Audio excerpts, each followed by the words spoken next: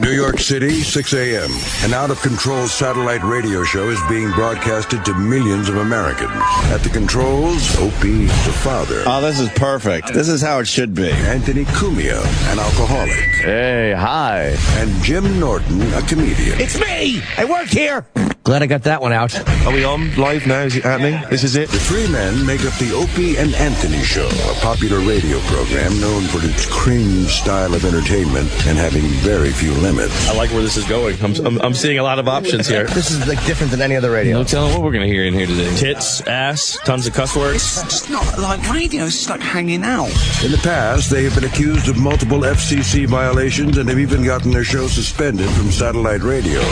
This is why. This is American freedom of speech. It's good on every level. Insane. Every second is funny, wildly funny, and philosophically spotless. Everything you are about to hear is real. Real people, real excitement. This is the Opie and Anthony Show. Yeah, we can't handle pot, but show us more dead bodies from the Philippines. Buddies. Bodies. That's all you get is the English reporters do all the typhoon stories. So. Right. Buddies. Look at us. A deluge of water. People need food and clothes. Yeah. That's a horrible situation. Worst storm ever. Great. Hitting a really, worst place ever. I have a shitty area. A lot of corrugated tin. When you see a lot of corrugated tin in the building, you know there's a problem. Are we going to have a song, We Are Stronger Than the Storm? Will Bruce Springsteen get the gang together to help the Philippines people? The Filipinos? Yeah. Will we have some big super concert? I don't know. People don't seem to care as much about the Philippines as they do other areas. Right. You know? It's a little too far away for us. Yeah, we like taking care of... The Who's not going to get... no. They're not going to get a couple songs together for the Filipinos? We love taking care of Africa. Do that a lot. Mexico. Sure. Maybe, things like that. Not so much for the Philippines. India, we're good with that. We take care of them. They're throwing the 10,000 number around. Japan. 10,000 people? Yeah, I will. I bet you it's close to 100,000. Yeah. They feel comfortable to say, 10,000. That means it's higher than 10,000. Yeah. Because they never want to go, oh, good news, it was only 5,000. Yeah, you can't even tell anymore. They try to boost the numbers in some cases, and then it's less, and then they pad them, and then it's more. They were saying like 10,000 in one village alone, and I don't know. I think it's going to be over 100,000 when it's all said and done. If you have a whole country that's just full of villages, there's a problem. Yeah, corrugated tin problem. Yeah, wow. Yeah. We were talking about Miley Cyrus, the EMAs. I didn't even know that damn thing was on. Oh yeah. EMAs, the European Music Awards. Yeah. And Miley Cyrus, she wore an outfit where there should be hair there. Was that real, that picture? I thought that was a fucking Photoshop. No, she was prancing around on the stage in this fucking baby jumper. Baby jumper. She had a onesie on. and when she kind of popped her hip to the side, all I'm thinking is, oh my God, hair should be right there. Oh yeah, she had a little strip of material covering her camel toe. Oh, look good. I thought that was a Photoshop. No, it wasn't at all. It was the real deal. Wow. And now they're all talking about her again today because she smoked a joint on stage. I got it on my Twitter, a real good picture. Did you? Yeah, if you want to check that out. Right on. That's the one. Right on. If you could just sort through all the racial discussions. And oh my God! See, that's when she popped her hit to the side, and that's what I was thinking. That's where hair should be. That should be, right? God, do I want to lick that? Do you? Yeah. You just want to get in through there. The fabric. Yeah, who doesn't? And then she's got her camel toe right there. Wow, man. Oh yeah. And then she lit a joint up. Well, that's going to get the people talking, huh? Oh, boy. Miley. Someone's got to talk to Miley. When you do these type of things, it gets people talking. Is this it? Here we go. Oh, yeah. Is this the American version where they cut it out? I think so. Or the European version? I couldn't fit this award in my bag, but I did find this. So, thank you guys very much. Whoa, she's smoking pot. She's doing drugs. Doing drugs right there. Thank you. EMAs, thank you for having me. I love y'all so much. Oh, Billy Ray is probably achy, breaky, heartbroken. I don't know. There's going to be discussions about this. Roundtable discussions. That guy sucks. Oh, red food. He stinks. But for Europe. Could you get the part where he was talking about making it rain? And then he got hit with the hose. Wet. It was so uncomfortable really how bad bad. that was. See the really party bad. guy, the party song guy? Yeah, he's come out. He's your guy. He's come out with a couple really good songs, more than a couple. But man, he stinks. Watch this. It's just fun. Oh, yeah. Is he? Yeah. I gotta say it. This party is popping. There's so many hot ladies here tonight. Hot ladies. And you know what we do when the party's cracking off? What do you It's do? hard. What do you do? Tell We us. say, make it rain, Yeah. and we throw a whole bunch of money in the air. So EMA 2013, let's make it rain, y'all! Hey! He threw like $20 in the air. Oh, no, it's actually raining on him. Oh, no. You can't water the fro. You can't. Oh. Ain't. But you know what? Now it's sexy time. You know what I'm saying? It's sexy time. Is he even black? It's frizzy when it's No, wet, he's and now a little making bit. the ladies wet. Listen. A little bit. I'm going to finish Look at the drying off Euro my hair, trash but all around first, him. Here to cause some damage is the sexy Miley Cyrus with her massive hit. Cornball. Did you like that? His music is actually good, but enough with the party and the ladies. We get it. It's popping, Yeah, yo. popping. The It's party's popping. great. Here's the ladies. It's cracking off. Cracking off. Crack it off, yo. Ladies at the club. Yeah, he's Barry Gordy's grandson. Right. Oh, of course. Yeah. Yeah, but he's got a few. Did he write those hits? Or someone write them for him? I don't know. They're good. Did Mr. Gordy there get some writers for his grandson? It was just funny to see him last night because he had the big hair and the glasses with no lens and the space shirts, and it was just like saying, "Everybody, look at me," and then everybody turns around. And he just is there, and it's nothing. He doesn't have anything. He doesn't really have anything. He's not a talented. Did you see the part guy. where he was talking about how his whole outfit is edible? Yeah, it wasn't though. It didn't look edible at all. I don't know what he was saying. I don't know what they were going for. But getting back to Miley Cyrus, so they cut most of that out of the American version of the EMA. Oh yes, you can't show anybody smoking marijuana. But we could show dead bodies from the Philippines. That's fine. Huh. Just don't show somebody smoking what possibly is a joint. See, it's everywhere. Now they're showing it. Yeah, she's bad, and she's smoking a bone. Perhaps. Man, I don't know if she should be doing these things. It gets people talking. I don't know. I don't know if you want that much crazy. attention. No, you don't want that when you have an They're album going to be out talking and about stuff. how she's out of control and she needs an intervention and this and that. Whoever her PR person is, brilliant. Should have their fucking asshole licked and worshipped. Right, brilliant. They're amazing. Even though it's probably all It her. really is brilliant. Fucking brilliant. She's actually got her act together, and she knows what the fuck she's doing. She's just like, they're talking about me again. Right. Look at this. Well, we're the only ones that will say it this way. Yeah. Everyone else like, oh, but is she out of control? Does she need help? Miley Cyrus out of control? We'll be talking to Dr. Phil about what she needs to do. Wait till you hear what Miley Cyrus did this time. And then you got to wait 28 minutes and 30 seconds, and they finally tell you.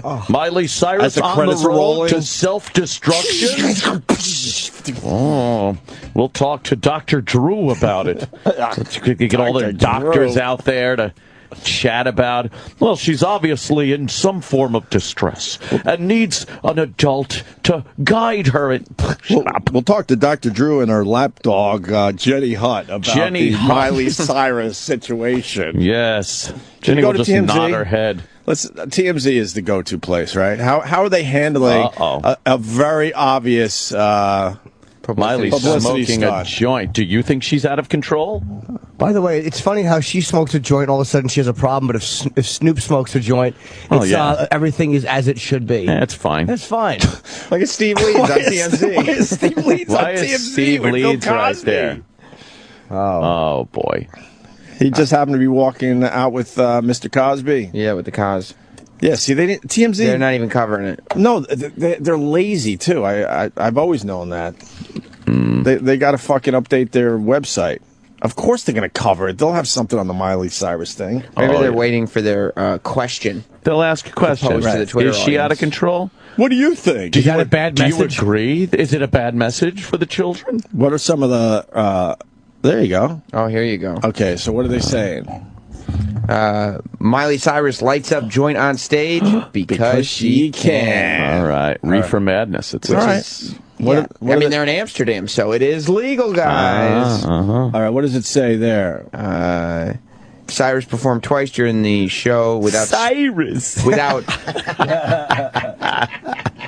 without sparking any controversy. You get that right?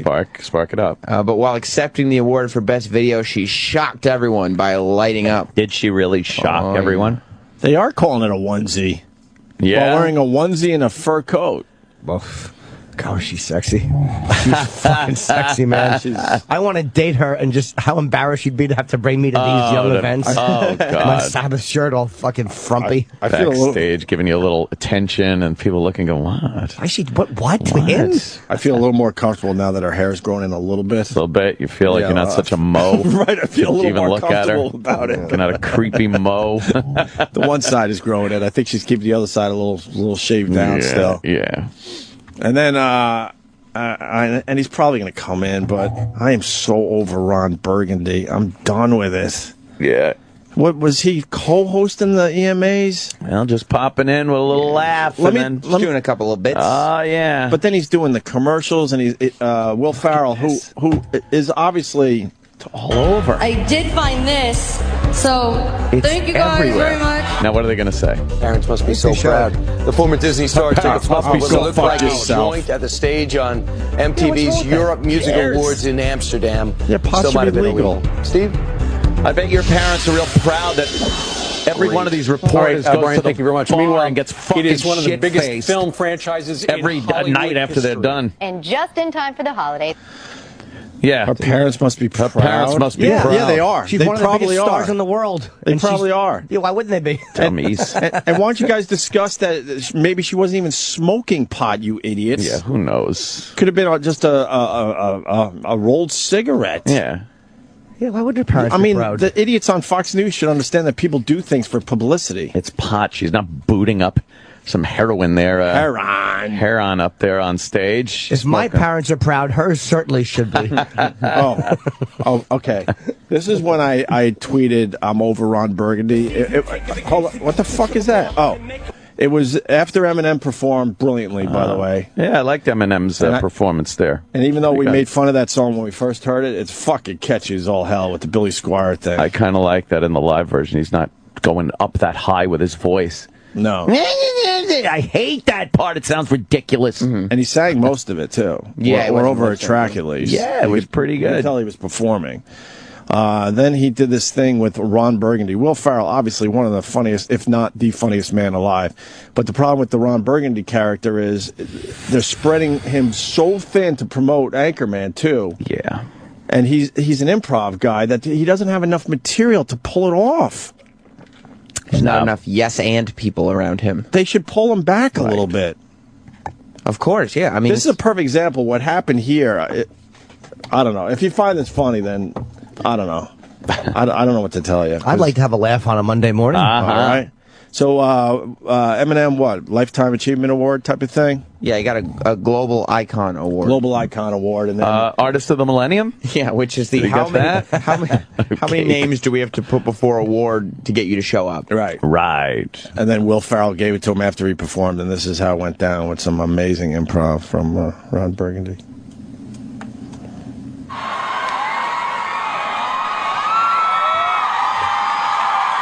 Ron Burgundy here. You just received the Global Icon. We know who it is.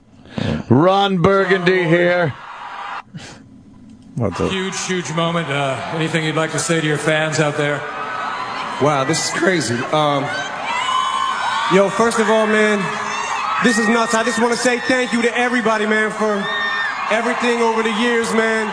All of you. MTV Europe, thank you. I love award. What? I love award? I love award. He's doing the No, here's where the improv kicks in. Anchorman thing. Yeah. I love Lamb. Yeah, I know. I know where it comes from. Oh boy. You love awards. I love award. I love lamp. I love math. One last question. I hate to stir it up, but Afrojack has been talking shit about you. Anything you want to say? Who? Afrojack. Who? That's what I thought. Thank you. Thank you, Eminem. Thank you. Good night. Eminem is just kind of like a clown at these things. He doesn't really care. He just No, he off. doesn't. Why would he care? Yeah. He knows awards are a joke. Eminem. Why has Afrojack been talking shit? I don't know. I kind of like that Will Ferrell got out of the horrible improv by just being like, yeah, this dude's talking shit about you. Right. He didn't. Like, he's like, I'm tired of this game. Well, he's smart. He knows when it's not going right, so he was able to spin out of it. And then you got to show Robin Thicke, the broads. Holy shit! They were on stage with their tits spray painted. Oh wow, really? Yeah, it was ridiculous. Robin Thicke. I wonder what the rape and violence rate is in fucking Amsterdam compared to here. Oh. And when they show stuff like that on it's probably so much less Probably there. nothing. Yeah.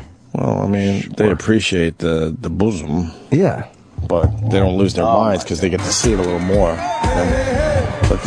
Move that mic over a little that way. There we go. Thank you. So he's on stage doing Blurred Lines. Of course. It's a big hit. They're not even sure when to go to the... Is he singing it or is it live? Nah, it's... Yeah. I hear it. He's singing. Yeah. Holy shit.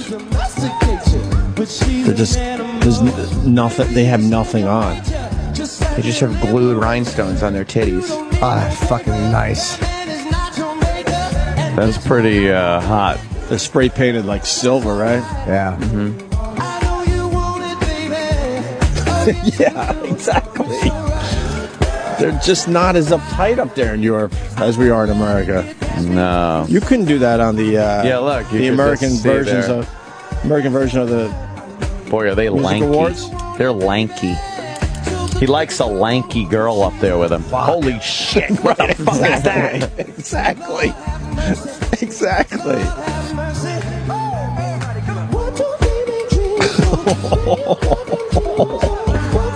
This is going to be one of the best performances ever. Oh my god. Oh, their parents must be proud. Yeah. This is the chick with the fat ass. What's her name again? Ooh. I always forget. She's huge in Europe. She's massive.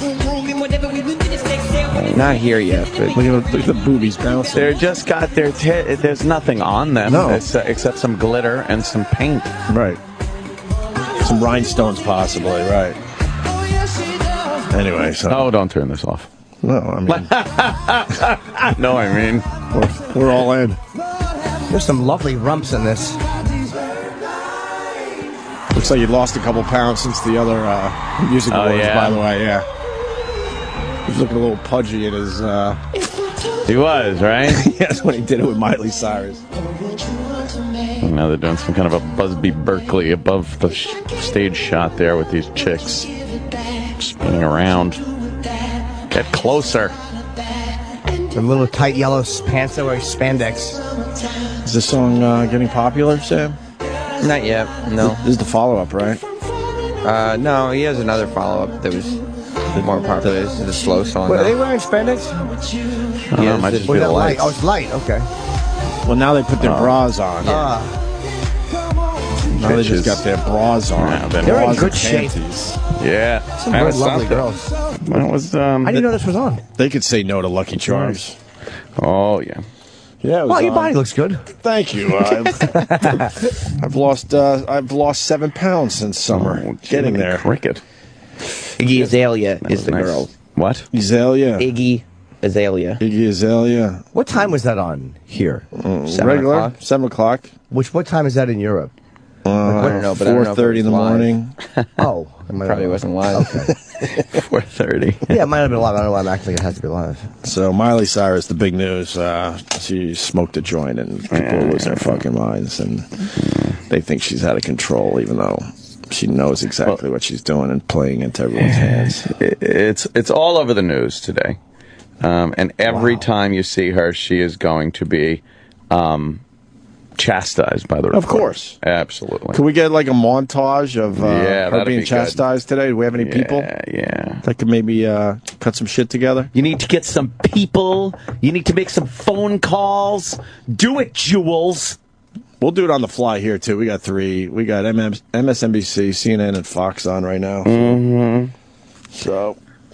We got Eagle on the news, just sitting there. Dude, I got a big fucking eagle, looking cool. I got to tell you, man, I saw Bill Burr at the Beacon Theater on. What night would that be? Friday night. Yeah. Wow. He bombed. Holy shit. He's on another level now. I know. Oh, he's funny and all, but he has upped his fucking game. He's fucking very funny. I watched his specials on Netflix and whatnot, and his hour that he did at the Beacon Theater was just ridiculous. He's a funny guy.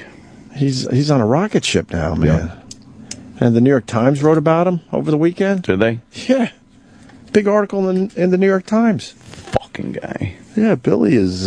Fuck him. Good for him, man. He's blowing up. He's following a similar... The Louis comparison wasn't crazy because last year he did Carnegie... Right. For the New York Comedy Festival, which is kind of what Louis did. He did that, and then he jumped, I guess, one level after that. So Burr's actually doing the exact same route. Yeah, more with movies. Yeah, but still. And stuff, but it's... His stand-up is strong, man. He's great. Fucking strong. He's got... Have you ever heard his bit on ghosts?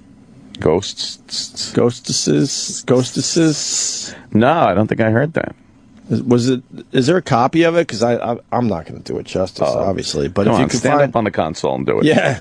If you can find, Eric, try to find it. We'll play it going into what break. He was doing is he's going to record a new special soon, so that stuff hasn't been recorded yet. Oh, I wasn't sure if it was an older bit or not. Wait, no. Ghost Hunters. Oh, is that it? Ghost Hunters? It might be. Oh, how long is that clip? A minute. You watched? I was watching Paranormal. Bill Burr. These Ghost Hunters. Who was that? Did you guys Sounds see? like Jen. Who's that? That's his opener. Right. That's why I popped What the hell is that about? Wow. That's his opener. Who I apologize for not knowing your name as we talk about Bill Burr because Paul Verzi. Yeah, Paul Verzi. He was pretty fucking funny too. Paul man. Verzi. He was really funny. You believe in Jesus? You're gonna meet him. Oh. And then I got to see John Mulroney, right? Mulaney. Sorry, I've been making that mistake all weekend. John Mulaney. Where was Mulaney? He was at Town Hall. Okay. He is fucking funny. He's great, man. right? Holy shit. Yeah, Mulaney's great. He's going to be huge. Yeah. Obviously, he's already on his way, but he's going to be huge. Yeah. And he goes old school. He goes up there in a suit. Yeah. Like a really nice, tailored, this cost me a fucking fortune suit. Yeah. Yeah, I saw him. Which was weird because I'm not used to seeing stand-up with a guy wearing a suit. Old school. Yeah, he's got this weird. It's like a throwback, but it's not fake. It doesn't feel forced. No, it feels works comfortable, and exactly. it's kind of who he is. And exactly, people can sense that shit when it's a weird. And he talks differently on stage, but it doesn't. It just feels comfortable and it feels natural for him being funny. Yeah, Mulaney is great too. He's gonna be huge. He'll host something if he doesn't get a sitcom that stays on. He'll host something. He's clean and he's really funny. Yeah, he's made for a sitcom, right? His bit on the I'm not gonna give the bit away, but the bit about the fucking why buy the cow? You can get the milk for free. Oh my God, is that a brilliant? Hilarious, fucking brilliant. Yeah. Has he been doing that one for a while? Yeah, I've seen him do it at the Cellar. That's why I don't know anything Bill's been doing. I haven't seen Bill on stage in probably a year since we did the Patrice thing in February. But John I see once in a while if he stops into the Cellar. Right. Yeah. Very good. So, the New York Comedy Festival is over, I guess. Right? Is it? That was it. I have no clue. Not a clue. Like, here's my claim to fame in the New York Comedy Festival. I was Bob Kelly's podcast with Bailey J. Nice. Which is coming out on iTunes this week, and the reason I'm promoting it is because a comic named Luis Gomez, who's funny, sucked a fake dick, a dildo on stage, and it was so fucking uncomfortable. Oh, and the place went ballistic. And I'm sitting there, and I'm in every photo of it because it was right in front of me, and he's sucking it as it's sticking out of Bob's pants. And it was fucking really, really uncomfortable. That's got to be a little uncomfortable. Sit and watch. Wow. Oh boy, was it uncomfortable. Well, quite a nice reaction from the crowd, though. But it's going to be a good podcast to listen to. Yeah, man, it was. Excuse me. It was very, very funny. There was a lot of Kennedy stuff on TV. Yeah, I saw you tweeting about that. It was, I guess, 50th anniversary of his assassination. Well, soon, something like that. 22nd, isn't it? 22nd. Is it? Yeah, November 22nd. Yeah. We're still 11 days out. So they were playing a lot of stuff, and they had this one show. It was pretty cool on. What the hell was it on? Smithsonian? One of those great channels. And it was a bunch of footage, video and film footage from the time that really doesn't get seen that often. A lot of the interviews with the law enforcement and even where they bring Lee Harvey out for the fucking perp walk pretty much, and they're just chatting with him. And the thing that amazed me the most was the access the media had to everything back then. It was like you couldn't shut them out of anywhere. Like if they put a mic in front of you and you were a public official, law enforcement, or the criminal himself, you felt compelled to talk to these people. Like if you don't talk to them, you got something to hide. Or it was amazing. And the fact that there is Lee Harvey Oswald professing his innocence and saying how he wants a lawyer and stuff. Like, just to hear that guy's voice. If there was a guy that tried to assassinate a president in this day and age, you wouldn't hear a word from him. You wouldn't get access to him. You wouldn't. It's amazing what happened back then. Isn't it weird that he was saying that he was innocent and all? Because if you're gonna kill the president, wouldn't you want the whole world to know your hatred for the guy? You'd think. Especially right after. What, he thought he was going to get away with it? It was exactly when they got him, too. He didn't, later say, I didn't do this. He was adamant that he did not fucking do that.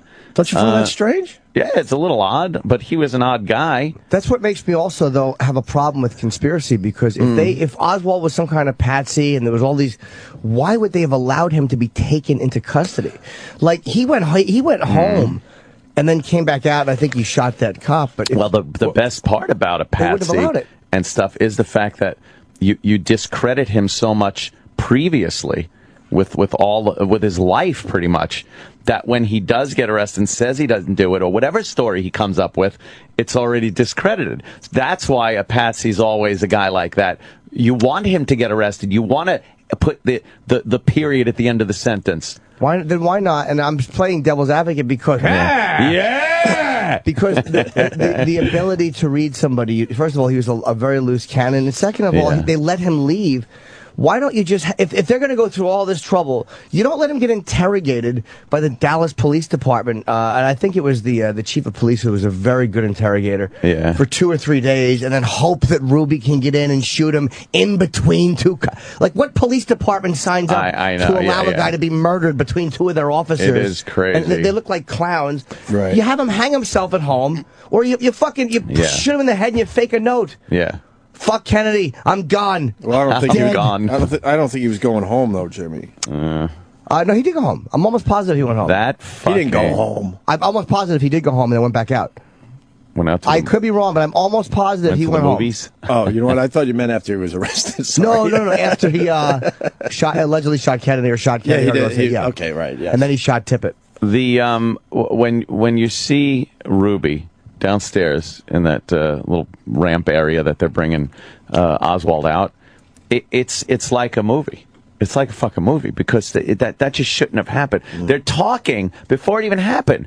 The news guy on the spot is talking about security, the security measures that are in place. Everyone down here is law enforcement. They're not letting people in, law enforcement or media. A lot of press down there, giant cameras and whatnot. Yeah. And then they bring the armored car, a fucking armored car. They back it up to the ramp where they're going to put Oswald in here because, as the reporter says, there are many death threats. There are people that want to kill this guy. And then here comes Ruby. La-da-dee just strolls up and shoots him. It's amazing that happened. And it sounds crazy. Why was he allowed access? It must have been a setup. And then you read, and Bugliosi's book breaks it down well, how he got down there was because he knew the entire Dallas. He knew them all. Yeah, cronies. It was almost like when you see a celebrity out there and everyone's getting shooed away, and I just stand there. Yeah. Because I know the people who are like the photographers, and not the celebrity, but I know the talent booker. I don't belong there, but I'm somehow, that's what it was. The they all cops knew him. had been down to his club so many times. All knew Jack Ruby. Doing, code, see if there was any code violations and stuff. And, especially back then, there was probably some stuff, on the arm, a few drinks, a few of the ladies, whatever. Of course. So they all knew him. And he was probably like, hey, man, you mind if I just hang out and watch him walk down? Yeah, cool, hey, man, Jack, cool. just stay back there. It's cool. And then they're like, oh, my God, Jack just shot the fucking guy. Didn't John Kerry come out in recent days saying he has his doubts? Gay? I think he has his doubts. Does he? That Oswald acted alone. Well, he's an idiot. Was it John Kerry that mentioned that very, very recently? Yep. Yeah. What did it say? Because that's pretty interesting. Because Kerry's been around a real long fucking time. Is this the clip? Yeah, he doubts Oswald worked alone. How long is the clip? 6.5 minutes. That seems like far too long. Anderson Cooper. Yeah, John Kerry's a fucking bore. There was also that nurse that came out and was saying that there was another bullet hit him. You didn't read that? She was really? She was one of the Parkland Memorial. This was yesterday. I was reading this, and she said that there was another bullet that hit the president. It was between the neck and ear somewhere. Really? And that bullet was never entered into evidence. And she is a believer in some sort of conspiracy theory. So again, it's hard for me. Why wouldn't they enter that into evidence? I don't know. I mean, the problem I have with that, though, is when this was all happening, how did they know? All of these people intuitively know how many bullets were needed to make the conspiracy. Well, that's true. This was happening, like, they didn't have the hindsight to look at. This was live. So all of a sudden, they bring in a fucking massacred president, and the operating doctor's like, okay, we're going to have a commission come, and we're going to have 3 bullets. Who's thinking that way with the fucking skull of a president in front of them? I know. It's hard for me to put that... Because it was happening alive, and in that moment, you didn't know what was going to... How the fuck... They didn't know that one of the bullets had missed and fucking shot and hit, oh my God, James Tate. Yeah, by the bridge, right? That came out after. Yeah, they didn't call that person hit with that first bullet, so there's only 2. We need a 3rd bullet because Connolly got hit, and you're not going to find any fragments. Let's do all this now with the still breathing but massacred president in front of you. Yeah, Patsy, we got the Patsy. We have a guy who owns a strip club and who has a drinking problem. He'll murder him between 2 of your police officers. Copy, yeah, we're going to allow that to happen. Keep it under your hat. Keep it under your hat. What the fuck are people talking about? Like, I understand how it looks fishy, but when you look at it logically, there's just too much. And there's too many simpler ways to do things. That's true. Too many simpler ways. They showed Zapruder doing an interview with one of the newsmen in the old news studio, and they asked him, what did you see? And he describes it.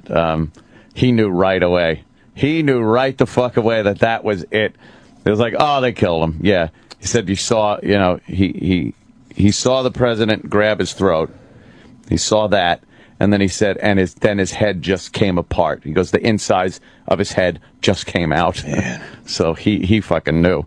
And to have that on video or on film was amazing. What is John Kerry saying there in that 6-minute clip? They got the quote at least. He's saying that he has serious doubts that Lee Harvey Oswald acted alone, and then he says he certainly has doubts that he was motivated by himself. I'm not sure if anybody else is involved, but I have serious questions about whether they got to the bottom of Lee Harvey Oswald's time and influence from Cuba and Russia. So he's just saying, like, he listened to some shit and was influenced, and yeah. All right. With his history, Oswald... And if you're going to use that guy, who again had already shot at a public official, why do you let him get taken into custody? That whole Dallas Police Department was in on it. Fuck you. One of their cops was killed. What do you think, cops back then were different than they are now? They're people. Picture any cops you know going, hey, this guy murdered the president and he shot a guy in our department, but let's keep the conspiracy thing going. You out of your fucking mind? Well, if there was a conspiracy, the people that put it together probably were using the Dallas Police Department. Like I said, you want it. You want any good conspiracy. I think you want it to take some kind of natural course. Sure. I don't think you want everything to be choreographed out. So you do as much setting up as you can, so you could kind of predict what's going to happen. Aside from things like Ruby, I mean, I don't know. You know, who the fuck knows what happened and what was pre-planned. But when you set up a guy like Lee Harvey Oswald to be a communist, to be indecisive and crazy and all that stuff, you could then just let him go, and no matter what he says or does, there's going to be that either element of doubt, or it's going to say, well, this figures, he's a commie. So you don't really have to hang him in his house. You don't have to do it. He could have been locked up and to this day be pleading his innocence. It doesn't matter at that point. But if he was giving names, it would matter. Like, you're right to a point, but if all of a sudden that interrogator, and they said the guy was a very tough and smart interrogator, they didn't throw some bum in there with him. He said, oh yeah, this is what happened. It was so-and-so from this and from that, and this is the progression, and this is who you can talk to. But none of that stuff happened. And he could have just said that to the press. And people could, well, all those notes could have been burned, you know. He was allowed to talk to the fucking press. Right. What if he stands there and he starts going, there's a guy in the CIA named Bill Bellinger, and Bill Bellinger said, you're going to take that chance and let this guy talk to the media? Maybe he was separated from the upper echelon of the conspiracy. Some lower level guys that if he gave names, they're just some dopey fucking guys that are, you know, as commie as he is, and, you know, the people that he used to hang around with and hand out literature and shit like that. Why would he yell that he's innocent? I don't know. He probably expected to get away with it. Yeah, maybe. Like, maybe he wasn't one of these death by gun, like, you know, suicide by cop things. He wanted to get away with it. But if he was part of a conspiracy, he has to know that there was a chance he was going to get caught. Yeah. So why are you yelling, you know, I'm innocent, I'm innocent? But that's the whole thing. Maybe at that point, you suck it up, right? Maybe he didn't even know he was part of a conspiracy. I don't know. Yeah. It's one of those things, and that's been looked at. Every scenario has been looked at. And now the whole thing thing has been watered down because it's been 50 years. Yeah. You don't even know what's real and wrong anymore. Technology or a lot of helps stuff a little you don't bit, know. though. Some of the technology with the photos and stuff actually hit, like, the longer the time that is, and that's what's kind of convinced me against it, was all these things that looked convincing. When computers have examined the photos, you're like, again, I've said it before, that thing Black Dog Man was like some little figure that looked like it was a figure in the grassy knoll. Is this Black Dog? Because it looked like a black dog. Dog Man. They have all these weird names, Umbrella Man and fucking Babushka Lady, whatever the fuck she was called. You know? The worst superheroes ever. Umbrella Woman. Yeah. Didn't we meet her? No, Beverly Oliver, her name is. No. There was one of those people that were they just hang out at Dealey Plaza now. When I went down there with my brothers, I'd have to ask them. We met a few of those people because they have nothing else to do with their lives. So every day they go down to Dealey Plaza and hang out and take pictures with everyone that's going down there checking out the scene. Yeah. I think she's one of them that used to go down there. If she's still alive. But we did it about I'm trying to think about 2004 or 5 maybe. Yeah, about 8 or 9 years ago we did it. Yeah. So these photos, the one photo of the thing that looks like the outline and the knoll, like the computers did this thing, and they said if that was a real guy, he would have been 2.5 feet tall. It's like many. That's a conspiracy right there. Just a little guy. Why couldn't they get a little midget or something? Fella. Just to really fuck people up. The tiniest assassin. His teeny little gun. Yeah. Blows him back into the shrubs. Adorable. Speaking of little fellas, did you see our pal Progeria Sam? From the HBO documentary at the Bruins game. Did you see this picture? Bruins jersey on. He looks even older than he did. He looks even older than he did in this fucking documentary. Poor little kid's life is ticking away. Little mayfly. Yeah, that one. That's the one. That is unbelievable. Did they throw any hits at him? Put him against the boards? Little Progeria Sam has a Bruins jersey on, and he's taking a picture with Char and somebody from the Maple Leafs. Seems stuck getting into a brawl in the middle of the ice and winning, punching him in the head. Yeah, when he starts winning, when you find out he's a really dirty little player, he takes a stick and he's chopping ankles and throats, and biting crotches. If he just slipped on the ice and broke every bone in his body. Oh, he would too. They got to be careful. Isn't that unbelievable? Careful. That kid's 17. 17. He looks like a little old codger. Tiny old man. You can find the picture. It's online. I tweeted over the weekend. It's everywhere. Go check it out if you haven't. He can pretty much go to whatever he wants to. Hey, I'd like to fucking, Well, we talked about this out. And he picks a Dave Matthews concert. Well, what the hell's wrong with him? Just because you have progeria doesn't mean you have good taste. Exactly. But you can pick anybody. I know. Go meet the Stones. What are you doing? Wasting it on Dave Matthews. Yeah. Oh, gee. Look at that. Good old Sam up there in Boston. Look at him in his little suit. Progeria Sam. Still going strong, huh? Well, he's strong as you can go. Yeah, but I mean, progeria. He might be the longest survivor ever. What a bitch to have a disease that like 250 people in the whole world have it, because no one really, it's not that urgent. You know, you're not like, well, we gotta. Right.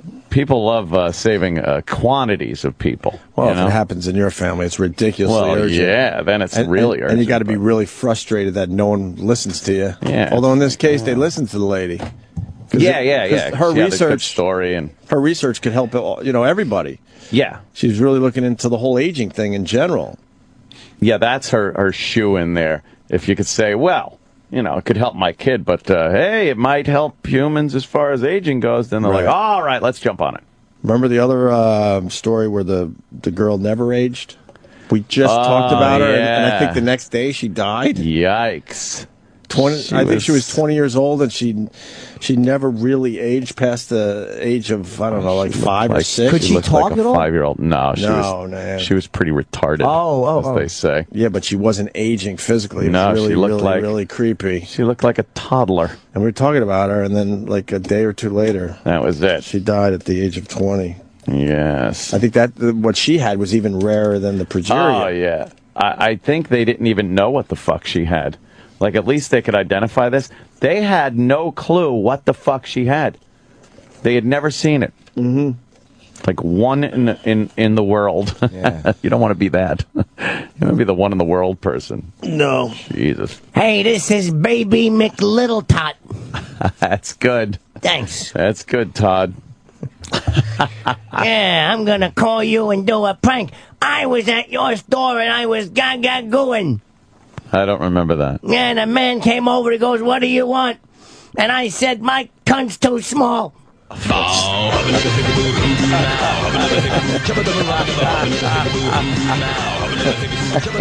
And we'll be back after these messages. The Opie and Anthony Show, Sirius XM. The Opie and Anthony Show. The guys are back from the toilet. Now, back to our show.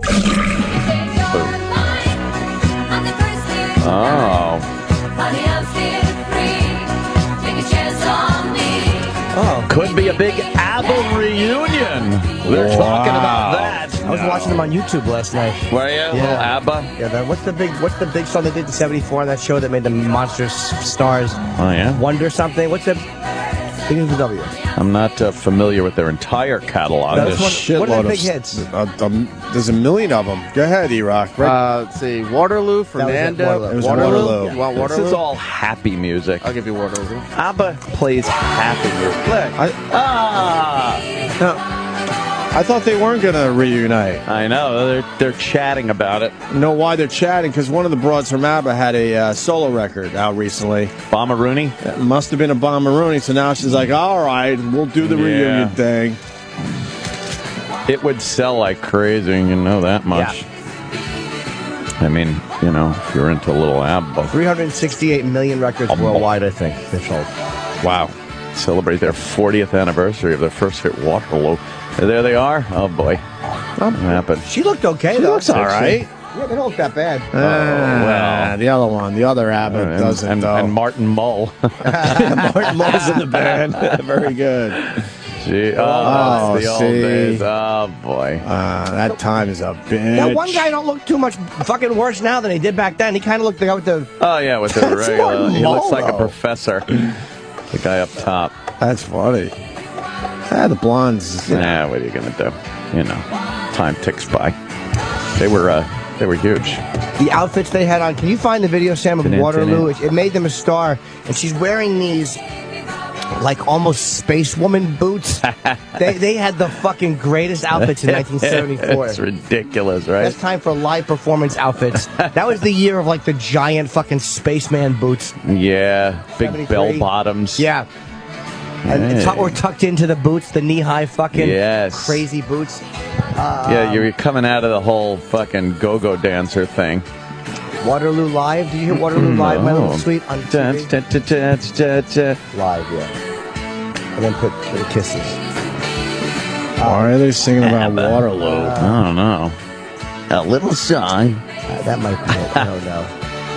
Oh, yeah? Yeah. Move now across into Sweden, the largest of the Scandinavian countries. Oh. I don't need to see the fucking history of Sweden. Little documentary here. And forests, and of course it's full of blonde Vikings. And whoa! This is one of the reasons why it's fucking. But that's how hipsters want to look right now, by the way. Yes, they all want to look like fucking. Look at that, like ABBA. Yeah. Well, the other ABBA broad was never hot, and the blonde was just okay. Yeah, they were just okay, but the blonde was like a 6.5. The other chick was like a 6. Look at him. He's a 1.5. Should be in Spinal Tap with that hairdo, man. Terrible edits of them hiding behind a big giant bush. What are they babbling about? I don't know. I don't want to see this. History of. All right, here we go. Sam, some music. Napoleon, no wonder the song is called Waterloo. This is Sven Olaf Waldorf, who's really entered into the spirit of it all. I guess it's them with an orchestra. Is that the maestro? Is this the one or no? Look at his guitar, yeah. Oh, man. She's got like Look a at little her. sexy hat on. Yes. It's live?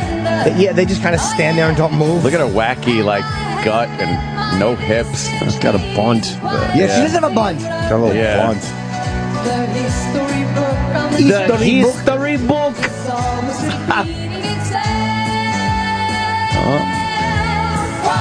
There's fucking, at least the one is trying to dance. The other one kind of stinks. I think the one on the right is our doctor. Look at those fucking pants and fucking Look how Sabbath boots. wacky this is.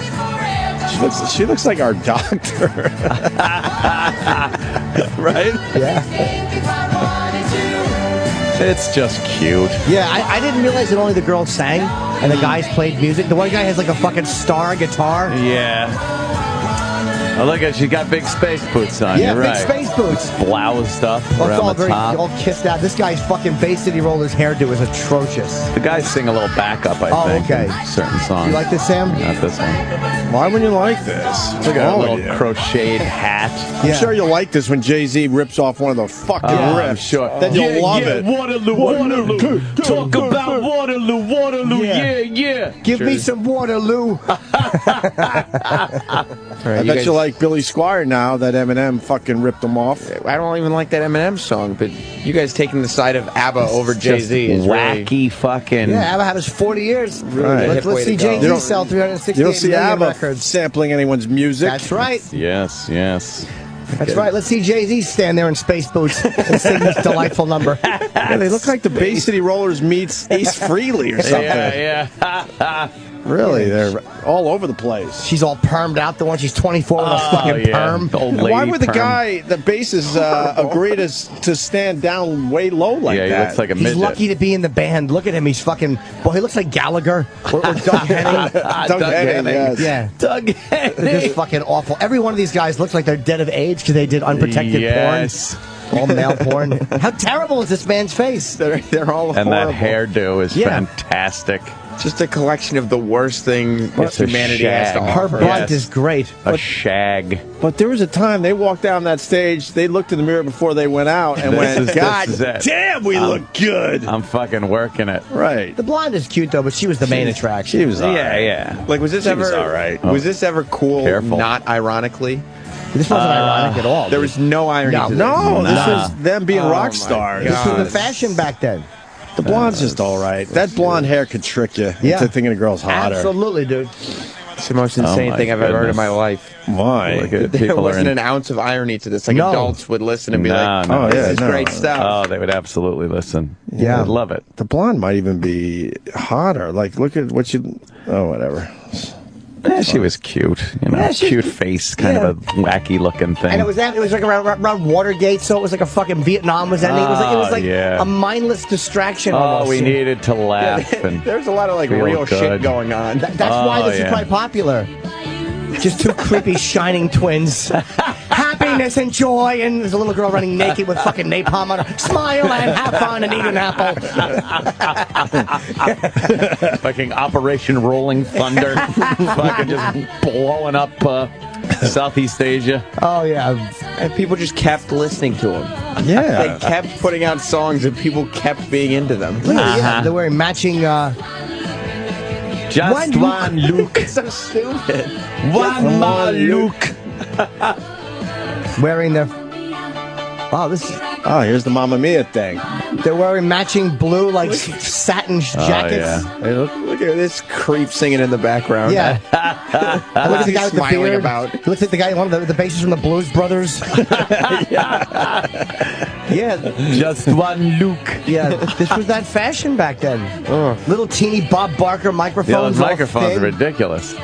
The choreography's terrific. You got to admit that at least. They just turn. They're standing next to each other. They just turn and look at each other. That was pretty amazing. They were in sync there. There's a comment. There's another Waterloo live performance where they're just wearing bikini bottoms and like an oversized T-shirt. All right, so That's what the are we one we waiting should for? find, Where's Eric. that Stop one? queering out in there. Get to it.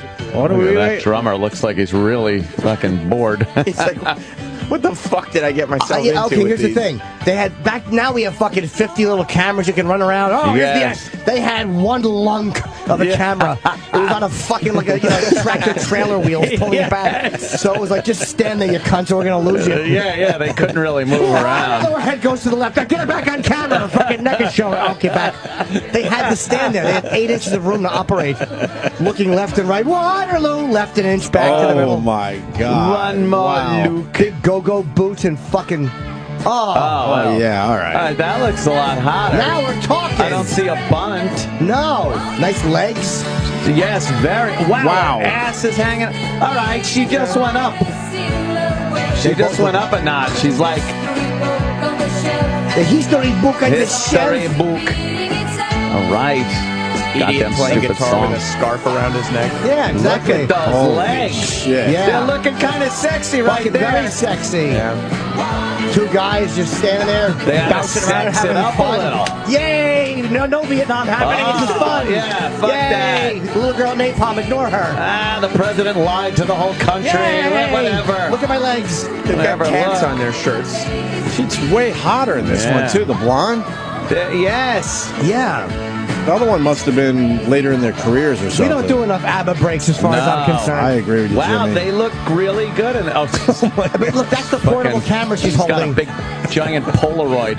Wow, look at her ass in that. Yeah. That looks good. Nobody's worried about Nixon. They're all just trying to take photos of ABBA. They don't care. Yeah. Peace with honor.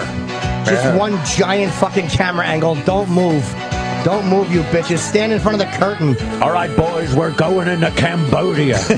But who cares? Turn up ABBA. Send out those whores. Send out those whores. Make their skirts shorter.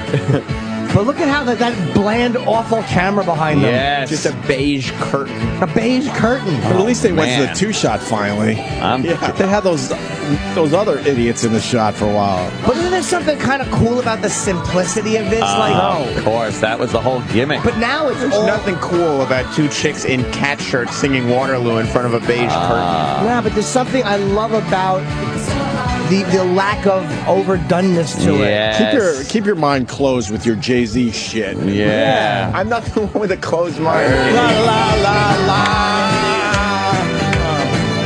Come on. What were you saying? I didn't hear you. I'm sorry. Henry, do a little Jew dance with me to ABBA. Do a little Jew dance. This is going to bail us out of Watergate.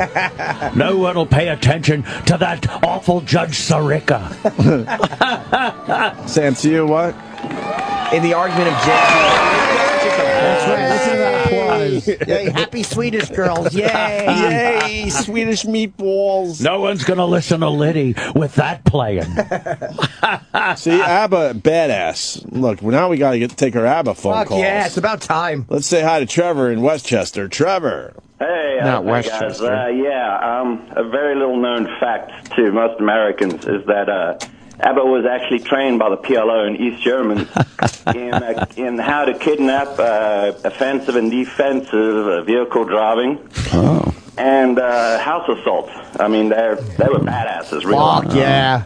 Probably, worried about being abducted. Yeah, what else about ABBA? Let's get this going today. ABBA facts? Someone is saying that ABBA did not know English. No? You know, the one... They recorded in English but didn't speak it. The one woman who was just interviewed recently speaks broken English still. Thank you, Trevor. She's apologizing for her English. Wow, really? Book. Yeah. Can we hear... Book. Did they sing in Swedish? Ooh. Do you want to hear them singing in Swedish? Who doesn't? Yes. Get to it! Because go. it's ABBA. We know them as... Didn't. We know them, singing English. Yeah. Let's hear them sing in another language. First Western band to here we go. be allowed to be played on Soviet radio, by the way. ABBA? Yeah. That's what I read. That's bullshit. Well, I think it was. They have a Swedish version. What song is this? Mista Hörsta Fergen. SOS, okay.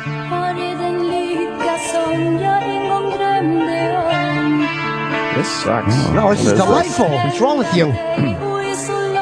I really do. I want to run nude through a field with a long chiffon scarf That on. would look perfect with this music. In a summer song Yes. playing. Yeah. I want to frolic. I want my arms out to run quickly through a field. Here Was we that go. what it was? Were they dating? It's going to kick They in. both were married. Yeah, they became both a married couple. Swingers? I don't know, but some shit happened that broke the band up. SOS. That's what broke the band up. They were swingers, right? SOS. Probably some ABBA cuckolding going on. Yeah. Definitely.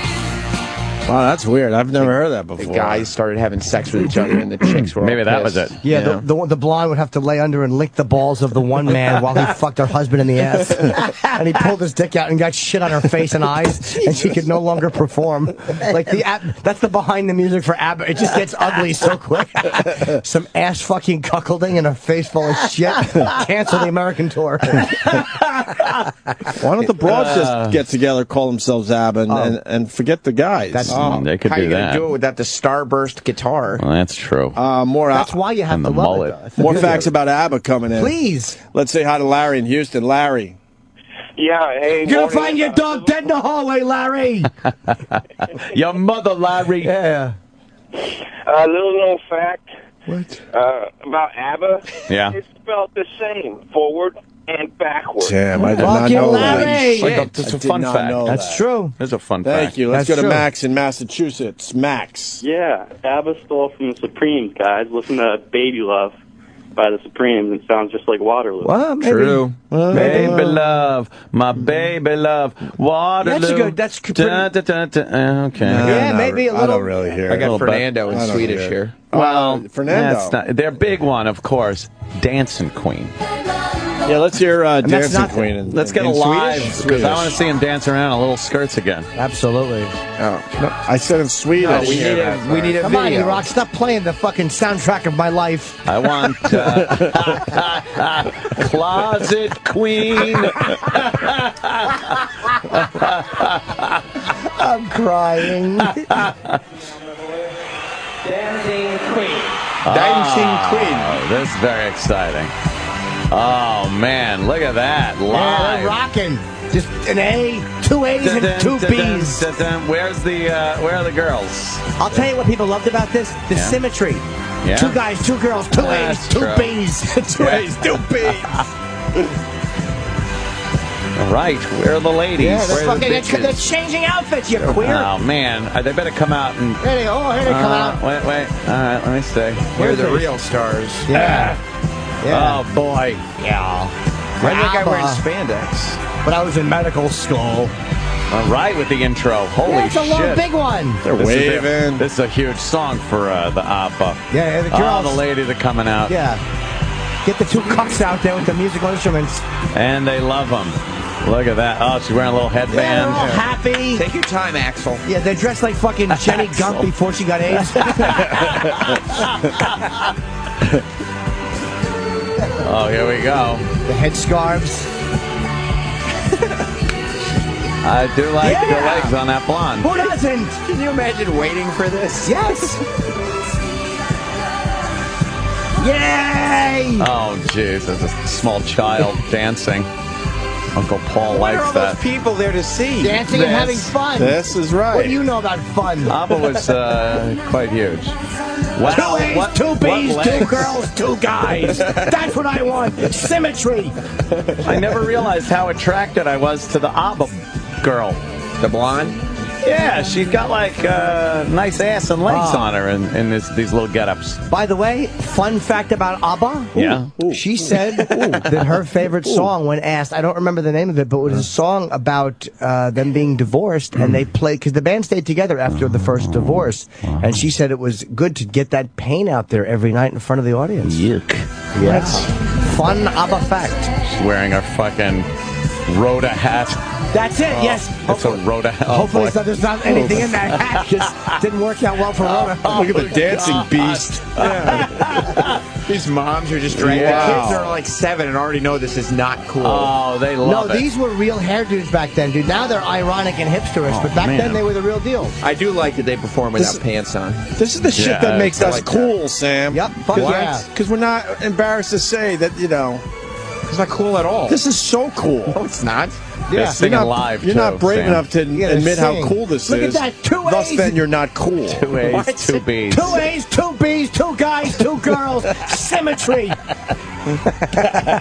No lip syncing here. No, and the B's are facing away from each other. Everything's a mirror image. Don't forget the 2 divorces. 2 divorces, that's right. Everything.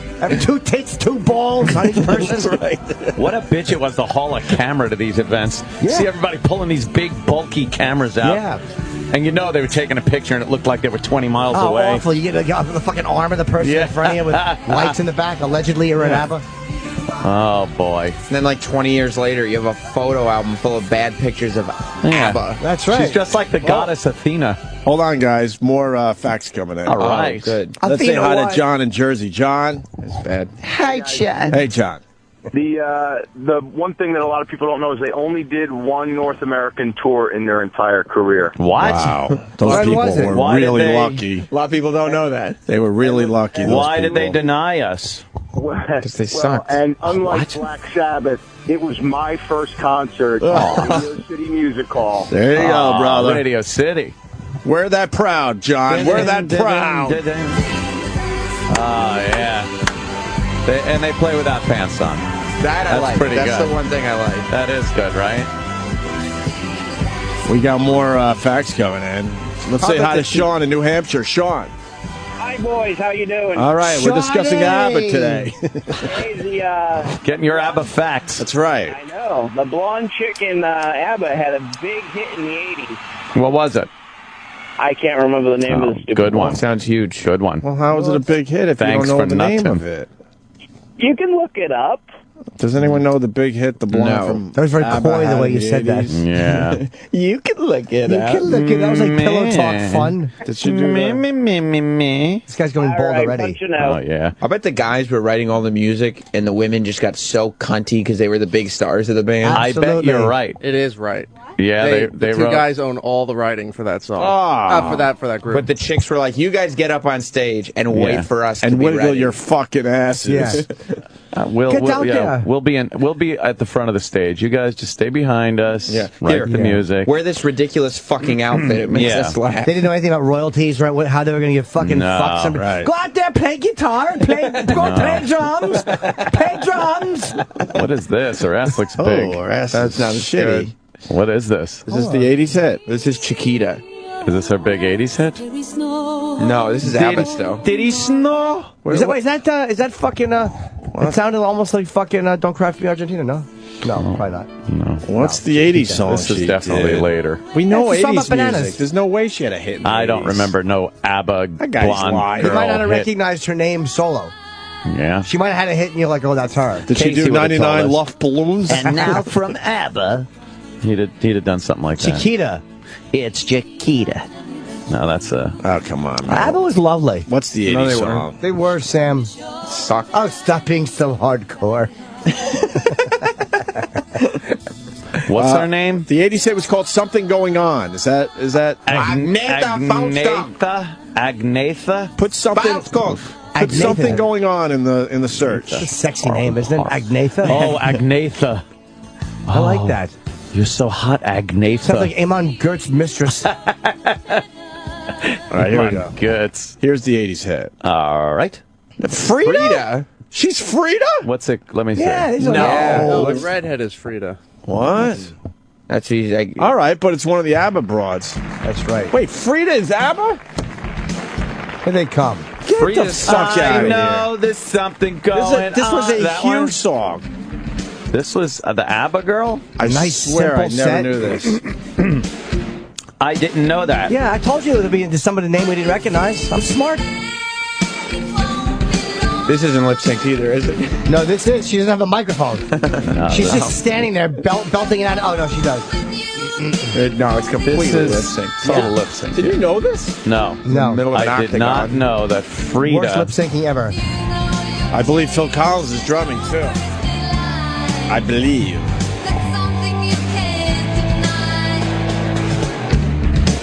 Oh, Jesus. What's she She doing? looks like Gloria Loring there. She looks like actually the neighbor in fucking. Bless you. I can't remember now. She was in Married with Children. Marcy Darcy? Yeah, she looks like Marcy Darcy. She was in ABBA for all those years and never learned how to dance. No. She needs to. Terrible.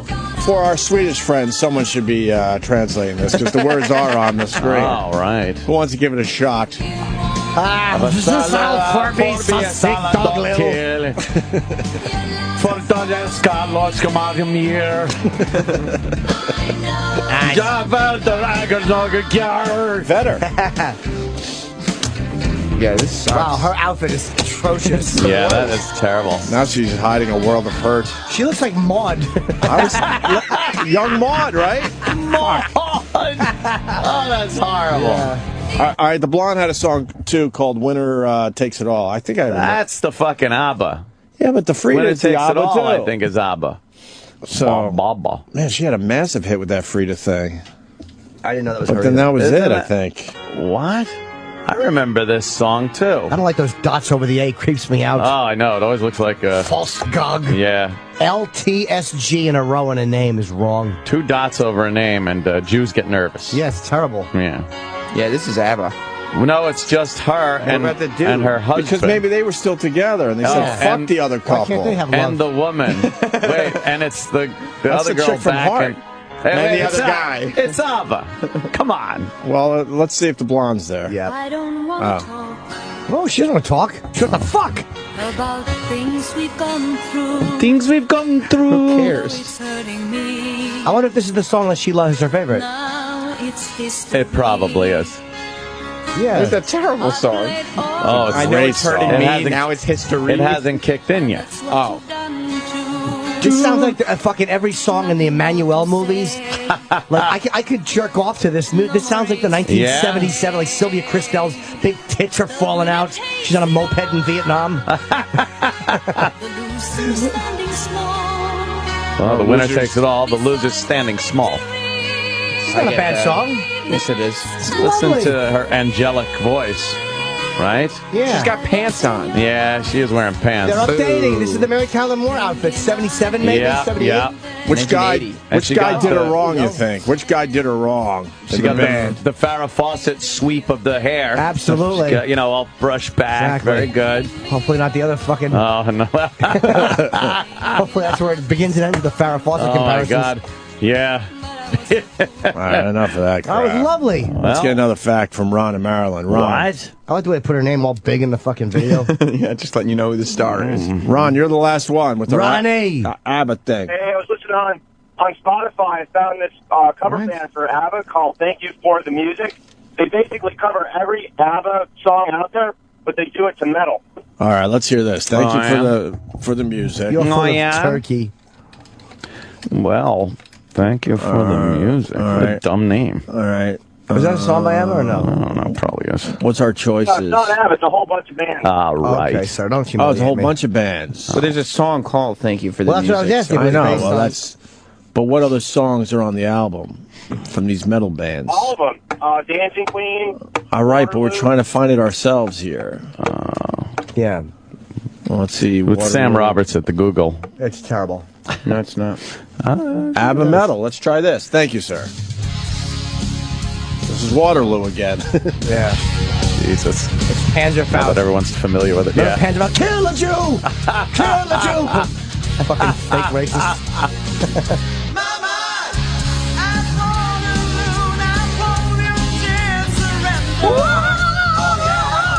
It still sucks. Because you missed the original mirth and joy of ABBA. This doesn't have symmetry. Yeah. 2 B's, 2 guys, 2 girls, and 2 A's. Get to it. It's not very metal-y. No, it's shitty. Just a pop version with the guy singing. What other ones you got? That's crazy. There's one. It's Waterloo. Sounds like. Well, I got no choice. Yeah. All the girls and boys. That's what that is. This is school's out, right? Yeah, very much so. Maybe Waterloo's out. Yeah. Yo-yo. Yo-yo. Fuck yeah.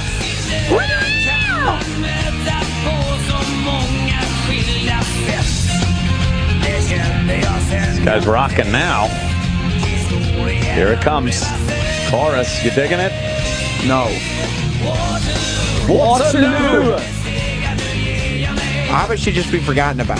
Don't try anything with it. 368 million records. You're going to eat your words when Jay-Z does something with that shit. Yeah. Well, maybe he'll make it good. I don't know. No, he won't. No. Waterloo. It's already good.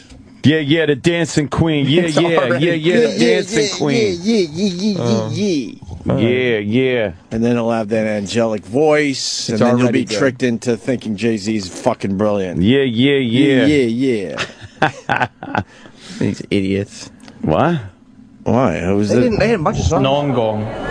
Den handlar om ett mycket berömt What? slagfält. It's not even a language. Leave your possessions here. That's what it sounds like. Oh, I thought I just had a stroke.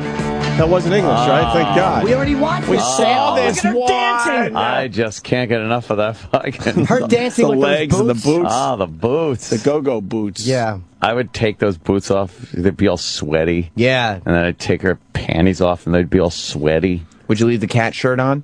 Yeah, for a little while. I'd leave the boots I want to off. see those big fucking Nordic sweaty tits. Yeah. I'd like to fucking eat her ass in the boots. Yeah. Make her wear performing boots. That'd be great. Hopefully she didn't have a horrible cheese odor to her feet. That was the curse of ABBA. Is on the tour bus, she had to hang her feet out the window. Because the boots made them smell like Munster and Gouda cheese. Munster, yes. They would all tease her behind the scenes. Oh, Cheese Feet is ready. Cheese Feet is ready to sing. Why did we play ABBA? ABBA. We're queers. Made a huge mistake. I don't think it was at all. E-Rock played it. Why? Why'd you play E-Rock, it? why are you playing? They might be reuniting. Oh, okay. Absolutely. They sang in German, Spanish, and American. Right. All right, now we got to hear them in German. Oh, that's going to sound very... We got to hear them in German. Just Jews, Thank you, relax. Chuck. All Jews, relax. This is going to sound fucking weird. I know they probably sing a different place than Waterloo. Oh, but it sounds like Rammstein. Yeah. Yeah. Is this Waterloo? Oh, No, it's Fernando. Fernando. Yeah. Waterloo. Wow. Oh, boy. Look like Teletubbies. Yeah. They're dressed like Teletubbies. All right. Simpler times. She looks like Amy Schumer there, the one, doesn't she? Yeah, she little does. fat. Yes. Oh. The crackling of the record rules. Ooh, they les out. Oh, Yeah. man. They're just gently holding each other. Oh. Yay! Ew. Kid's got the same hairdo as his dumb dad. Yeah, fucking put that kid on a paint can, little Dutch boy. This is dangerous. There was something in... No? They're showing like photos Happier of their times. lives. Drinking a little vino. Yeah, We're all hooking up with each other. Hanging out by the docks. All friends, laughter, I mirth. see boats down there. Yeah. And then there's the bassist who's not in the. He's molesting the dog.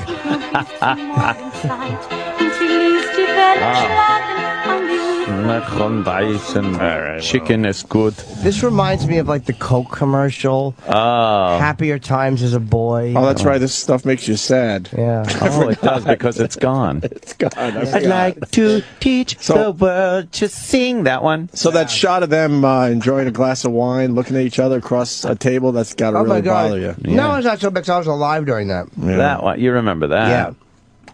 A lot of these people are dead in this commercial. I would hope so. Oh my God. Oh boy. Look, a black guy. Yeah, you don't like that, huh? Yeah. Oh, an Indian guy, an Asian. A lot of white people. What a genius marketing. Oh, yeah. Yeah, but they don't have diabetes now. Probably, yeah. You want to be literal and spoil it. Look at all those nice white faces.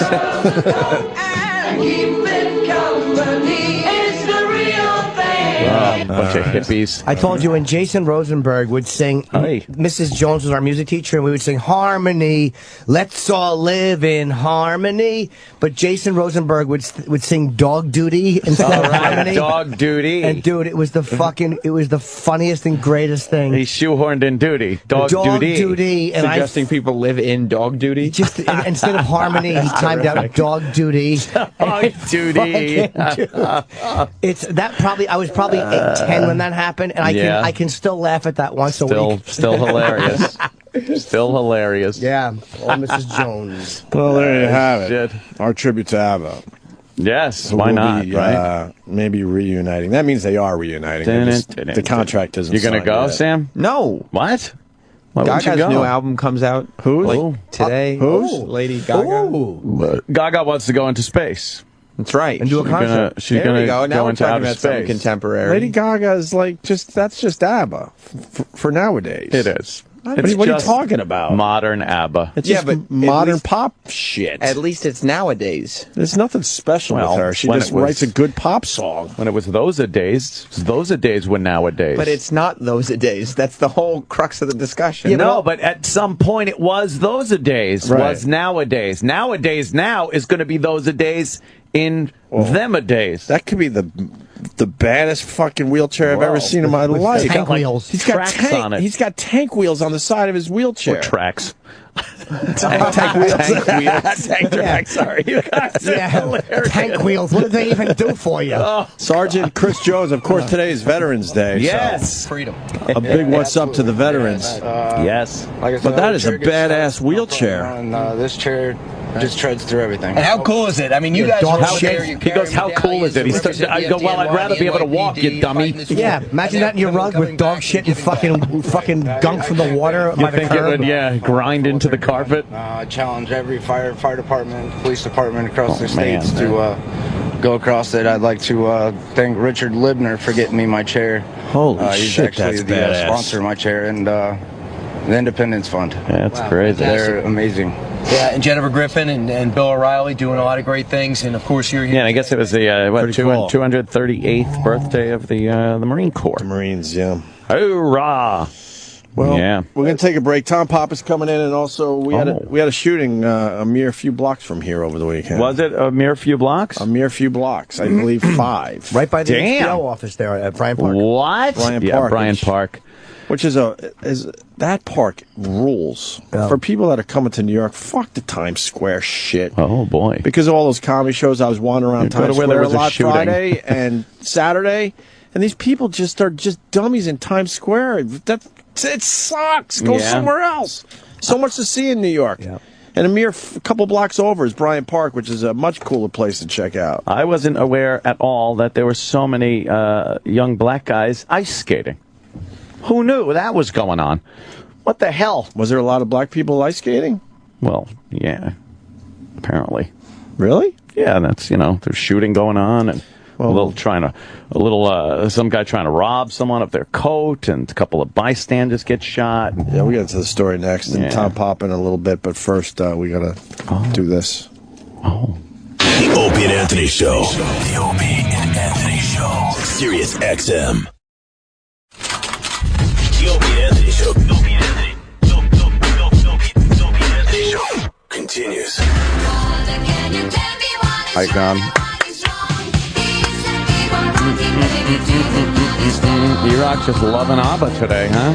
Now you have a reason to wear those Beats, by the way, Sam Robert.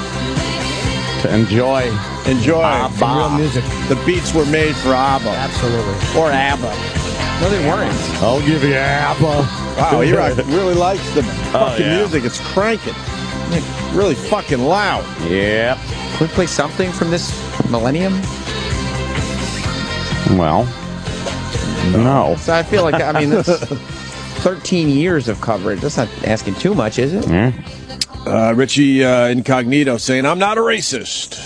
Yeah, it's never a good thing to have to say. I think he's going to, for some reason, though, it's been going on long enough where they haven't just booted him. Oh, no, he's going to be playing again. I think he'll play again. I think he should be. After the more you hear about it, the more I think he's got a case against people that were telling him, hey, toughen that kid up. Absolutely. It's the locker room culture. We got to make sure that doesn't happen anymore. That text, by the way, came over the weekend. Jonathan Martin sent him a text like right after that. She goes, nah, it's just the culture in the locker room is getting to me a little bit. We're good, man. Like, this guy's just being a baby, I think. Yeah. Well, I think Cognito takes it a little further than most, probably NFL culture and all that shit going on in the locker room. But stick his head in gravy, right?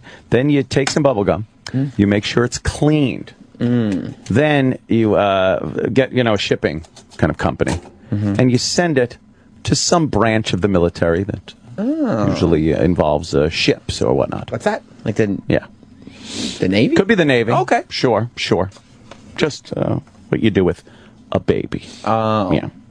Well, Incognito talked over the weekend. Oh! We got a couple clips. He's a little braver than most. Is he? Yes. I like that. Most people, if they were in the situation he was in, they'd be accused of racism. You get a lot of humna, Ed Norton. Not so much. He's a little braver. Good for him. Than we've seen in past episodes of this type of thing. I like seeing Whitey stand up. You can ask anybody in the Miami Dolphins locker room who had John Martin's back the absolute most, and they'll undoubtedly tell you me. John never showed signs that football was getting to him, the locker room was getting to him. You're saying you don't know what led to this. Your teammates are saying we don't know. His side has clearly said we do know. Okay, and there's bullying involved. There was a voice message left. I'm going to read it to you. You did leave this voice message. Yes, I did leave this voice message. And it's, hey, what's up, you half N-word. Can you pause this real quick? Can I ask saw you a question? on Twitter. Who's interviewing? I'm sorry. It's NFL Sunday. I forget the guy's name. You've seen him a million fucking times. N-word, but you see how they're handling the racial line? Because he said nigger. N-word. Yeah. Can you say that on network? Yeah, it's on Fox. No, probably not, but I'm just saying, look at how they're harping on that. Oh, yeah. Okay. I think it makes it worse by saying N-word. It does. It's just N-word. What are we, fucking children? Say it or don't. It's infuriating. We're like little babies. It really is. N-word. N-word. Especially in a news story. Fucking say it. That's the N-word. Don't say it. If it's part of the news story, then don't do the story at all. Right. Right? It's part of the story. You use the fucking word. I think so. Say the fucking word. Hey, what's up, you half N-word piece of black. I saw you on Twitter. You've been training 10 weeks. I want to blank in your mouth. I'm going to slap your blank mouth. Going to slap your real mother across the face. Laughter. You're still a rookie. I will kill you. That's hilarious. So what's the problem? How many fucking texts are sent like that to people you know? If you didn't know the person, that could be a little iffy, but you don't know what context that's in, if he's goofing around and shit like that. And yeah, it's brutal, but that's how people fucking chat with each other. And what's important to the story, they texted each other at least 1,000 times in the past year alone. On. Of course. They had a back and forth thing going. It wasn't like one and done. Mm-hmm. You hear that. Going back to that now, do you look at that and say, I left that for Jonathan Martin? When I see that voicemail, when I see those words come up across the screen, I'm embarrassed by it. I'm embarrassed by my... See, this is where we got to go. It's the fake. He's lying. He's lying. I understand why, because he's got a lot of money at stake and he wants to get back to playing football, but he's lying. Be like, we goof with each other. Yeah, he has no problem texting that word and thought it was completely acceptable. But now that society is taking a closer look, now he's got to say that stuff. You don't go from what he left on the message like that to, I'm embarrassed, but you're not embarrassed. Right. you're embarrassed maybe if you slip and put something in that you were like, that's embarrassing. That is so, like, over the top. You're not embarrassed by it. That's the way you talk. I'm embarrassed when I text T-O-O instead of T-O. Oh, yeah, with there and there. There and there is a biggie for me. I get very embarrassed. Your and your. And your. And your. And your. Days of your. Oh, right. Yeah, he's not embarrassed, but it has to be said. He's trying to protect his ass because of course he is. They're all taking a close look at all of us and can't wait to fuck up our lives. So they love it. So he's going into protection mode here. Left that for Jonathan Martin. When I see that voicemail, when I see those words come up across the screen, I'm embarrassed by it. I'm embarrassed by my actions. But what I want people to know is the way Jonathan and the rest of the offensive line and how our teammates, how we communicate, it's vulgar. It's not right. When the words are put in the context, I understand why a lot of eyebrows get raised, but people don't know how John and I communicate to one another. But there's one thing of saying that. Another thing, with a white man using the N-word. Well, and that's how do you Yeah, there you go. That's the embarrassing culture of football. It's a shit. There you go. That's how football handles race. White man. What about a white man saying? I would absolutely say, so what? Or how about this fucking pussy reporter saying anyone saying nigger, whether they're white or black? If he had that policy, the white man saying N-word. That's the issue. So what? Well, he doesn't want to have to confront black people. Of course. Fucking, ugh. It's so annoying. Everyone should be able to say the word. There's consequences. But why is it okay for one group to be allowed to say the word and other groups not? And one group crazy that apparently the group that is supposed to be offended by it is the group that uses it the most, first of all. And it's gotten to the point now where I don't even think black people give a shit. It's these white liberal douche fucks that care if another white person says the word nigger. They can't fucking handle it. I don't know why. I don't know. Oh, it's ridiculous. Enough baby talk. Being scolded over the fucking voicemail. Scolded over the voice. No, if a white man. This is exactly why I have such a fucking lack of respect for people clinging to that Redskins name. This is how football looks at anything racial. They are fucking cowards. Hold on, though. Miami hasn't done anything crazy yet. Not necessarily Miami, but I mean the culture of the NFL. Incognito's hanging out, and they're trying to figure this shit out. They have said he'll never play again for the Dolphins, but I wonder if that's completely true. I can't stand because they haven't officially done anything yet. Yeah. The latest reporter's giving him shit. And the reporter doesn't work for the NFL, but it's like... It's just that's the way they look at it, and that's how it's handled with kid gloves. I think a better way to say it, Jimmy, the NFL should come out and be the one saying this is the shit that we all know happens in locker rooms, this type of culture, where they go a lot further than society, and everyone is pretty much cool with it. And why should there be this separate thing where white people can't say certain words that black people can say? Like, what if you want everybody to get along and you love this diversity in this country and everything? What's the difference? Then why should it be any different if a white guy says a word that black people apparently don't like, which I don't believe anyway? Why is that a big deal? Why is it a big deal? And why isn't the NFL coming out with the same type of defense? Or people of Richie Incognito. Why isn't all the people that scream and cry about the Redskins name? Why aren't they being as vocal in defending Cognito? Right. You know what I mean? It's like it's just this fucking arbitrary outrage, and it's just so embarrassing and stupid. I hope he plays again. With a white man using the N-word. Well, and that's how do you tell America? How do you expect anybody in America to believe you're not a racist? Right. I'm not a racist. Oh my God. And to judge me by that one word is wrong.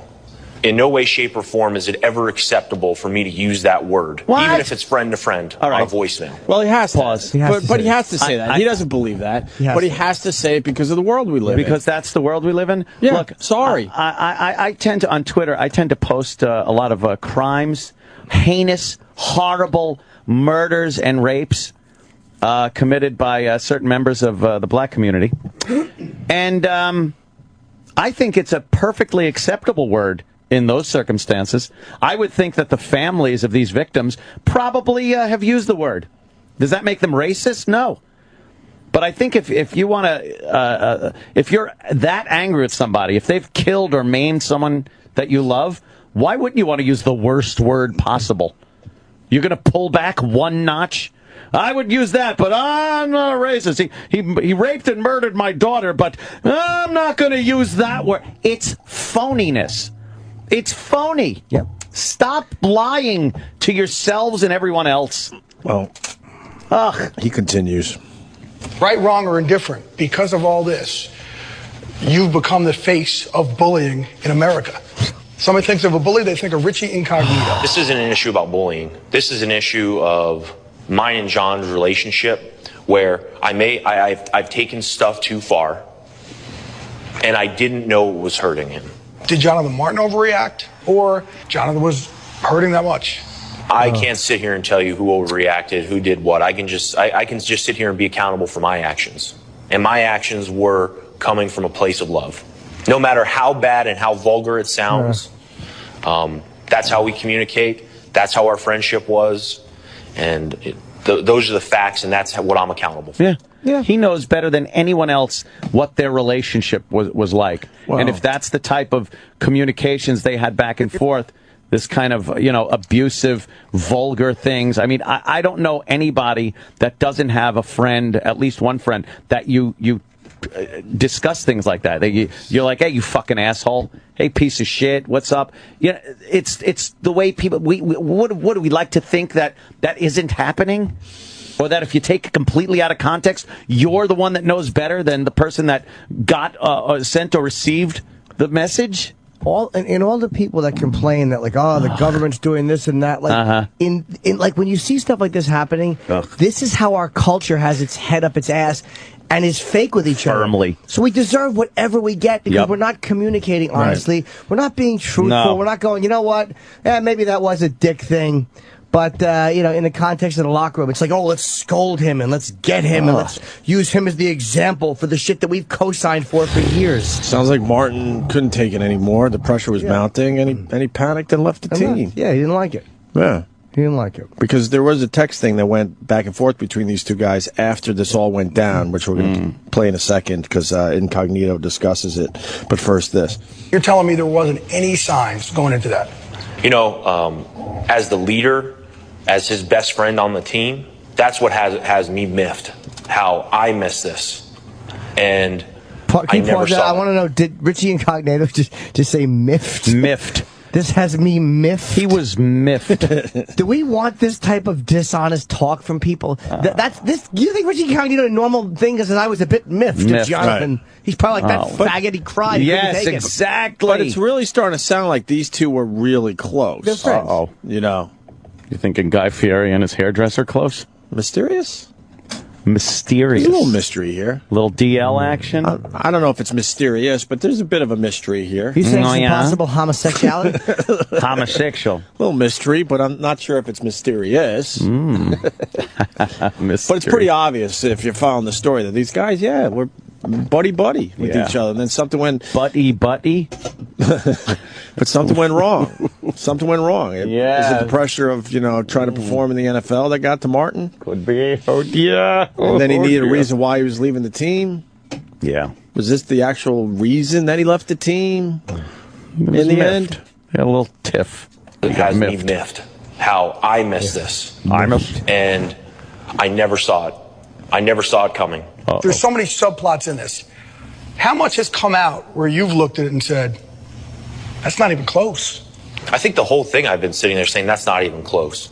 It sounds terrible. It sounds, when it's on the screen, it sounds like I'm a racist pig. It sounds like I'm a meathead. It sounds a lot of things that it's not. Well, the meathead comes from the video of you losing your fucking mind shirtless in a bar. Yeah, he's fucking crazy. Are you going to own up to that one at least? Yeah.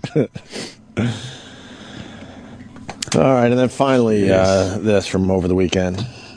When John left the team on Monday, we played a game on Thursday. I spoke with John on Friday. But you spoke with him? I texted with him. I text message. I just spoke with him through text message. And he texted me and said, I don't blame you guys. I blame some stuff in the locker room. I blame the culture. I blame what was going on around me. And when all this stuff got going and swirling and bullying got attached to it and my name got attached to it, I just texted him as a friend and was like, what's up with this, man? And he said, it's not coming from me. I haven't said anything to anybody. And I'm like, okay. Would these be texts you'd be willing to share? No question. After this interview, I'll give you my phone, and we'll walk through all these texts. Okay. And I will show you the framework of a friendship. If Jonathan Martin was sitting right here next to you, what would you say to him? I think, honestly, I think I'd give him a big hug right now because we've been through so much, and I'd just be like, dude, what's going on? Why didn't you come to me? Yeah, I believe that. I believe that part. There's more to this. Yeah, there's something going on. There's something going on. Frida. Yeah. That's the broad from ABBA. What? Really? Yep. And Phil Collins is drumming in that song. Oh, he really was. I thought it was a joke. No, that wasn't a joke. It does sound like a Phil Collins kind of a beat. He had his sound. This is Susudio. So, what do you guys think? I think, again, it's reinforced that the media is shit. Pukey. Is phony. But we're part of the media. Bullshitty.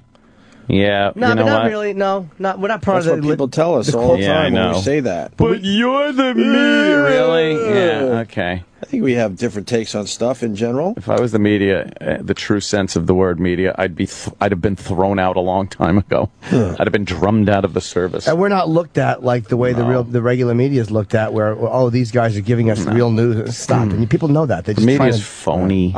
I like the Incognito in that interview. Yeah, he sounded, And I think I think he really is in an atmosphere and a culture where that word is a little more accepted. Exactly. On a much lower level, I do have to say this. When I was all in playing basketball, the famous story where I got knocked out because I said nice shot. Oh boy. What'd you say? I personally don't like saying that word or the C word. But I said nice shot, nigga. And I said it that way too. I didn't say boy. And next thing I know was I was looking up because I was on the ground on my back. Oh, no. This is a fucking true story. I'm not pumping it up or nothing. Because you said that to Colin Ferguson. Exactly. my friend Gary at the time. And we hung out. We were on the team together, played a lot of pickup. I was in the culture.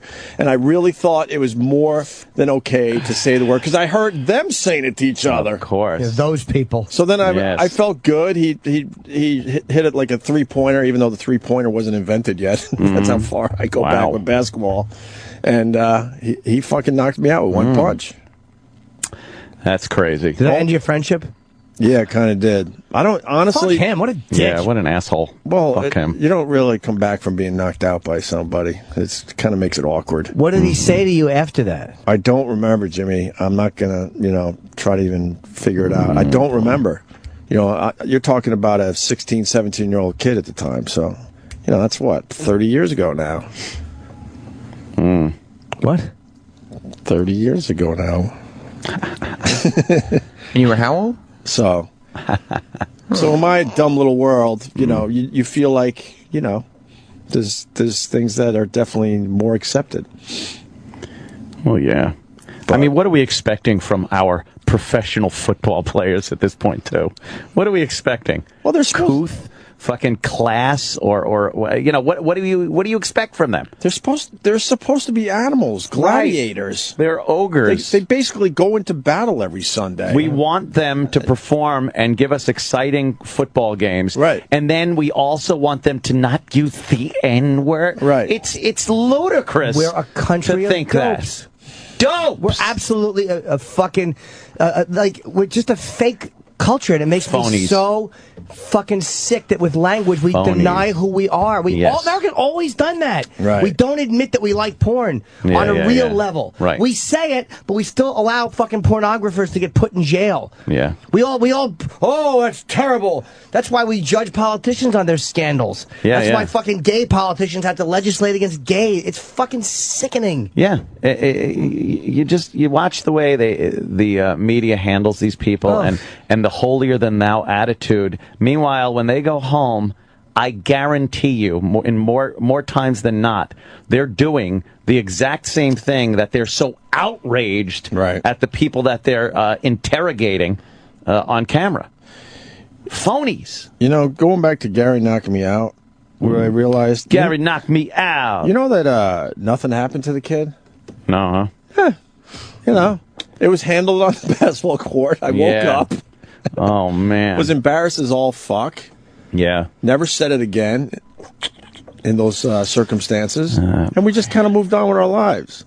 He was still part of the team and stuff, but we just kind of just kept our distance. We're never really chummy after that. But why'd you hit me, you fuck? But I remember, we didn't have to go down to the principal's office or any of that shit. No suspension. I think it was after school, though. No gunfire. I believe it was after school in the... Apparently that doesn't matter these days.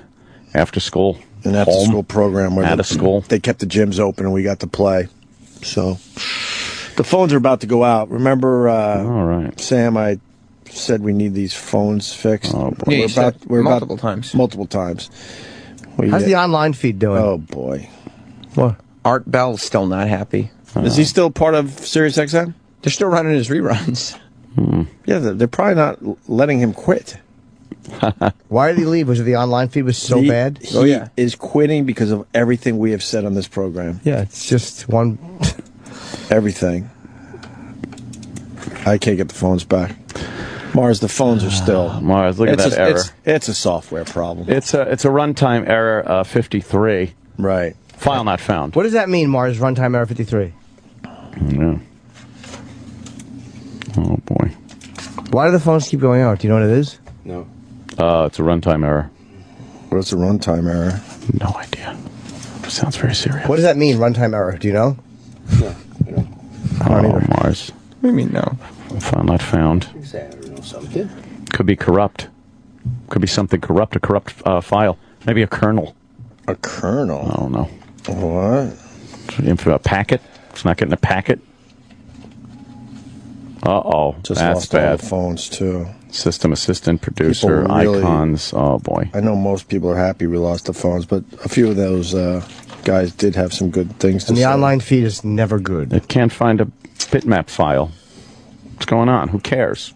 As long as the phones work. Yeah, what do we need bitmaps for? Fuck that. Just answer the phone. Well, it's a little picture of the number 3, maybe, for the fucking line 3. A bitmap, that's so you don't get lost in bit. What are you talking? I don't know what the fuck that was. It's right over your head. Clever Yuma. Yuma. Or Yuma. Yuma. Chippa. Hey, look at the pregnant broad. And her posse. I wonder. Prego posse. Her tits are getting pretty big, right? Yep. A little bit of meat on that ass, too. A little meat on her ass. Mm-hmm. Really disrespectful to talk about a lady who's with a child. Oh, God. Stand him. I guess we restart the computer. Talk about her with respect. A little restart. Respects? Respect. That's good. That booted up pretty quickly. Now, open it up, Mars. Let's see what happens. Let's do the best you can. Uh-oh. Could not attach the desired... What? What? Hey, there's some phones. Is the bitmap okay? I think the bitmap is fine now. You just need it. Did you unplug it? Did you plug it back in? Unplug your router and wait 5 minutes. I'll stay on the line with you. And then you're like, oh, it's so awkward. You're like, I'm still here. Okay. A lot of calls today, or? So where you from? New York. How's the weather? I don't want to discuss the fucking weather here with you. Yeah, just fix my fucking problem. That's how you feel about Mars right now? Yeah. Well, just do the best you can. Plug it. Good job. Yeah, I heard Craig. All right, let me take this phone call. You gotta figure out. This is the guy I wanted. Eric in New Jersey. Go ahead, Eric. Morning, gentlemen. Hey. Hello, Eric. Hey, Anthony, you gotta give me a second on this. Now, it's... Hey, can I ask you for... hold, you're a white guy, right? I am a white guy. Okay. I think it's important considering the discussion we're having. Go ahead. Let her rip. Yeah, I mean, I'm a white guy. I live in Hackensack, so I'm barely... Just trading in a Chevy for a Cadillac. Yeah, how big's your cock? That's right. I like my Chevy. Hey, so, now that word, it's like a word association game. You hear a white guy say the N-word, And the first thing that pops into black people's mind anyway is the Klan and the hanging and the lynching. I understand what you're saying. You know, well, it's just a word. Everyone's supposed to use it. But, I mean, do you even see that at all? Well, how come when black people use it, that doesn't pop into their heads? They didn't enslave themselves. They use it with yes, they did, as a matter of fact. Africans over there were the ones making the deals, my friend. Yeah, but the Africans didn't say that word. They say it with an A on the end, not with an ER. Oh, so I could do that? Right. So I could say it with an A at the end? Do I have a white guy, Eric from New Jersey's permission? Permission? Yeah, I don't need permission to say any fucking word I damn well please. Oh my God. I'm going to use a Jaws reference here. You know, you say jigaboo, spear chucker, everyone says, huh? What? You yell nigger. And we got a panic in our hands. That's good. You say barracuda, people go, huh? What? You say shark. We got a panic on our hands on the 4th of July. You know, what you're saying is right about the way people react, and that's why you get a reaction out of people. It's a phony reaction, but it's I'm not buying it. Even though maybe blacks associate it with something horrible when whites say it, no one's disagreeing with that. I'm not, at least. I disagree with the penalties that come with it. Like, no one is saying, why do black people think of horrible things when they hear a white guy say it? I understand why. And why is it different when a black guy says it? Because I understand the context is different, and when black people associate it differently coming from other black people. But I'm talking about this fake lack of saying it by the media when it's part of the story. Or this zero tolerance policy in any context, even bleeping it out when it's a Richard Pryor record. It's like everything else in this dumb fucking country. There's no context. There's no balance. There's no ability to go, it makes sense here. Case and by it case doesn't basis. there. Right. That's what we're talking about. God. Exactly. I don't even think that exists anymore. The case by case basis. It's all this zero tolerance and 100% of the time we have to do this. I'm not buying it. I don't buy that the outrage. I don't think that when you say the word nigger that most black people are thinking about the atrocities against slaves. I don't. To tell you the truth, to be honest with you, I don't think a lot of young black people even know what the fuck went on with slavery. There's a complete lack of education on American history and what happened. So I don't even think that comes into play unless you're talking to, some fucking 60-year-old grandfather or something. But I'm not buying the outrage. It's phony outrage because there needs to be a power base. Regardless of why, or, that could be argued. Why do you need a power base? Well, we were powerless, blah, blah, blah, whatever. I'm not even talking about the reason. I'm just saying the word. It's this phony outrage. There's an ulterior motive to the outrage. No one's really pissed at a word that they hear every fucking day, 100 times a day, where they live, where they work, where they hang out and play fucking games, whatever the fuck. It's fake. Thank you. We had a shooting in Bryant Park over the weekend. Speaking of, over a coat. What happened? Some 16-year-old, the thug wannabe. Apparently he did a good job of wanting to be because he acted just like a thug. Wanted some guy's $700 fucking coat, I guess. What's up with this coat? Why is it so popular? It's an 8-ball jacket. Clothes provide warmth. They're very good. Put your mittens in the pocket. Yeah. Carry your sandwiches. Supposedly they've had problems with this coat. There's been a few other incidents. I've had enough of coats. There's always a coat in the ghetto. Whether it was a goose down jacket when I was a teenager, or fucking gazelle glasses. Or there's always an article of clothing that's getting people shot. Yeah. Here are the facts. Bryant Park, I guess it was free skating on Friday or Saturday night. Was it Saturday night? Well, maybe they ought to charge admission free skating, every night. Usually got to pay. It was free. You have a kid. He's wearing a Marmot. Is that how you say it? A Marmot coat? Mm-hmm. I have no idea. It's Gore-Tex. They call it the notorious Biggie jacket. Mm-hmm. Oh, is that what Biggie used to wear? Mm-hmm. And it's like $700 or $800. And it's like $680 in this case. So you got a kid. He's skating with his cool jacket. Another kid comes over and goes, "Hey man, give me your coat." And the other kid goes, "Fuck no, I don't want to give you my coat." So Instead of walking away, the guy decides to shoot him. Well, he decides to just, fire his gun. He fired a few times, and you got another kid who had nothing to do with this, who's 14 years old, who's now paralyzed from the waist down. Yeah. So this guy who fired the gun should be killed by the state. Oh, yeah. We should kill him like an animal. Fuck yes. But, no. He was... Teen shot up Bryant Park for jacket, then panicked. He was saying some kind of shit on Facebook. Oh, yeah. Like, feds at my door. I'm going out with a bang. I'm going out with a bang. Well, he should have. No, of course not. Of course he did. Well, I already said the N-word. I don't feel like saying it. Was he a good chow? Here's the Facebook post. What happened? He was basically live tweeting through, Facebook. Oh, was he? Yeah, he was live tweeting his arrest. He goes, these niggas gonna have to take me out. Take my life. These niggas been banging for like a fucking hour. I ain't going to jail. I rather take my life. Love all my real niggas. All my real shorties. Feds try and kick down my door. It over. Where do I go from here, man? Do I end my life? I don't know what to do. I fucked up. Feds at my door. I'm going out with a bang. Take my soul. Yeah. He was just arrested. Yeah, Funny, he didn't mind the there use was of the none word of there. that. There was none of that. Yeah, there it is, too. Why don't they interview him, though? Yeah. And sit down and go, now, why would you say the N-word? The N-word. I want to interview him and ask him that stupid question. No black person has ever asked that. Dude, yeah. And it's used... I can't even convey how much that word is used in the black community. I just wish that I knew that you could just, take someone else's shit. Growing up, I didn't have a lot of money. I would have liked a coat like that. I would have asked someone, they go, no, you can't have this, and I would have to just walk away and go, okay, all right then. I'm going to lose my snorkel jacket. I didn't know you could fucking fire some shots and get the jacket. That's it. Yeah. 16-year-old, he's got a gun, illegal gun, I'm sure. Absolutely, it's in New York City, too.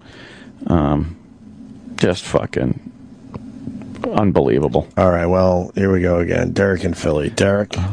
Anthony, how the fuck can you make a blanket statement such as black kids and black youth not being aware of slavery? I understand you're entitled to your arguments, but to throw blanket statements and just nonsense like that? Really? Fuck, yeah. Why do you think that's nonsense when the young black people that I'm talking about are the ones that we read about that are involved in criminal activity and whatnot? Do you think they're very well educated? I think they're aware. They can't even speak fucking English, dude. They can't even speak proper English. That's what I do. That's what we do. There's not even proper English. So you're thinking that they're learning about the history of slavery, and not just that there was slavery. I mean the history of it. Anthony, so those statements right there about their language, that's a cultural thing. Just how you go up on your wrist. So, well, let me tell you, that cultural thing, hang on to that culture and you'll be jobless. Because no employer wants a fucking employee that cannot speak proper English. And it's not a cultural thing. People used to be well-spoken. It turned into that because it's a lazy way to fucking talk. That's what it is. It's a lazy way to fucking talk. Oh boy, this is what I want to get to is just the blanket statements you're making and doing them out as fact. I don't want to go into culture this, culture that. Well, culture this, culture that's what we're talking about. We're talking about a culture that doesn't speak proper English and then wonders why the unemployment rate is so high among young blacks. When you fill out an application and can't even fill it out properly because your spelling and grammar is an abomination, you're supposed to say, well, it's cultural. Give me the job anyway. If you have a job that... Virginia. Go to West Virginia in a trailer park. Well, they shouldn't get the job. They shouldn't get the job either. I'm just saying, it's this... No, it's a lot more widespread than impoverished whites in West Virginia. It's a cultural thing that transcends most of the black community. This unfucking written rule that it's okay to listen to black people speak so improperly and not criticize them because it's cultural. It's ridiculous. It's fucking ridiculous. look, go play with your cat, have a beer, calm down. I don't know. This is the 100th break you've done on this. I don't know. Is it? You're not going to be convinced. Yeah, it is. I'm not going to be convinced. I see things with my own eyes, and I'm not blinded by this bullshit media, by this bullshit kowtowing and eggshell walking that we have to do as far as when black people are concerned in this country.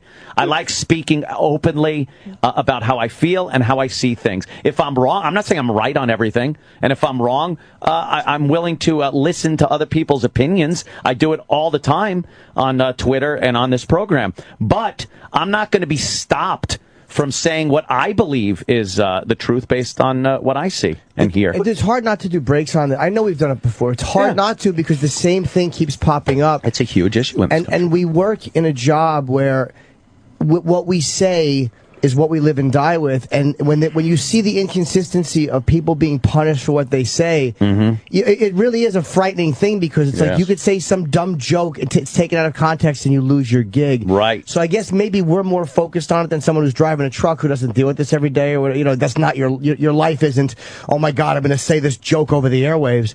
So that's kind of why we harp on it. And it's always this new shit popping up. It's not like we keep going. We talk about Imus a lot, but there's a million cases since then, and that's the frustrating part. All right, let me go to Rich. Thank you, sir. Rich. Oh, yes. I'm saying good morning, fellas. What's up, Rich? Y'all guys for a long, long time. What up, yo? Okay. Here we go. Again, as an African American male, 43 years old. Okay. That word. Damn, that's old age. Congrats. Yeah, that's right. I'm an old man. Congratulations, you made it. Wow. Nigga. Yeah. What's up, Rich? Nigger. You know what I'm saying? It's the exact same word. Yeah. The only reason is because of how poorly they speak. Right. Okay. Again, it comes out nigga. Right. Okay. I got to tell you, again, as a teenager, anybody else, it could be a Puerto Rican, a white guy, a Chinese guy. If anybody said that word, here we go, I'm knocking you out. Oh. I don't care how close we were, because you couldn't call me that. Uh-huh. I don't care how long. I don't care how long we were friends, because that word, for 400 years, had a negative meaning towards it. Okay, there is no way to make it positive now. Okay, a lot of these rap songs, they call them now. With this crap. They do call them that.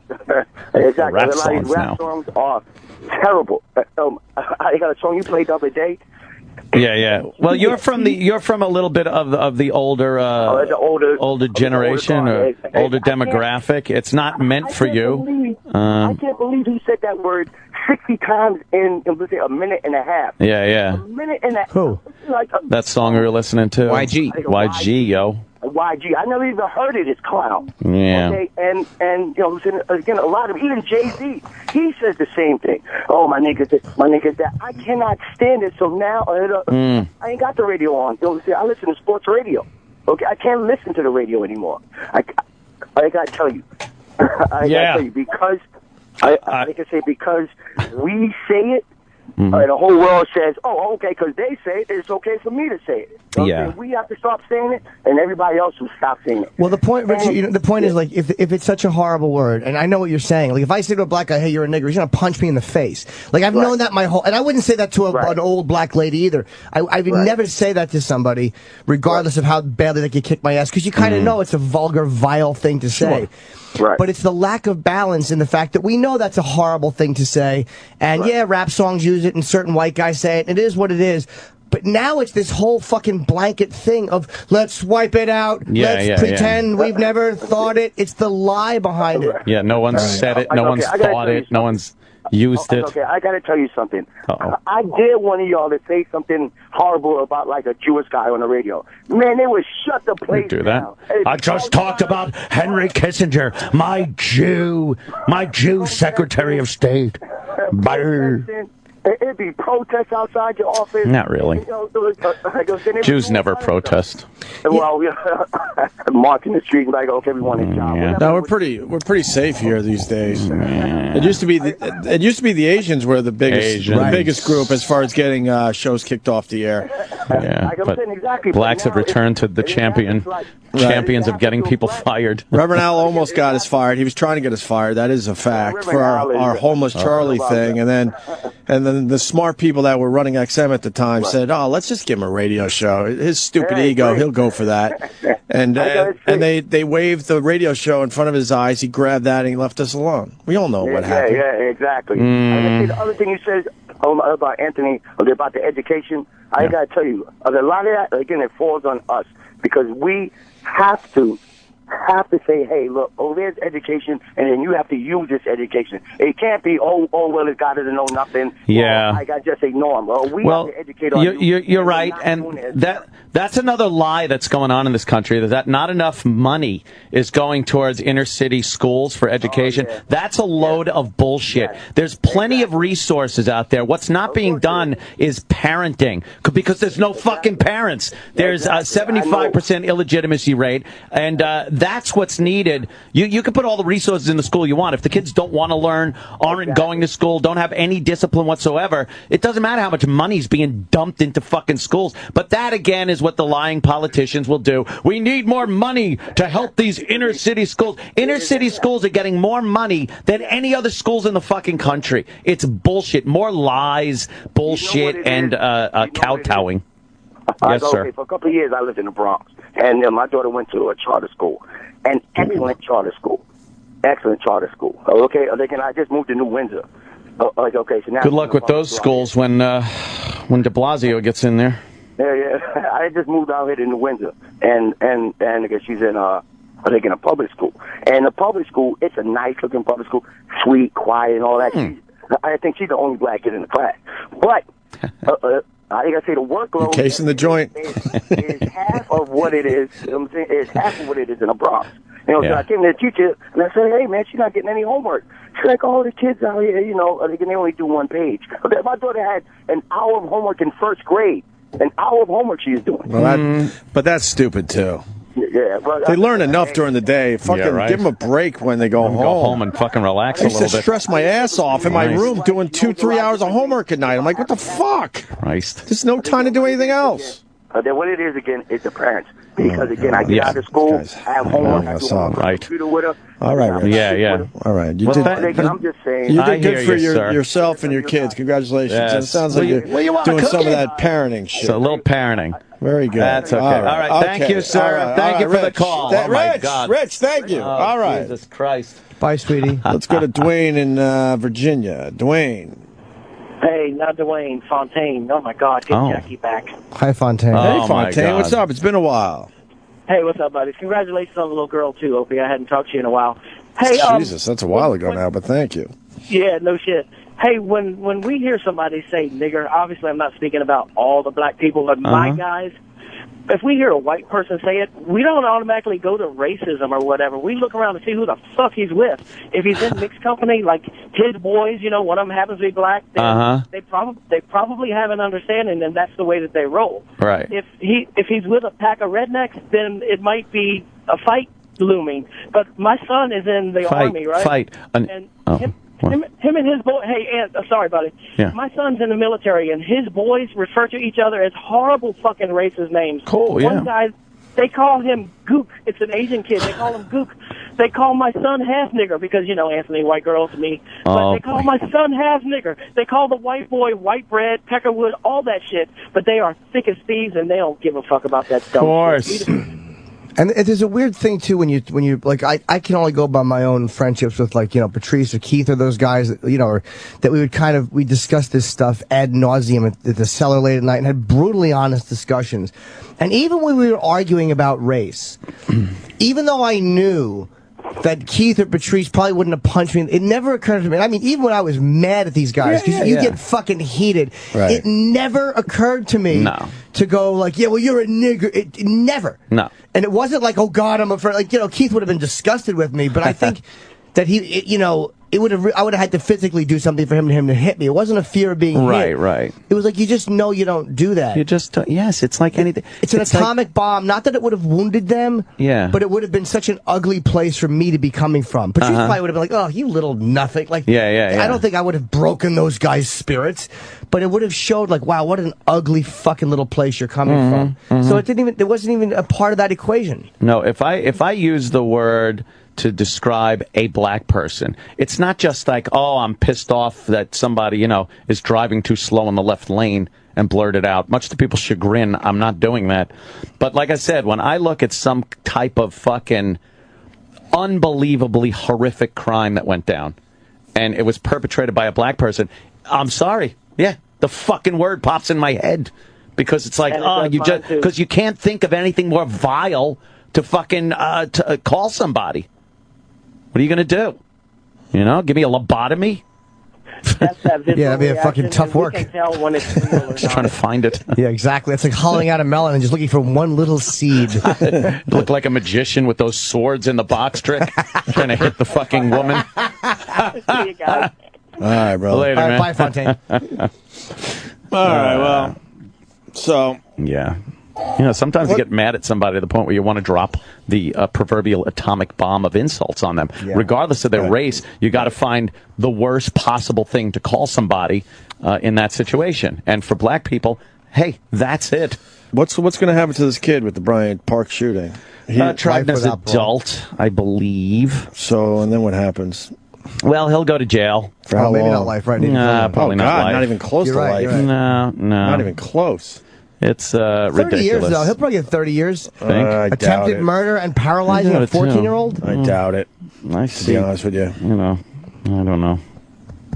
Yeah, I bet you he's out to celebrate his 21st birthday. State's not very tough on I don't know, people. man.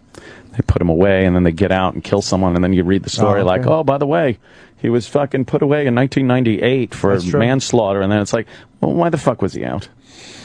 I like to quote. Hold on a minute. Oh, go ahead, Jimmy. Sorry. I actually blanked on the name. It was for the guy from John Forsythe. I totally forgot his name, from fucking Dog Day Afternoon. He should be taken outside and squashed like a bug when he's swimming. But some people you just have to crush like bugs. Yes. I don't think there's a lot of money going to the urban schools, and this guy's going to explain too. Just a little school program my kid is in. They had scholarships, and boy, did these parents fucking work their balls off to make sure they got into this school instead of the schools in their area. I'm not saying they were fully aware to get them the fuck out of that neighborhood. I'm not saying it's get them in a better school. They're wealthy schools in the inner cities. I'm just saying it's not a money issue at this point. I agree with you. It's money a parenting is going issue. to education, of course. And without parenting, you can't legislate or fucking throw money at problems like parenting and discipline and fucking irresponsibility and lack of empathy, and there's plenty of other things. You got to throw money at the parents, not at them, but to educate them on what parenting means. And then don't have fucking 6, 7, 8 kids. Of course. It's the old problem that we've had here for quite a while. We had a lot of kids in my family. Oh, yeah? My mom blames the Catholic Church, though. Oh, yeah? Yeah. You couldn't rap that shit. Oh, shit. And she was bad at math, I guess, with the whole rhythm thing. Oh, boy. Why don't people just start sucking dick more? Went away. Just suck dick more. That's all. Blow each other. Blow your fucking line. I don't mean like that. Let's take a break and let's go. Oh, that's against the Catholic faith, isn't it? I don't know. I think it's one of those rules. I think they're softening up to the blowjob. I would hope so. The fucking half the people that work for them are giving them. Fucking creeps. Mike in Connecticut. Mike.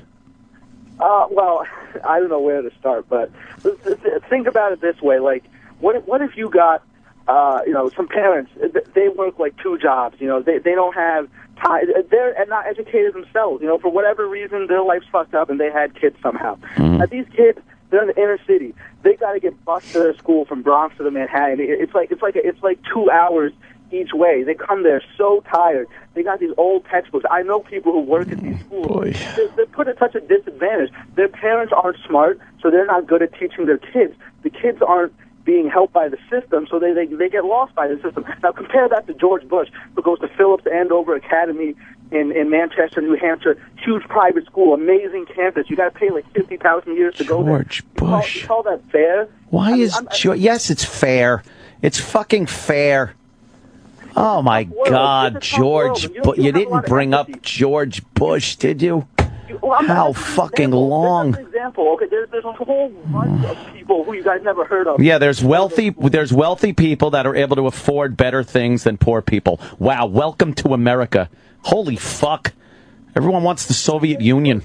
It's been getting worse. All right. You know what? GDP per capita in the U.S. has increased 33% since 1989, but incomes per capita for families has decreased by 1% since 1989. So where's all the money going to? It's going to the 1%. Oh, wow. Rich people are able to make more money than poor people. Wow. But the rich people do stack the deck sometimes, though. Again, all right, sir, hold on. Savages. You never call them savages. You're so ready to call black people animals or savages. Those white guys in Boston curb stopping, you were just like, oh, they're not rifling through their pockets. That's really even, Ant. That's really fair, Ant. That's a fight. It's not a and by the way, the people that were standing there knew there was going to be a fight. This isn't fucking walking up to someone, blindsiding them in the side of the face as they're walking home from work and then rifling through their pockets and robbing them. That's a savage crime. I don't call just regular fights between anyone savage. It's a fight. It happens. But this knockout game bullshit and this fucking flash mob, you know, the things they give fun names to, when really they're nothing more than attempted murder and robbery, that gets me a little pissed off. And I do see savagery in that behavior. When 3 people blindside one, rob them, and don't stop kicking them. Yes, it's savage. What do you want from me? I agree with the knockout game and stuff like that. Those are terrible issues, and we got to work on them. Oh, do we have to work? There's the cop-out answer of the century. We got to work on it. Nothing ever gets worked on because you have to walk on eggshells when it comes to certain cultures. I agree. I agree with all of that. Yeah, apparently you don't. You need to come at this with some empathy and understanding. Empathy? How about empathy for the guy that's getting his face planted into the concrete? How about empathy for the poor 50-year-old guy that was killed because of the knockout game? Yeah. This is bullshit. How about getting glasses for EMPA? No, how about the fact that since we signed since China joined the World Trade Organization in 2001, 5 million manufacturing jobs have left the U.S. The middle class is being eaten alive in this country. That's what's causing lots of problems. Yeah, no shit. I'm all for not having jobs go overseas, my friend. But you know what? How do we stop that? Is it the unions? If you get a union guy that wants fucking $50 an hour to mop a floor, then there's going to be a problem because the company is going to go somewhere else. And are people, let me ask you, the guy calling, and this is fair, are people ready to only buy American? Like, we as consumers have a choice. We can only buy American, and if that message was sent out, we will only buy things manufactured here, then things would stay here. But we don't send that message out because we want things cheaper. So again, we can't cry when business goes overseas when we're giving the message. Oh, we love a bargain. We want it cheaper. Please let me respond to that. Go. Okay, look. That would be a good argument, Jim, 25 years ago. But things have gotten so bad. These so-called American companies, which are really multinational companies, have moved manufacturing so away from the U.S. that even our military can't buy American. They have to buy radar shoes and other crap from other countries, from like Malaysia or Asia. Yeah, they got Chinese boots. Okay, so what is that happens that causes that? Like, okay, so capitalism called multinational companies wait. That don't care. Capitalism causes that. So what's the solution? Capitalism. So what's the system that's better? Isolationism. Yeah. We need slow and incremental change. You know, the people of the world coming together. Now, I'm not saying capitalism is good. Incentives are good. Now, hold on. Do you mean socialism is better? I'm not saying. Are you saying socialism? I think. Look, Europe has been socialist for like the last 50 years. I'm not. Their healthcare. They spend less than half of what we do, and they get better outcomes for healthcare. Europe. They spend. Fuck it. A European system? Sorry, not into it. They get the bargain at a national level with the doctors and the producers of medical devices, so their prices are so much lower than us. And that's why people fly here to have fucking surgeries done from all over the world. those people fly to Germany to get their platelets spin. All right, yeah. Well, I'm not saying the Germans aren't brilliant, but you don't see these poor fucking dumb Indian Siamese twins flying over to fucking France to have their surgeries. Well, that's India. I'm talking about Europe. I'm talking about Japan. I was talking about the victims. All right, hold on. Chris wants in on this. Chris is on the line with Mike. This guy's a socialist. What Go do you ahead, want? Chris. Hey, okay, listen. First off, if you want a European system, you go pay 85 to 95% of your income. Yep. Taxes. Get that European system. And also, they're all collapsing. There's a reason why those countries are collapsing. Because the government took all the money. Yep. Too. Ask all the public school teachers how come their children don't go to public school, and those public school teachers send their kids to charter schools and private schools. There are black 1%ers who are as elite as anybody else, so get off that gravy train and explain to me community organizers who go into black communities, urban communities, and tell them that their own effort is not good enough and that they're evil. We bought slaves off of black slave owners in North Africa. I think I'm done with your lessons for today. And if I was in front of you, I'd slap you in the back of the head to wake you up. Well, all right. Love this guy. Well, you raised the one point you raised, which was right, is you're giving all the money to the government. Like that's the problem. The government, when you look at Can't trust the government with all your money. They're terrible. Do you trust them with more of your? No. Look what they do with the money we give them. They're dummies. Yeah. No, I don't trust them. But look what happened since the 1980s when Reagan introduced those tax cuts. Yes. Our deficit has increased so much. We're $16 trillion in debt. How is that good for our economy? Could you make sure? Could you make sure you let us know that half of that was incurred under fucking Obama already? Thank you. Obama, Thank you. Can I ask a question? I hate Obama. I don't like him. Chris, go ahead. What about Bill Clinton? We hit Bush. Bill Clinton spent 8 years talking about WMDs, and I got news for you. His surplus was loans that George Bush had to pay back in his first quarter. Surplus. Yeah. Well, I'm not going to go back.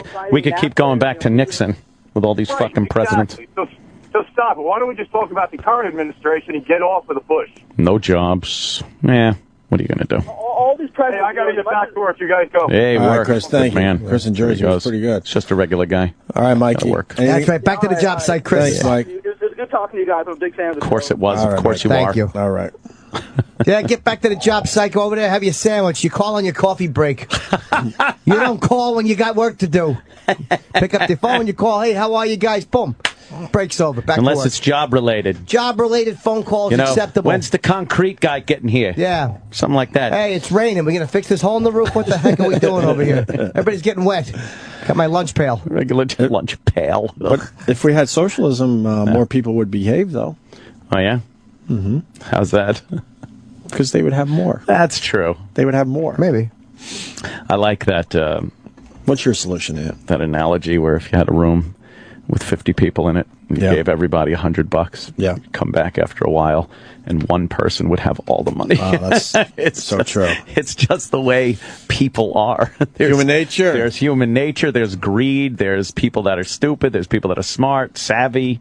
It's just the way people are. We like to think we're all the same. Let me go to Chicago. Mark. No, we need you here. Good luck. Strap on your Kevlar. Mark works in the public school system, so here's his take. Go ahead, Mark.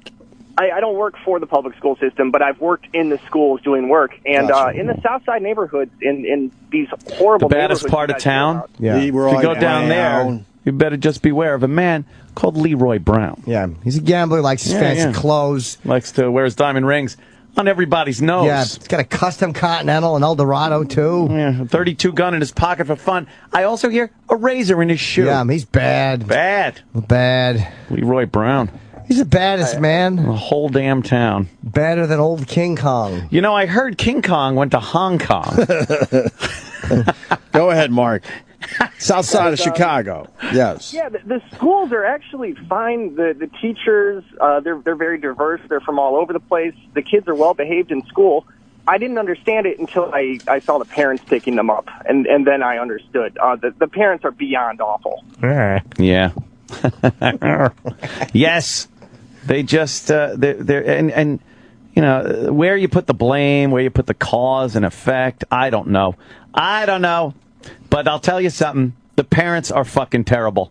the parent, like I said, parent, if they're lucky, because it's usually a grandparent that cares for some of these kids. So they're kind of doomed right from the start. Something's going to be done. There's no leadership. There's no parenting. There's no discipline. And someone brought it up in the past. I forgot who it was. The whole shame thing. Like, there's no shame anymore. People, years ago, and even now, people don't do certain things because it's shameful to do it. It's embarrassing, and that matters. The way you look in the public eye and stuff, it matters. In certain communities, there's a complete lack of shame. Nothing matters. It's been replaced with, being disrespected for some inane thing that doesn't matter. But, like, hurting people, assault a pepper, your neighborhood looking like shit. Just there's no basic human shame for it. That's why I carry around a giant pointing finger, and I'll just go, you should. Shame, shame, shame, shame on you. I actually sing that. Yes. Well, you should. All right, no Tom Papa today. Why? Is he dead? I don't know. Jesus. He might come by tomorrow. I think he overslept. Come to Papa. But the boys put a really nice little bit together for everybody. Yeah? Yeah, especially if you like the Lady Di. Who doesn't? And a lot of people like the Lady Di. My ex-girlfriend I was talking to, and she feels so bad for Lady Di. She's like, she looks like a Cabbage Patch Kid all grown up. Oh. She's so cute. Cabbage Patch. She does. Good news. She's not mad at us, so. No. Calling the after show. They were saying that she was picking up her phone. Yeah. Every time they would call her, and a guy called her because people would tweet when she tweeted out her phone number on Friday. Yeah, it was crazy. And people would tweet. She got bad advice. Did you see all the tweets from people going, it's not even fun? No. She's just picking up the phone. Because she answers every question like it's a real question. Because like people, if you get a number like that, you're going to call and try to fuck with the person. Yeah. And they said you can't even fuck with her because she's so out of it. And she answers every dumb question you throw at her like it's a real one. Well, so people were tweeting that if you need help with the Obamacare website, here's the phone number. Right. And they give her phone number. Some guy said he called her and said, I'm having some trouble with the Obamacare website. Can you help me out? And she said, well, I can't because I'm on the phone right now, so I can't get to the internet. Yeah, that's what I'm talking about. As opposed to saying this is not the right number. But people tweeted. They were defeated. They were so bummed out that they couldn't have fun with this whole thing. Welcome to Movie Phone. And Seinfeld. Did she save the voicemails for us like we asked? I don't know what she did. Could someone ask her if she saved the voicemails? Probably not. We don't have her new phone number, and we would really like to hear some of those. She DM'd me. You tricked me. She's a bumbling clod. A bumbling clod. Yes. I want to hear the voicemails, though. She's a bumbling clod. Well, with that said, the boys put this together. Welcome to Attainable Dating Solutions. Video dating for the unwashed and socially inept. Profile FAT3039. Lady Di. Hey, my name is Lady Di from the retarded Laverne and Shirley. The only thing I love more than the bottle is the dick. I'm looking for a man to go on a cruise with. Okay, a very nice muscular man. Has to be well endowed. Okay, am I doing all right so far? Great. Okay, and to have sex with on a balcony. Yeah. For the right man, I'm willing to give oral on a balcony. Even though it might be against your instincts, I prefer somebody did not throw me off the balcony and bend me over and give me the old hee-ho. I'm into the following things: water sports, ass play. I'd be willing to experiment with toys. Under the right circumstances, I would go both ways. So feel free to bring a friend. Call into the Opie and Anthony Show, 866-WOW-1-WOW. That's 866-969-1969. And give me the ride of my life. You think anybody's going to call back on that one? 100%. Call the Opie and Anthony Show today. Lady Di does.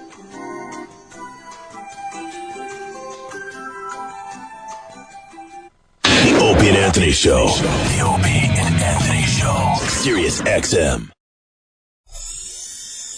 The Opie and Anthony Show is back. Go on, sit down. The celebrities are ready to entertain you some more. Knowing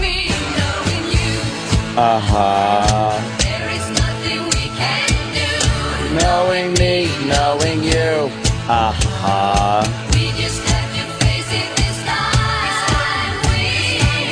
See, there's the guys. They were singing the. Keep smiling. ABBA. It's ABBA Day on the Opie and Anthony Show. Or ABBA. What do you say, ABBA, ABBA? I'll give you ABBA. I say ABBA. ABBA. ABBA. Their last album was The Visitors back in 1982. 82? And they've sold 380 million records worldwide. That's and a Sam lot of continues to laugh because he's a closed-minded fuck. There's nothing closed-minded. He's so closed-minded. There's just no reason to You're laughing at ABBA you're laughing at a long. band that sold 380 million records. A lot of 30 records. years ago. You got to respect that shit. They're still selling records. So that means 30 years from now, you're going to laugh at Jay-Z. If Jay-Z is irrelevant 30 years from now as ABBA is today, then yeah, I probably ABBA's won't not be. irrelevant. Do you know ABBA You could is spin probably around the radio still dial selling- right now, and you will hear an ABBA song. On the oldies station. I bet they're still selling records, too. To old people. Well, no. I bet a lot of kids are getting interested in the ABBA. Play's not even happening anymore. Well, That's all they Mamma had Mia? left. Mamma Mia's still around. Not still here. around. It's touring. gone. Yeah, it's touring. What's over there now? Rocky. Oh, they're doing the Rocky musical? I gotta go see this that. has got to be horrid. Why? I don't know. Whenever they turn things into musicals. Well, it's funny you should say that. Because I wasn't going to mention this, but now that you mention that, they are running out of ideas for Broadway. Because remember Alanis Morissette and that monster album of hers, Jagged Little Pill? Yeah. Sam Roberts sold a few. That thing sold a few copies. Yeah. They're turning that into a Broadway musical. Are they? Why? Why would you do that? I don't know. Is there a video of Rocky? Do we get a preview? Rocky the Musical is opening at the Winter Garden Theater. Oh, good. I was It's already hoping. open, right? Is it? Yeah, it's open. Is it? See, hold on. On drugs? She's going to explain the whole story of Jagged Little Pill. I look forward to taking the heart of Jagged Little Pill and expanding its story, flushing it out into deeper layers of emotionality, specificity. Specificity.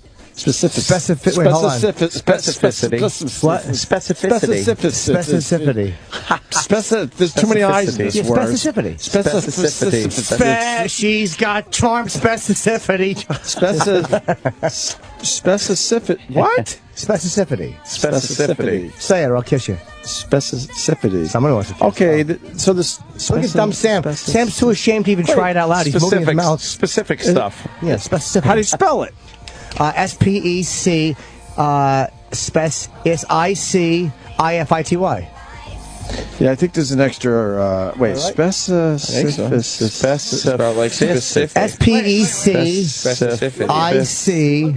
SPECICIFICTY. Try to say that word. Oh, specificity. It's there. It's there, but you got to slow your fucking brain down. Specificity. Specificity. Yeah, SPECICIFITY. No, there's another C in there. Origin? There's another C in there. Use it in a definition? The definition is use it in a sentence, the action of being specific. No, yeah, no. That's a good one. No. Yeah. Like the specificity of her vagina made me like her. It's not specificity. Isn't it's it? Specificity. There's two C's in this word, Jimmy. Specificity. No. Specificity. Specificity? Not I say it's specificity. No, dummy, it's not specificity. Specific. Specificity. Specificity. Specificity. There's two C's in it. Right. Specificity. Specificity. The fitty is at the end. Specificity. Not specificity, Anthony. I say it's specificity. Specific. Not specificity. Not specificity. I still say specificity. Specificity. Specificity. I got it. Specificity. Yeah, maybe Anthony's right. God damn it. Specificity. I got it. I got it. Remember when Felicity cut her hair? Specificity. Am I wrong? I'm probably wrong. Hold on. So specificity, humanity, power, physicality, spirit, and fabulism, Morissette said in a press release. As far as Jagged Little Pill making it to Broadway. Oh, I wonder if they're going to have that line in there. That'll be the big line where everyone goes, woo! You go, girl! Oh, I would not get up and walk right out of the theater. That type of trash.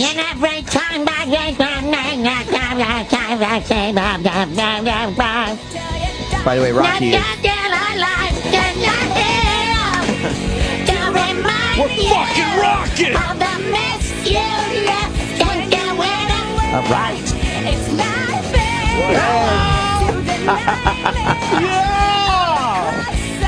Yeah. This broad is angry. She is. She's 90s angry. I don't want to mess with her. She's only 39, by the way. Really? That album came out a long time ago. Anthony was right. Specificity. God damn it. Specificity. I know, I'm sorry. Specificity. I'm a dummy. That's like specific gravity. The specific gravity of something. Specific. Hey, where did that satellite hit, by the way? Because the news was hitting it could hit one of us on the head. I'm assuming it didn't hit anyone on the head. It probably either hit... I thought, though. 75% of the Earth is water. And then a lot of land, but a lot of land ain't being used. Big, just nothingness. Really?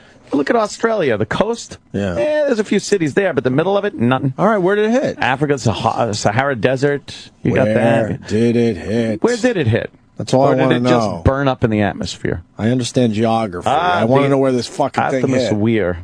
I don't know. And they kind of knew about, right? No, I don't think they had a fucking clue until it started bouncing off the atmosphere. They kind of don't really know. Yeah, it was the whole bouncing thing. Oh. Where did it hit? Atlantic Ocean. See. Boring. Exactly. Rocky starts in February, by the way. See, I didn't think I saw it on the fucking... Well, the theater's up. On the docket? Yeah. The theater's, that's where I thought it was I haven't open. been past the old Winter Garden in a while. What is it? Like fucking... Is it all music? Or is there talking? It's a musical. Well, Rocky but is it musical? All? Yeah. Is it going to be like, da-da-da, hey, take her to the zoo, the retards like the zoo, rock, take her to the zoo, the retards like the zoo. Throw the turkey out the window. The turkey out the window. I don't sweat you, throw the turkey out the... All right. This is Cuff, and this is Link. These are my turtles, Cuff and Link. Oh, they do it because they want to do. They do it because they want to do.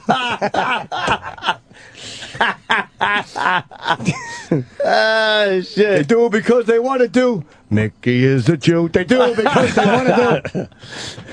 Is this the preview? Mickey is a Jew. And the big close of the first act is, hey woman, hey woman, hey woman, hey woman. And Rocky and Adrian are dancing, hey woman, hey woman. Oh, Jesus, looks terrible. Go backwards. And also, Dr. Steve just tweeted, but you got to call the show, Dr. Steve, please. He has a little story about Jagged Little Pill. Oh. That's Rocky the Musical, the preview. All right, a little boxing. Pretty much like my life. Not being recognized, not having love in my life, just feeling very alone and isolated. So I thought, why don't I take those feelings and put them in the body of a boxer? And I had no idea that there's so many millions of people that felt the same way. I know the older I'm getting, the more disappears. That dumb Broadway voice. Hearing your voice in my head saying, don't let this go.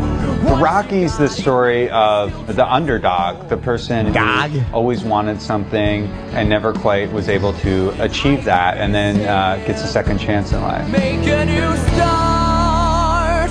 Rocky, fight from the heart. Here are characters with tremendous heart, tremendous emotion, who yearn to find one another and to find love and to redeem themselves. Something like true, something like warm, something like being. Isn't this Wicked? Doesn't this sound like Rocky's Wicked? story, I think, is completely universal. Is it? What Rocky's able to Everyone's a achieve boxer? when no one believes in him is, you know, a global idea that any of us can do what we dream of if we set our mind to it. What I liked about Rocky is he's just a kind guy. Gotta have that song in there. He's not the fastest, he's not the strongest, but his pride is so explosive. He doesn't win the fight, but he wins the love of his life. So it's quite a wonderful romantic story. The big song, My girl's a 4-eyed It's not the 6. most important part. It's a story that can go on from generation to generation about how everyone is entitled to a moment of dignity. Fight from the heart. Punching that beef in the ribs. He's not fighting anyone. Yes. You're pregnant and your tummy's sore. Is that a stewed tomato on the floor? You shouldn't have picked up the dog food. Yeah, collapse on the dog food. Collapse on the dog food. Our baby has the hair of a 10-year-old boy. That sounds awful. There's some good stuff in here. That really does sound awful. They all have that dumb fucking, if we believe. Oh, I hate that shit. I wanted the beef so badly. Yeah. Where's the beep? I know. I don't have a beep anymore. I don't know where it went. It's not even like it says beep and then it doesn't show up. I did too. It's a little line about Apollo. Yeah, of course. Punch that beef in the face. Oh, Apollo is bigger. I'm going to punch Apollo soon because I want to hit. I don't know where they'd go with it. Yeah, of course. Exactly. I want to get paid just for fighting. Yeah. I don't know what's the big hullabaloo. I'm just going to punch you in the face. Here's the big closing number. Yo, I really hit that hard.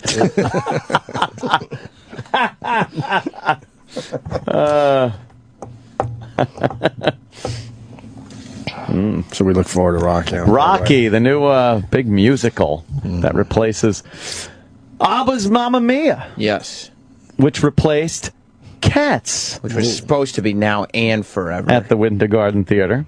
Hey, what happened which to replaced... Forever?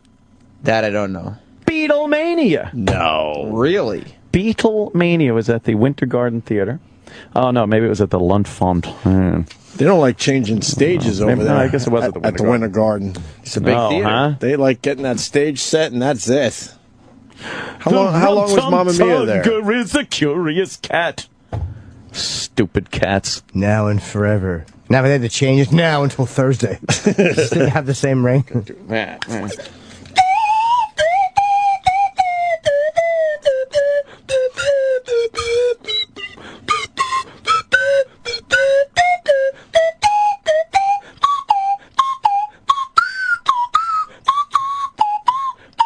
See? I saw Cats. I did too. It's I called love that. stupid, but you kind of know it. I know. Why do you know it so well? Well, it was like if you were white trash on Long Island and you wanted to take a girl to the big city for a show, you went to the Russian Tea Room for dinner, and then you went over to see Cats, Now and Forever at the Winter Garden Theater. What a hack date. So many people did exactly that. I know. Now it's The Lion King. Tickets to The Lion King was the same thing. Yeah. Where do you go to dinner before that, though? Fridays?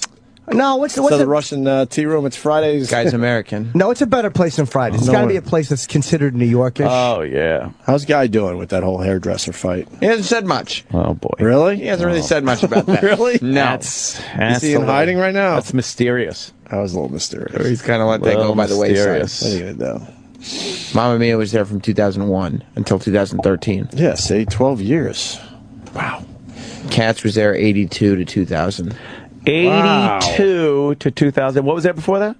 Before that was Othello. Oh. That was only there for like 6 months. Yeah, that was short. What was they before fucked that? up with Othello. The Catherine Wheel Camelot, that was there for a year. Yeah, they fucked up with that one. 42nd Street was there for a year. Yep, fucked up with that one. Zoot Suit Gilda Radner was there for a year. Fucked up with that one. And then it was Beatlemania before that. Beatlemania How long was before Beatlemania? that. 2 years. Wow, man, they didn't have it figured out until Cats. Until Cats. Cats.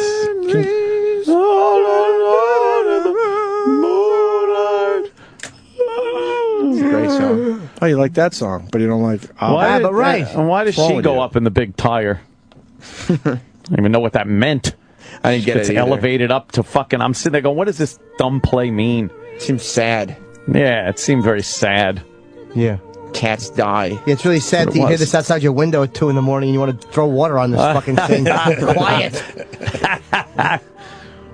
Yeah, it's all nice that she gets carried away with they're all watching, and it's all nice instead of, having half her head full of maggots on the side of the road, like a real dead cat, like poor little Smokey. Would people cry when this happened? When Memories was sung? By the time I saw it, I don't know. There were already Japanese businessmen asleep in the front row with their comp tickets, snoring. Oh, big cat. Fucking getting hungry. Yeah, it's just like watching food dance and sing. It's like us watching a thing called mayonnaise and tuna fish. There's burgers and fries dancing. Oh no, they're going to cook and eat us. Little French fries. All right. This sounds like Don't Cry For Me, like that vibe of Evita. All the same. Yeah, because they all have that. Don't cry for me, Argentina. Who was that? I remember those commercials for Evita, Evita. What was the... What's her name? I don't remember. I know Madonna did a good job with Jewish that song. actress. Lapone. Patty Lapone. Patty Lapone. That's right. It was Patty Lapone who went on as the retarded kid's mother in... I know why. That show, that TV show with the Anthony retarded kid. Story. She's a Long Island broad. That's why I know Is Patty that Lapone. I think she's from like Northport or Huntington or something. Patty Lapone. Did you guys see the veterans makeup video? Life goes on. Thank you. What? The homeless guy vet getting his makeover? No. Oh, I heard about it. I went Didn't see fucking viral. But I'm thinking the whole time, he's just because you make him look really good, he's got to still be kind of damaged, right? Yeah, maybe. So I hope he's like doing other things besides getting his hair cut and a nice shave and new clothes on him. Exactly. Get a little metal help. You are a metal case. That looks like Tippy Tom a lot. Yeah, it's that homeless Jim Wolf, United States Army veteran. For decades, Jim has struggled with poverty, homelessness, and alcoholism. Yeah, I would say alcoholism should be first. Yeah. In September 2013, he volunteered to go through this physical transformation. A new hat. A woman. We gave him a new hat and a cunt. What's that? Some hot blonde trying not to vomit at the odor. Yeah. He's wow, she's giving him a hairdo. His clothes aren't even that bad. No. Those aren't homeless guy clothes. No. Oh, great. He looks like the guy from ABBA now. Fucking beard. She's just getting started. There wow. she goes. The girl just combing his hair and making him look better. Taking forever. Oh, there we go. Yeah, exactly. Oh, Meanwhile, they don't show his liver, which is exactly the same. And the inside of his underpants, which still have shit in them. Jesus. Wow. You mean you shave a guy who now looks like William H. Macy and he looks better? He does look like, look at that. What a miracle. This thing went uber viral. It's all over the fucking place. You can already see he's looking a little looking better way there. better, exactly. Right? And you get new clothes, of course. Oh, they're putting the tinfoil in his hair. Yeah, I like the fact that she's got gloves on. What's the tinfoil for? Well, they're dyeing his hair. They're putting in some highlights, I bet. That's good.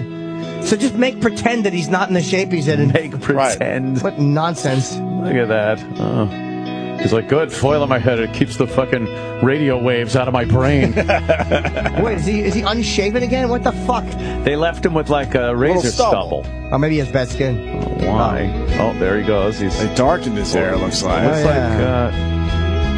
Yeah, now they're she's moving right. Why is this going so fast? Suit. Putting a nice suit on him. Nice tie. Oh, there he goes. Look at that.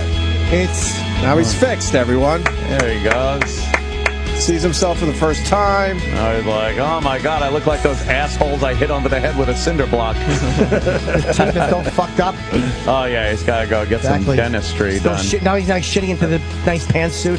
So he's hugging his son there. Since filming, Jim has taken control of his life. All it took was a new hairdo. Yeah. He is now scheduled to have his own housing and is attending Alcoholics Anonymous meetings for the first time ever. Break his anonymity, you cunt website. How about respecting the traditions and say 12-step program, twats? The Degage Ministries puts that out. 10 million. All right, well, good for him. That's a lot of fucking views. It went nuts. Good luck to you, James. So that's cool. How about getting inside and figuring out why he had the problem he did? Put a new suit on. Was it 1940? That's the solution? Yeah. A nice haircut and a shave is all he needs. You need a haircut and a shave. Boy, if that's not fucking America summed up. And a good stiff drink. Now you get the hell out there. Yeah. and get a job. Make something yourself. Make something yourself. See, the problem is, I saw 12 of my friends' heads explode on Normandy. Yeah. Get over it. And I hear voices. Are we gonna help me with that one, too? That's the country, though, in the fucking nutshell. Yeah, just clean it up, make it look a little better, send it right out. There you go. All done. Good. Right. Pretend it is one way, even though it's another. It is better to look good than to feel good. That was the old gag. So true in this country. Yeah.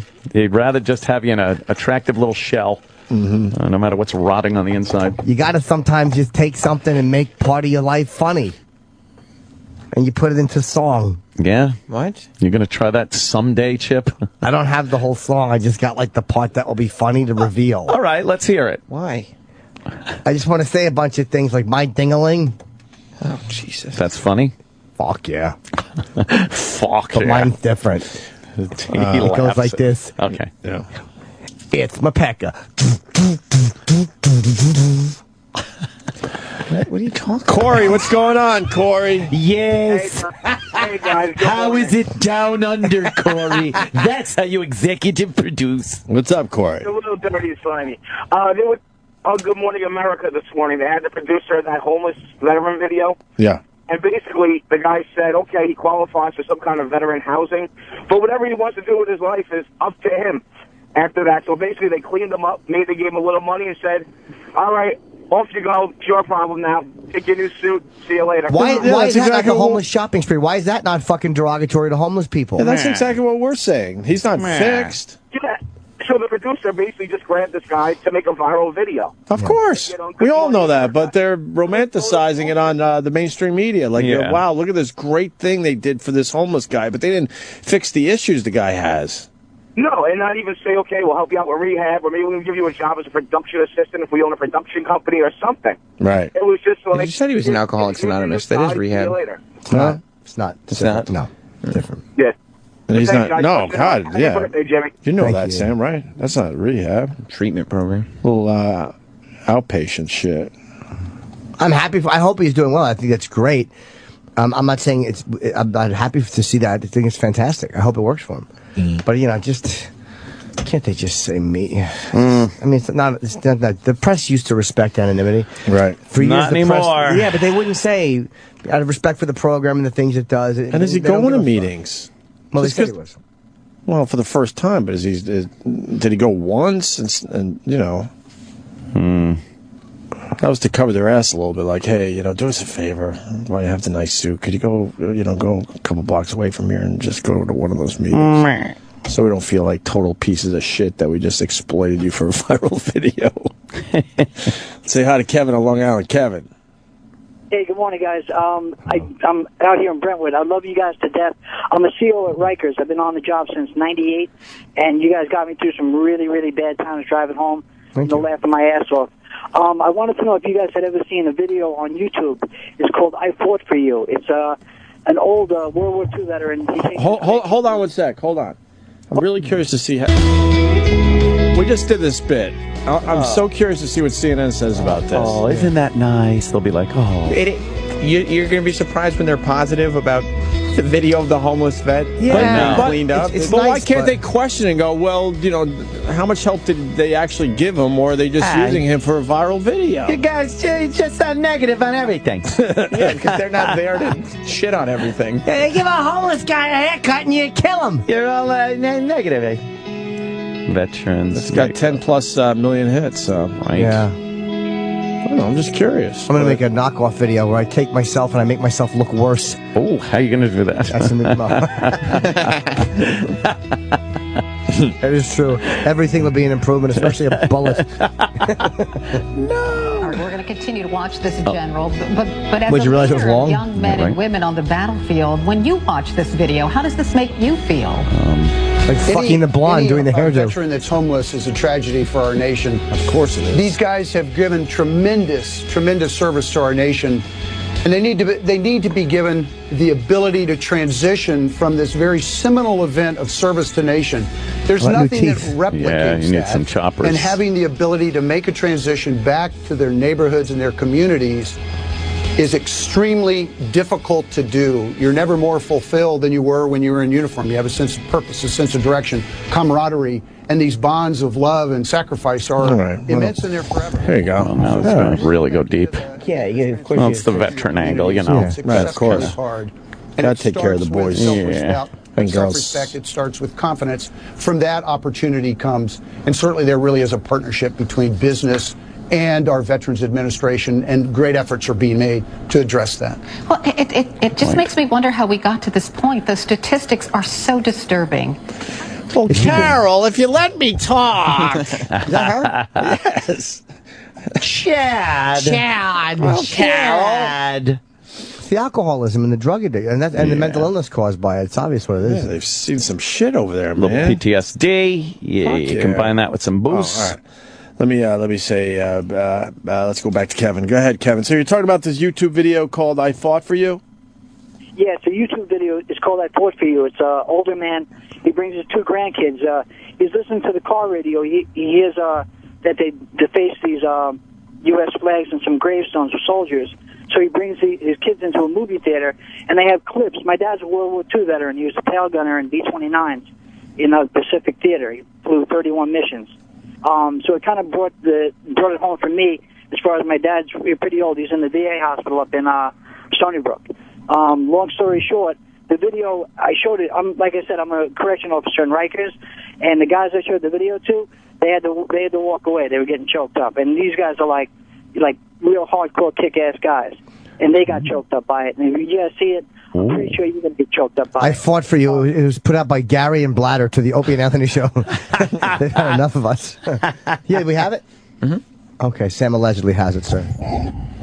Arrested today for defacing the Kensington Park War Memorial. All right, cool. Right. Thanks, Kevin. Thank you, Kevin. Includes painted messages against the military and the war in the Middle East. The 3 teens were picked up in the early morning hours after evidence was left at the scene. Grandpa, something wrong? This kid's acting is terrible. Some people sure have short memories, and those who are too young to know. Like, oh, Grandpa, he's with guns. Yeah, I hope he's taking him to a special room. Oh shit! Oh boy, Grandpa's on a mission. That's the setup. This is like when the Jerrys were. All right. The welcome veterans sign on a little movie theater. Movie. Going in, buying a popcorn from a hole in it. December 7th, Kids are like, oh boy. Exactly. This is like Sam listening to ABBA. World War. Yes. All white people, no talking in the theater. I know, right? What a quiet theater. They couldn't get enough extras for this. I know. This video. Well, maybe they're trying to show no one really cares. True. Oh, the kids on the morning of the 6th of June, 1944. Boy. Battle of the Bulge. 225 Rangers jumped off the British landing craft and ran to the bottom of these cliffs. Yes. 225 came here. After 2 days of fighting, only 90 could still bear arms. These are the boys of Puente Hope. These are the right. What happens? Who took the cliffs. These are the champions who helped free a continent. Oh, the kid's starting to watch. These are the heroes who helped end. No more of your iPod. The kids are showing cock pictures. Yeah. Like, I've seen enough of your cock. Oh, see, now the kids are starting to watch. They're starting to pay attention. Everyone's all interested now because Ronnie's talking. Oh, boy. In the name of God and country, I learned to defy gravity. Oh, boy. To honor my family, I lived in the belly of a beast. Uh-oh. I fixed the hearts of iron monsters. I became a worm in the mud. I would run out of this theater. I think they're losing it. Talking, I can't hear the movie. For God and country, I fought for you. I fought for you. For you. I fought for you. Oh, boy. I fought for you. I fought for you. I fought for you. But not you. For you. For you. For you. I fought for you. I fought for you. Who's this you guy? Yeah. And I do it again. Fighting for small sheep or something. Then you see the one black guy leaving the theater, but not for you. Uh-oh. Who's coming into the theater? Uh-oh. They're all turning Hope it's around. not the motorcade. It's fucking Oswald running into the theater. Snap a salute to the soldiers at the door. Movie time sucks with Grandpa. Exactly. He wants the fucking film. Can't see anything. No popcorn, no drinks. Nothing. No fun, no chicks. Oh, the slow clap. Slow clap. Kids giving the vets the slow clap. Exactly. And maybe some nerds should sing, "We are the champions." Yeah. We salute the brave men and women who sacrifice so much for our freedom. And now I'm mocking. I like where the video's coming from. Like I like the intent of it to honor veterans, and sure. I didn't particularly love the video, but I like where it's coming from. Yeah. The video itself. It meant well. A little hokey. I felt it was a little hokey, but I do like. You just sit there and watch like Band of Brothers, and you'll get the whole gist. Yeah, I like the idea of "I fought for you." I mean, you know. I want to know how this white Republican won an election by making believe he was black. Did you hear this story? He didn't really make believe he was black, but he led people to believe. But wasn't he in commercials or making appearances? How did he get this done? No, not really. Because the voting public are idiots. But don't you want to see a picture of who you're voting for? Well, usually? what he did it in a way like he said, endorsed by. And it was, it was the wording, like, please let, this member of our community. Yeah. And, Dave Wilson. He put a picture of this, he said, endorsed by, and he gave the name of a black politician. Right. But I think he also has a relative who's got that name. Yes. So in very fine print at the bottom, he put, whatever the name was, like Ron White is a relative, is a distant cousin. Whatever. So he just, he technically didn't. Yeah. Let's see this. Here's the story. Yeah. Let's. A shocking win for one candidate in Tuesday's election. Listen to this. A white guy led voters to believe he was black to win a seat on the Houston Community College Board. Here's what we hadn't heard before, election. And he's not denying what he did. Our Doug Miller has more on this unusual campaign. Ooh. On election night, as some candidates celebrated victory, not many people noticed a campaign shocker. Nobody was shocked more than me. The shocker? That's Dave Wilson, an anti-gay activist and a sort of political mischief maker who put his name on the ballot. I had always said it was a long shot. No, I didn't expect to win. And I'm voting for you. He ran against this man, Houston Community College trustee Bruce Austin, who voters have elected and re-elected for 24 years. Wow. I was rather disgusted. Disgusted by something that turned up in voters' mailboxes. Most of the voters in the district involved in this election are African American. Wilson sent out a bunch of these direct mail pieces implying that he's African American. His flyers depicted smiling African American faces. The words said, "Please vote for our friend and neighbor, Dave Wilson." The pictures, he admits, were just lifted off the internet. African American. What a coincidence. The flyers said he was endorsed by Ron Wilson. No, not the former state representative. The fine print says Ron Wilson is Dave Wilson's cousin. That's correct. We are. You really got a cousin named Ron Wilson? Yeah. Okay. Edna and Jean's boy. Yeah. Did he really endorse you? Yeah.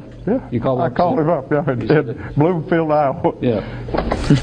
In a heavily African-American district, Wilson won by 26 votes. I don't think it's good. I don't think it's good for both democracy and the whole concept of fair play. But that was not his intent, apparently. Austin has said he'll ask for a recount. But in an era of electronic voting, political analysts think Wilson's victory will hold, despite his deliberately deceptive flyers. Doug Miller, KHOU. He said he'll work for our children and had a bunch of little black children. Right. Shenanigans going on at the community college system. If his victory holds, he'll serve on that board for the next 6 years. Yep. First, have you been keeping up with... That's great. The fact that he's kind of an anti-gay activist makes me hope he has a stroke, but aside from that, I like what he did. Is this his radio ad? Yes. I got to hear this. The HCC District 2 race. The one between Dave Wilson and Bruce Austin. Yes, that's the one. It's the strangest thing. That Bruce Austin voted against $6 million in scholarships for our children right here in our neighborhood. But he voted to... I got to hear this. I got to hear the ad without the news guys. No, I love the ad. It's pretty good. I want to hear the man too. Right here in our neighborhood. You're not to call me a...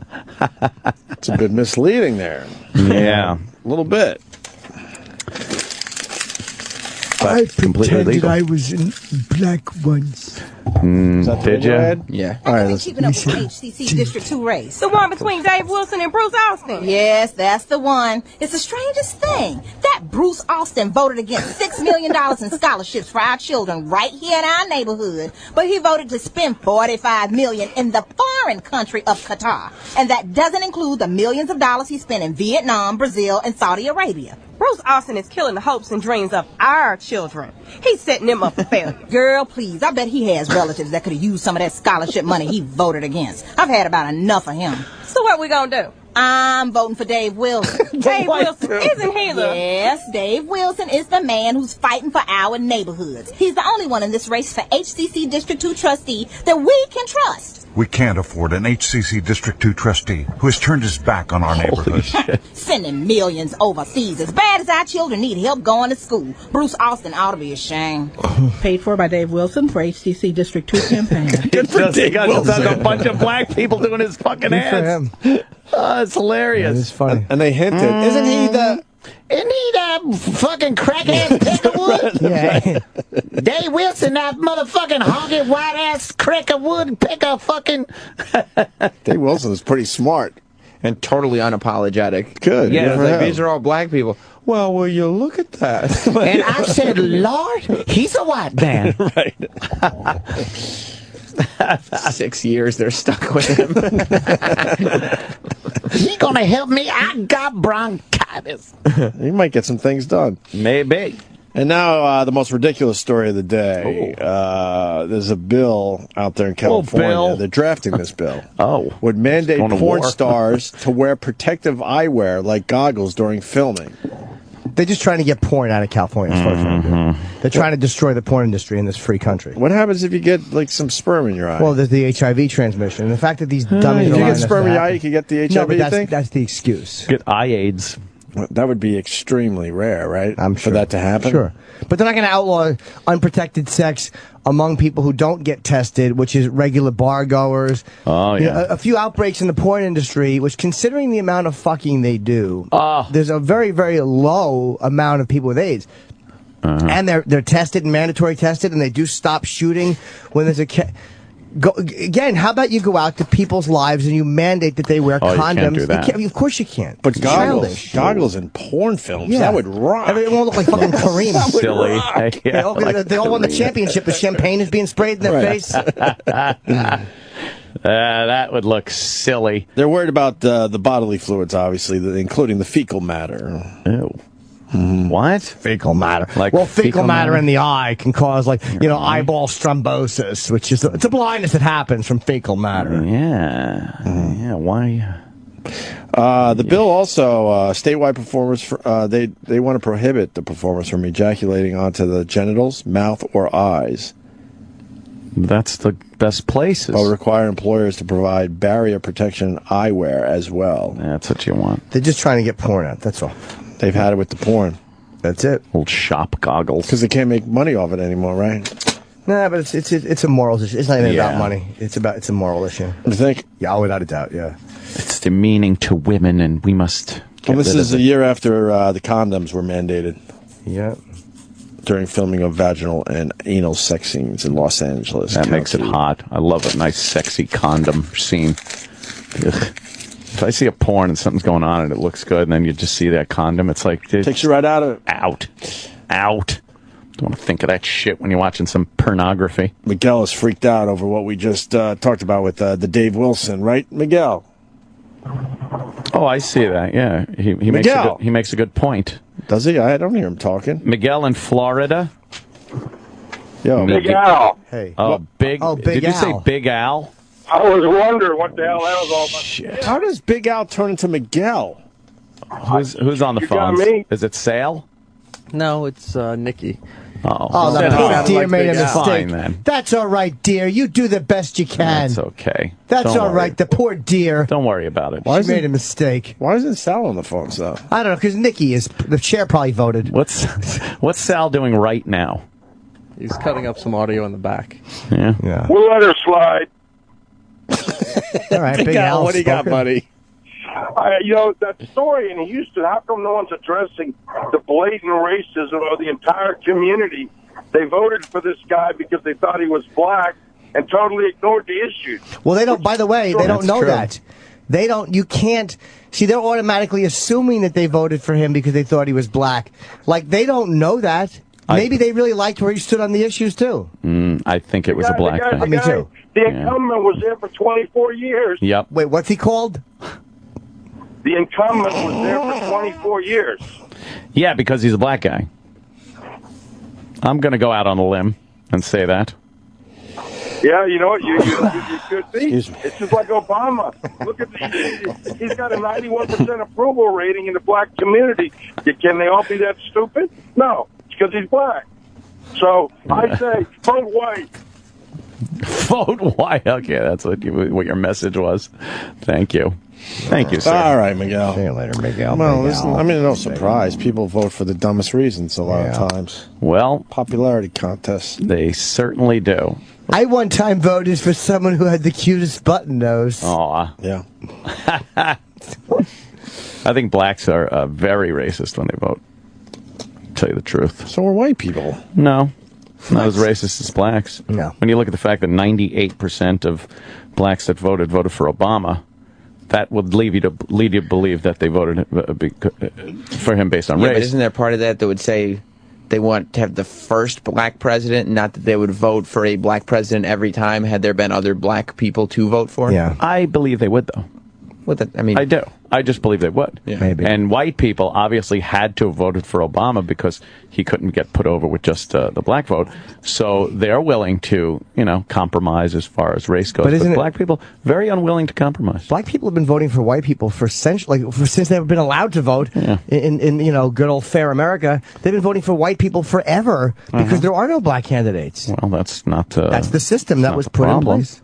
The first black candidate that comes up and spoke well, they fucking ushered him right in there. But the system didn't allow for other candidates for many, many, many years. Like, if a system is stacked so one way racially, when the race that legitimately has not been allowed to do things votes for one of their own to get in, you can't look at them and go, look at those racists. Yeah, I can.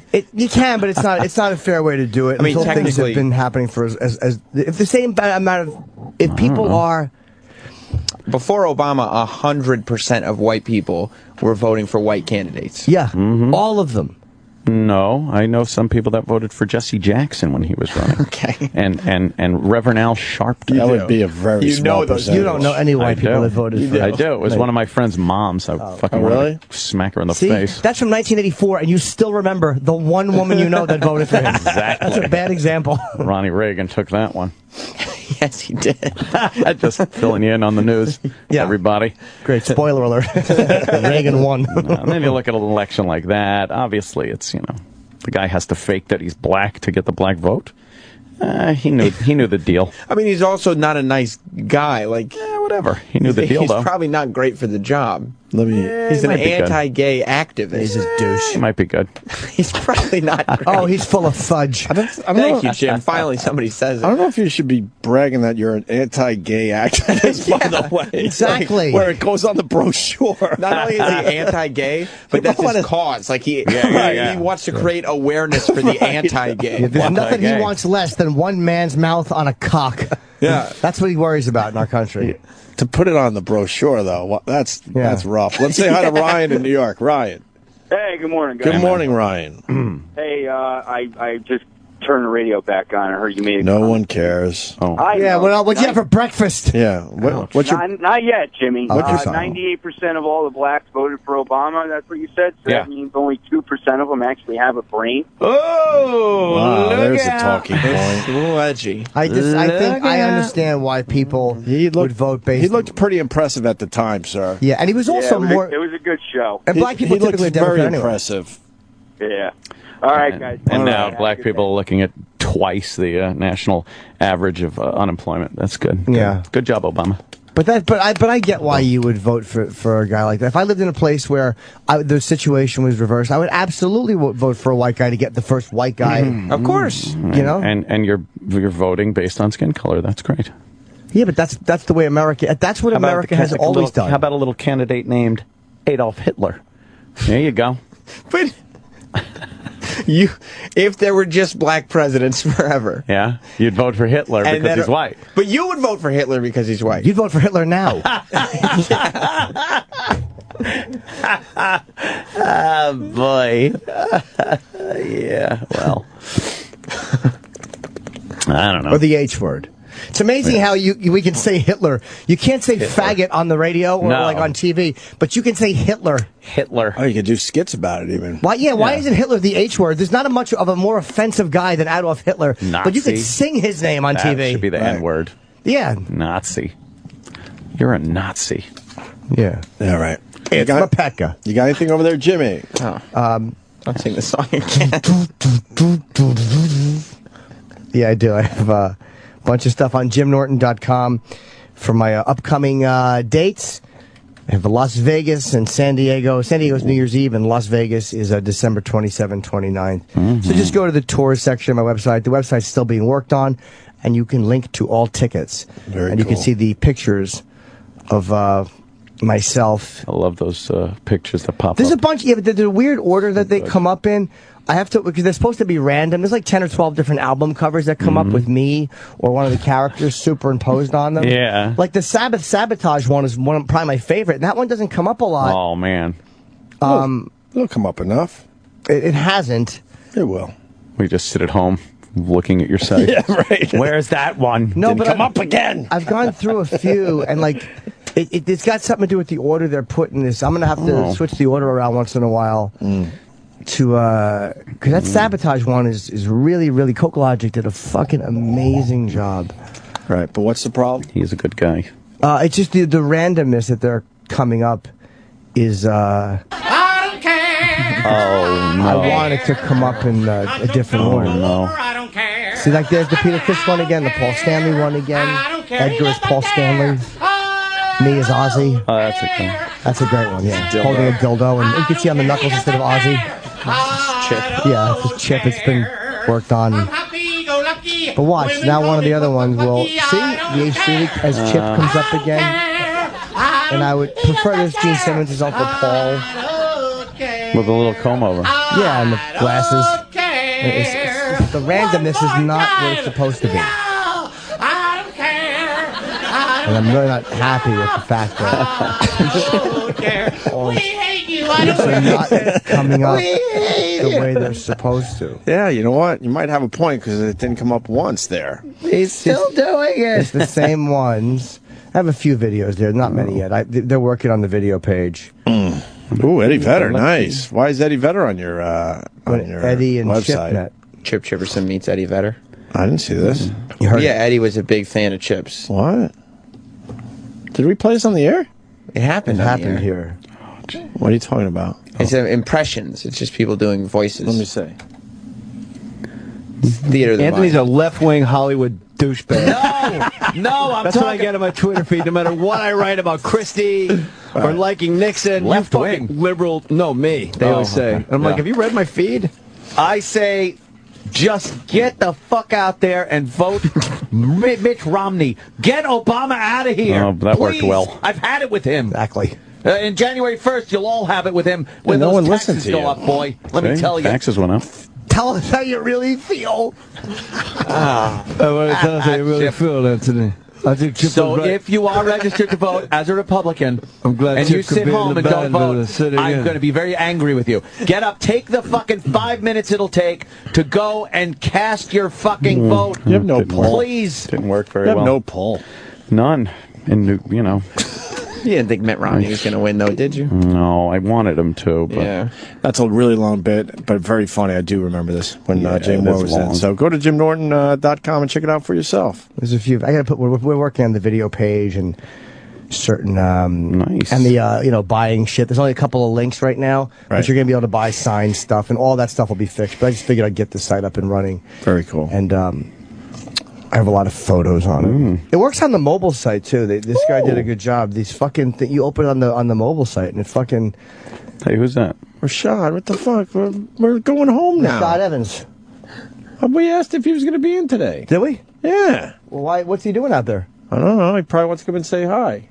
Well, what is he? Well, wait a minute. I mean, what is he working on? I don't know. Roland's out there. He's just kind of. I don't know. What's he doing? What's he doing? Yeah. What's he doing? He's waiting. He has 5 minutes. For what, shade? Yeah. Oh, we'll bring him in for fun. What? Why didn't he do our show today? You all. Yeah, but we thought we were booked. Yeah. We were supposed to be booked. Yes. We really did? Yeah, because we thought we were booked. Oh, we're idiots. But we thought we were booked. Are you serious? Yes. Rashad! What's up, Rashad? How are you, brother? Good, man. How you guys doing? Good, how are you? All right, man. It's been a long time. Yeah. Since we rock and roll. So what are you going to fight? Yeah. Fight, What are you going to fight? Fuck, you look in Something shape, like that? brother. You look trim. I am in shape, man. I've been Holy training hard. fuck. I've been training hard. When do you fight? Saturday. Who are you fighting? Chael Sonnen. I fight Chael Sonnen in Vegas. The UFC 20th year anniversary. GSP and Johnny Hendricks are the main event. So it's gonna be a really good card. Yeah. Chael's doing better at light heavyweight than I expected him to. He beat was it Shogun? He beat Shogun. He beat pretty Shogun. well. Yeah, and it was really surprising because Shogun's training with Freddie Roach, and you think that he's gonna get his his hands are a lot better, and he actually was looking good, but then he got caught in the thing that you didn't really think he was gonna get caught in, and that was a guillotine submission. Right. Yeah. So he's fucking. I'm surprised. Usually guys move up in weight. I'm like, they're gonna get killed because they're fighting heavier. But I guess it's easier. You don't have to fucking shred the weight as much. See, that's one thing that a lot of people don't really understand. Like people are like, oh, you should drop down to 185, but when you drop down in weight, you're losing a lot. Like people think I'm gonna get stronger when I drop down to a weight, but you're losing your speed because the guy's gonna be a little bit faster, and you're actually losing a little bit of strength because when you have to drop down and cut so much weight, you're depleting yourself on a cellular level, and that takes longer than 24 hours to replenish. And a lot of people just don't really understand the science behind when you take so much out of your body, because when we got to make weight, it's not for the faint of hearts at all. We're really depleting our body and just hitting a nosedive and then trying to rise back up within 24 hours. How many pounds can you lose in a day if you have to make weight? The most I ever lost in one day was 15 pounds. How the fuck? That's crazy. And a lot of you guys will not discuss how you do that because it's some kind of big top secret shit. No. Who did we ask recently? And they're like, oh, no, none of us. Chael? Was it Chael? It was Chael or Jones. Like, you're not going to get many guys that are going to tell you. It's hard, because a lot of guys, they do what they do. Sometimes they sit in Epsom salt. They do Epsom salt baths, and that takes a lot out of you. And then a lot of guys do sauna, but it's a process, like when I lost 15 pounds, what I did is I started off with the treadmill. I ran with the treadmill, had my sweats on. Yeah, but now you're tiring the shit out of your body. Exactly. Because how long do you have to run on the treadmill? Man, I did about a 40-minute run on the treadmill when I was already depleted. Now I haven't at that point eaten in about like 2 days, and then I go and run. And then for 40 minutes, and after that, I go into the sauna, and then I do these 20-minute sessions in the sauna, and after the 20-minute sessions, then I go and then I hit up the hot tub in the Epsom salt bath. And then it's almost like it reminds me of a vacuum bag. Those things that suck all the air out and seal your clothes up. That's what you guys are doing to your bodies. You're like sucking everything out, like the moisture or whatever it is, and then you fucking pour it back in the next day, and you're 15 or 20 pounds heavier. But your body is shot. Yeah, it's completely shot. And you got to hope it comes back fast. You got to hope it comes back really fast. I mean, some guys, they do IVs to kind of hydrate themselves, but at that point, even if you do an IV and then you have like some goodies in the bag, far as like like a Myers cocktail, it may try to come back a little bit, but then still again on a cellular level, you're still depleted. Forget about it if you just have to try to drink water to replenish yourself, because you're not going to make it. It doesn't even sound like it should be legal. Well, like if you weigh in, it's like it's like cheating. Yeah, well, you see some guys, they're so good and efficient at it, they can hit the nosedive, not really take too much on their body because their body's been used to it, and then next thing you know, they're like at 20 pounds, 30 pounds heavier. So you guys are just taking 15 pounds out just to make weight to put the 15 pounds back in. I couldn't do that with 2 pounds. Right. No, you'll be surprised how much you can lose when you have to. You'll be surprised. But I'd like to take one. I probably could take you in the sauna. You probably can lose about a good 10 pounds today. You're probably right. I mean, because I do have water and just gunk weight. But it's it's a waste because you need the water. It'll go back on. It'll go back on tomorrow. It just makes yourself look good for a day. Yeah, exactly. I don't know. It look good when you. That's all you need. Some of the guys be looking so sucked out at weigh-ins. It's like, man, they look like skeletons. You know? Wow. But I want to have abs like a UFC fighter, and I just look at my abs and I don't have them. I'm like, I keep petering out at like 150. I want to get down to like 117. 117? No, I want to be 140. 117. You lost a lot of weight. Thank huh? you. Yeah, but I just can't get this the part. gem. That's the hardest part to lose. Eating right butter. God It's sucks. the hardest part, man. That's the hardest part. Especially when you're eating fucking like peanut butter. It's really hard to not eat shit. You guys eat healthy every 10 minutes, so I'm gonna have some more nuts and fucking, I don't know what to eat after a workout. I'm always eating the wrong things. One person tells you that's good, like no, have that. And then you talk to a bodybuilder, he's like, no, you gotta have carbs. Yeah, you can't listen to bodybuilders. They're crazy when it comes to the nutrition. They're absolutely nuts. They are, right? They just want to bulk up. Oh, it's ridiculous. Their diet is crazy. That's the hardest part about being a bodybuilder is the fact that their diet is just ridiculous. Well, they got to eat a lot, I would gather. A lot, but it's like not really. It's like bland, tasteless, same meal over and over again, and they can't have this. It's just like a meat shake. Yeah, it's like bland, tasteless, same thing over and over. They eat so they eat so much, but it's not even enjoyable food. It's like it becomes a job for them just to sit and eat because it's so monotonous and boring and disgusting. What do they? Yeah, they eat like Edward Norton said he had to eat meat shakes or some shit or drink meat shakes. Forget about it. Forget about it. I don't want to be in shape that bad. How's your uncle doing? Oh, my uncle's doing good, man. Uncle Billy? Uncle Billy? Yeah, he's doing real good. Yeah. What was Uncle Billy's thing? Uncle Billy was was my friend's uncle, and he was like the bully. Uncle Billy was the bully, and Uncle Billy would beat us up every day. He's seen us, and we'll see what a guy. And if we were in the house, he's like, "Guys, what are you doing in my room?" Guess what? After school beatings. And he would old school. He would beat the hell out of us, duct tape us up, and like he would do it every single time. You ever get him back? I wanted to get him back when he got old. Actually, I did. I boxed him one time, and I got the better of him, and then he got dizzy and almost had to stop. And then he's like, you know what? You got this time, but I'm gonna tell you right now. I did it to myself. I did it to myself. I'm the one who did it. And he couldn't even admit the fact that, I even got him. So it wasn't as sweet as I hoped it to be. But now when I bring it up, he's like, that's so old. Why don't you just let it go? Meanwhile, he battered you so much you became a fighter. Right. Yeah, we know where this came from. Let it go. Yeah, how old is he? Uncle Billy's got to be like 40-something years old. That's it. Yeah, he's got to be like, Uncle Billy's like 43 Roland's years old. they're losing his mind. Panicking. I guess you gotta Rashad go fighting next this door. Saturday. Chael. I had no idea it was this Saturday. That's cool. I didn't realize it was here already. GSP Hendricks is an amazing fucking UFC fight. 167. GSP had Johnny Hendricks main event. Me and Chael co-main event. Make sure you guys tune in. UFC 20th year anniversary. Guys, thank you. It was a pleasure. I haven't got a chance to put you in a submission. I probably wouldn't let you. I feel like something is missing. Do you want to punch me? Yeah, I do. Hold on, film it real quick. Let me punch you in the arm real quick. Yeah. You gotta make it fucking I'm always worried week of fight letting these guys do it because they're ornery. Hold on, we'll do this quick. It's gonna be a good one here. Oh no, Jimmy. Oh shit! What snapped? No. Nothing. That was just a good punch. I thought I heard a pop. It did slip a little bit. That was a good one.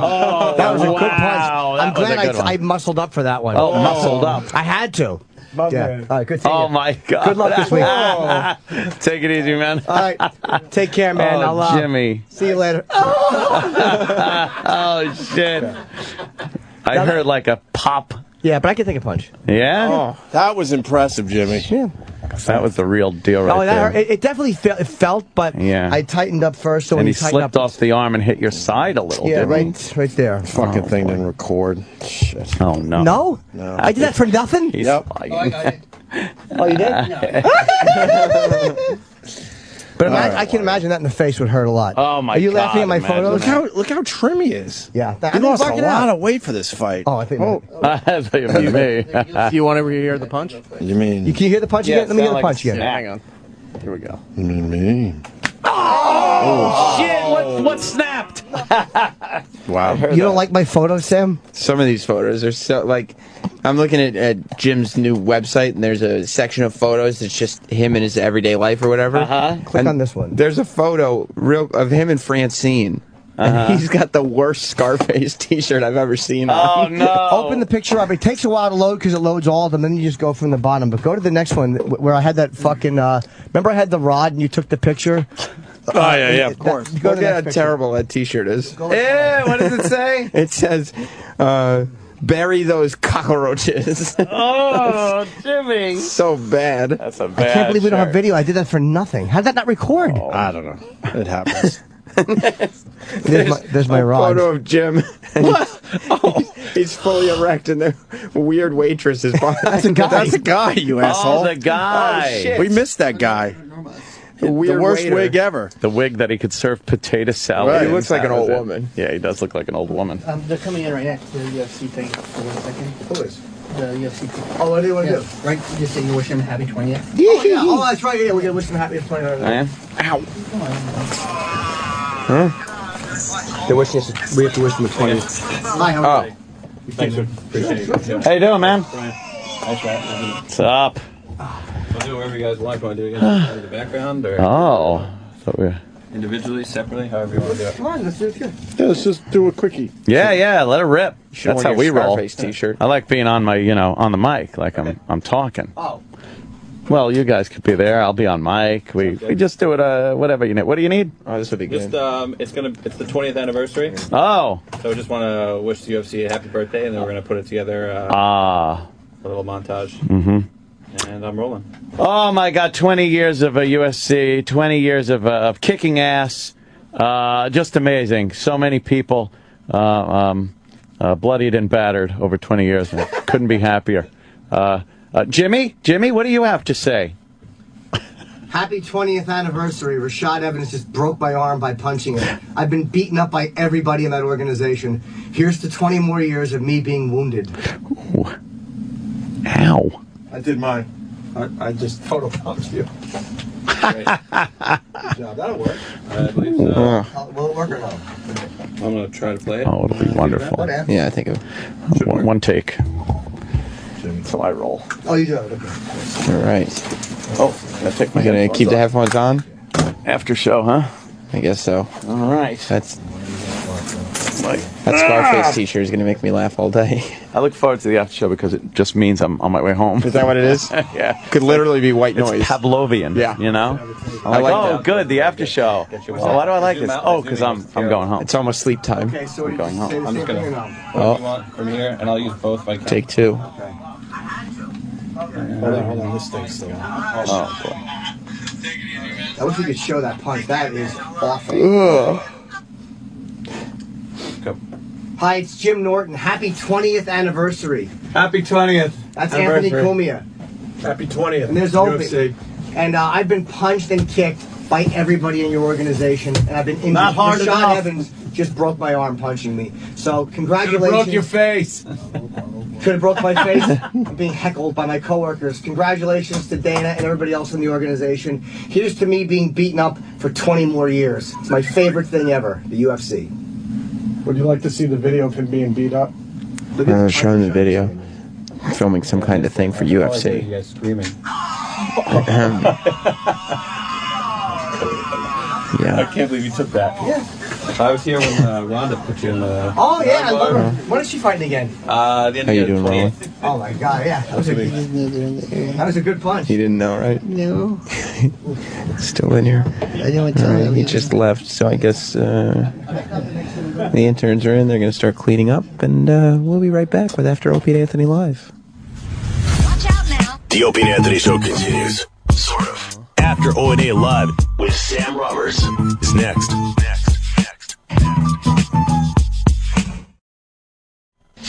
This is After Opie and Anthony Live. Here's your host, Sam Roberts. If you had told me when I woke up this morning that I would spend this much time today talking about ABBA, I would have stayed in bed. I understand that ABBA was a very successful band in the 70s. But that's even more to the point of, like, who on earth would listen to that for entertainment? Roland, did you ever go through an ABBA stage? I guess we're all too young to have ever actually gone through an ABBA stage without there being some kind of irony. No, I just took my mom to see Mamma Mia. That's the first time I found out that was ABBA. Yeah. Yeah. I didn't know who they were. Right. Like, you kind of know that song, Dancing Queen. Yeah, I thought, oh, what's this? My mom goes, oh, I love ABBA. I'm like, oh, I guess there's the play about them. Yeah, you're going, what? Yeah, it was an okay play. Yeah, I mean, everybody knows the songs, and I guess they're catchy, but it's like, to be talking about ABBA and not even in a silly way, to kind of be going over ABBA and being like, yeah, that's a pretty good song. It's like, what are we doing here? That's the Swedish people, man. Sal, do you like ABBA?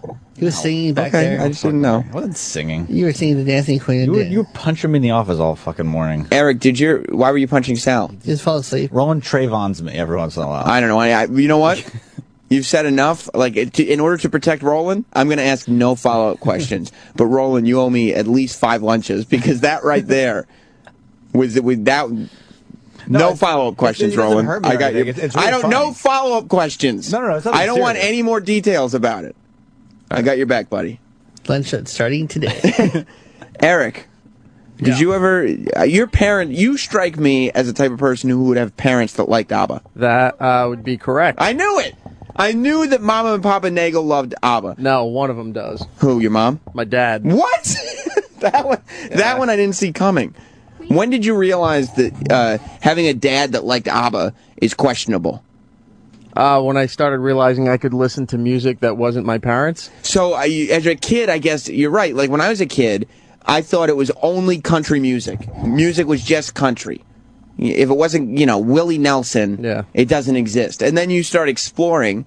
My first album was Permanent Vacation by Aerosmith. That's a great album. It's a great album. But you start exploring and you realize there's all this music out there that you're allowed to listen to. So you're telling me that growing up, you were like, well, I guess when you're a kid, you play with toys, you get a little older, you start listening to music, and that sounds like ABBA. Is that what it was for you? No, it was my dad with their tapes in his car, playing them over and over. Wow. What would your mom think about the fact that your dad listened to ABBA like that? My mom hates my dad's music. Well, yeah, obviously. He listens to ABBA. He wasn't sitting there going, this is funny?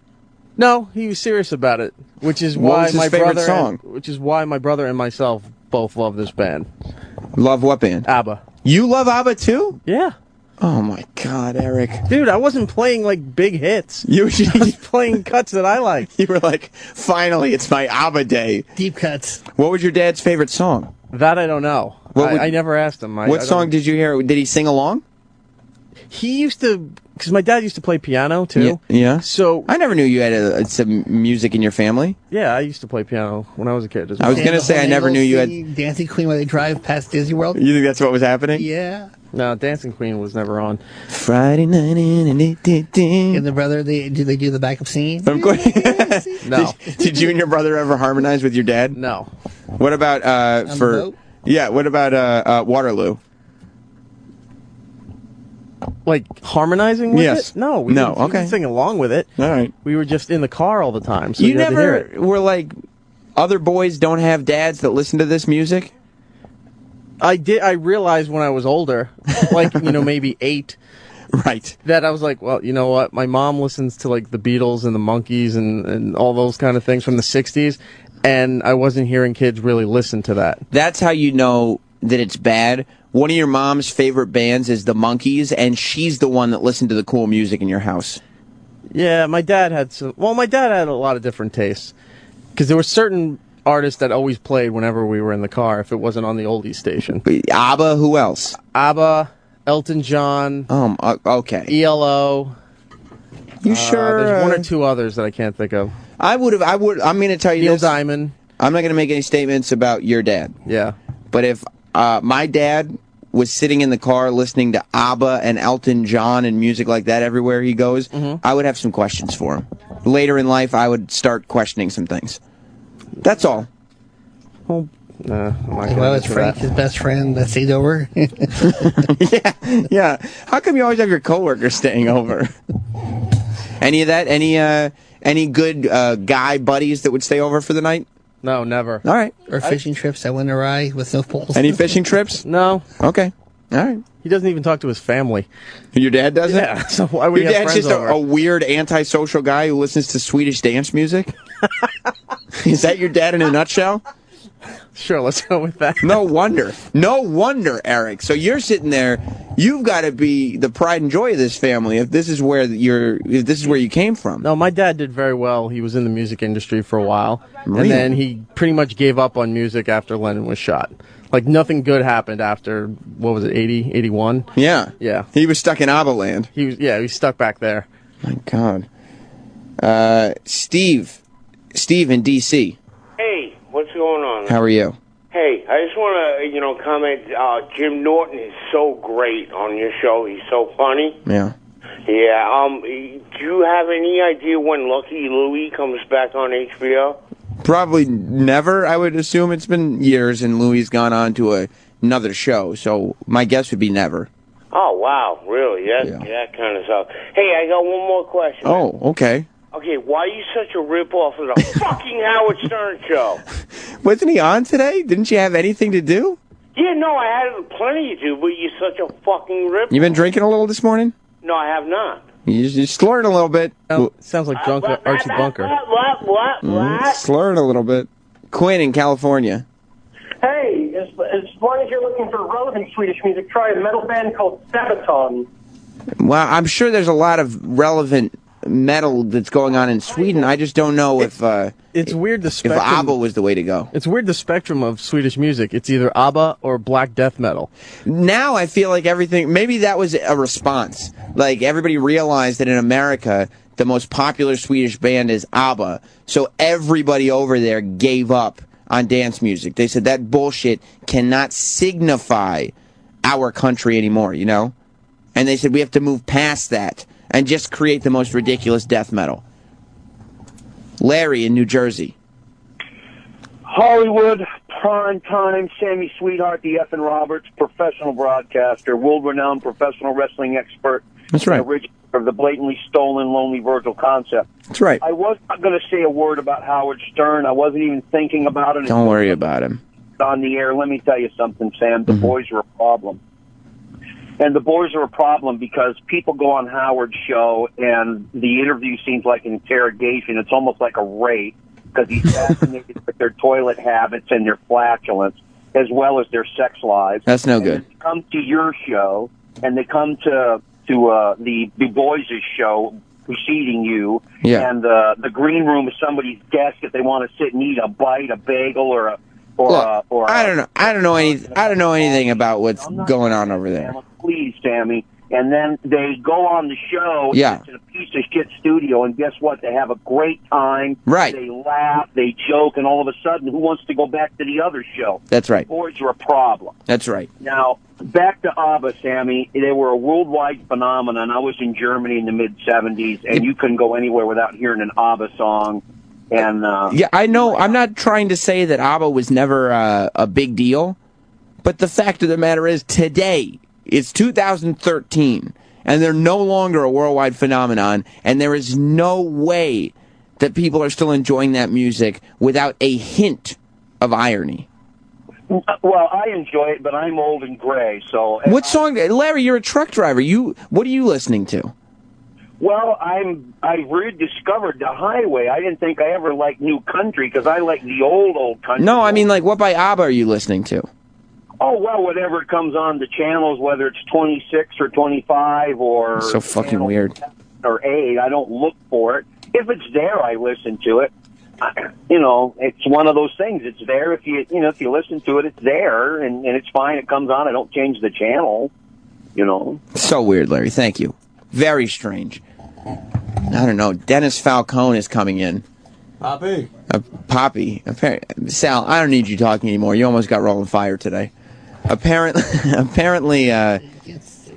he was giving me the head shake, as in, no, it's like I'm saying something wrong. You were saying something about ABBA and how people can't be into it today? How could they? It's ridiculous. A whole new generation discovered them after the success of Mamma Mia.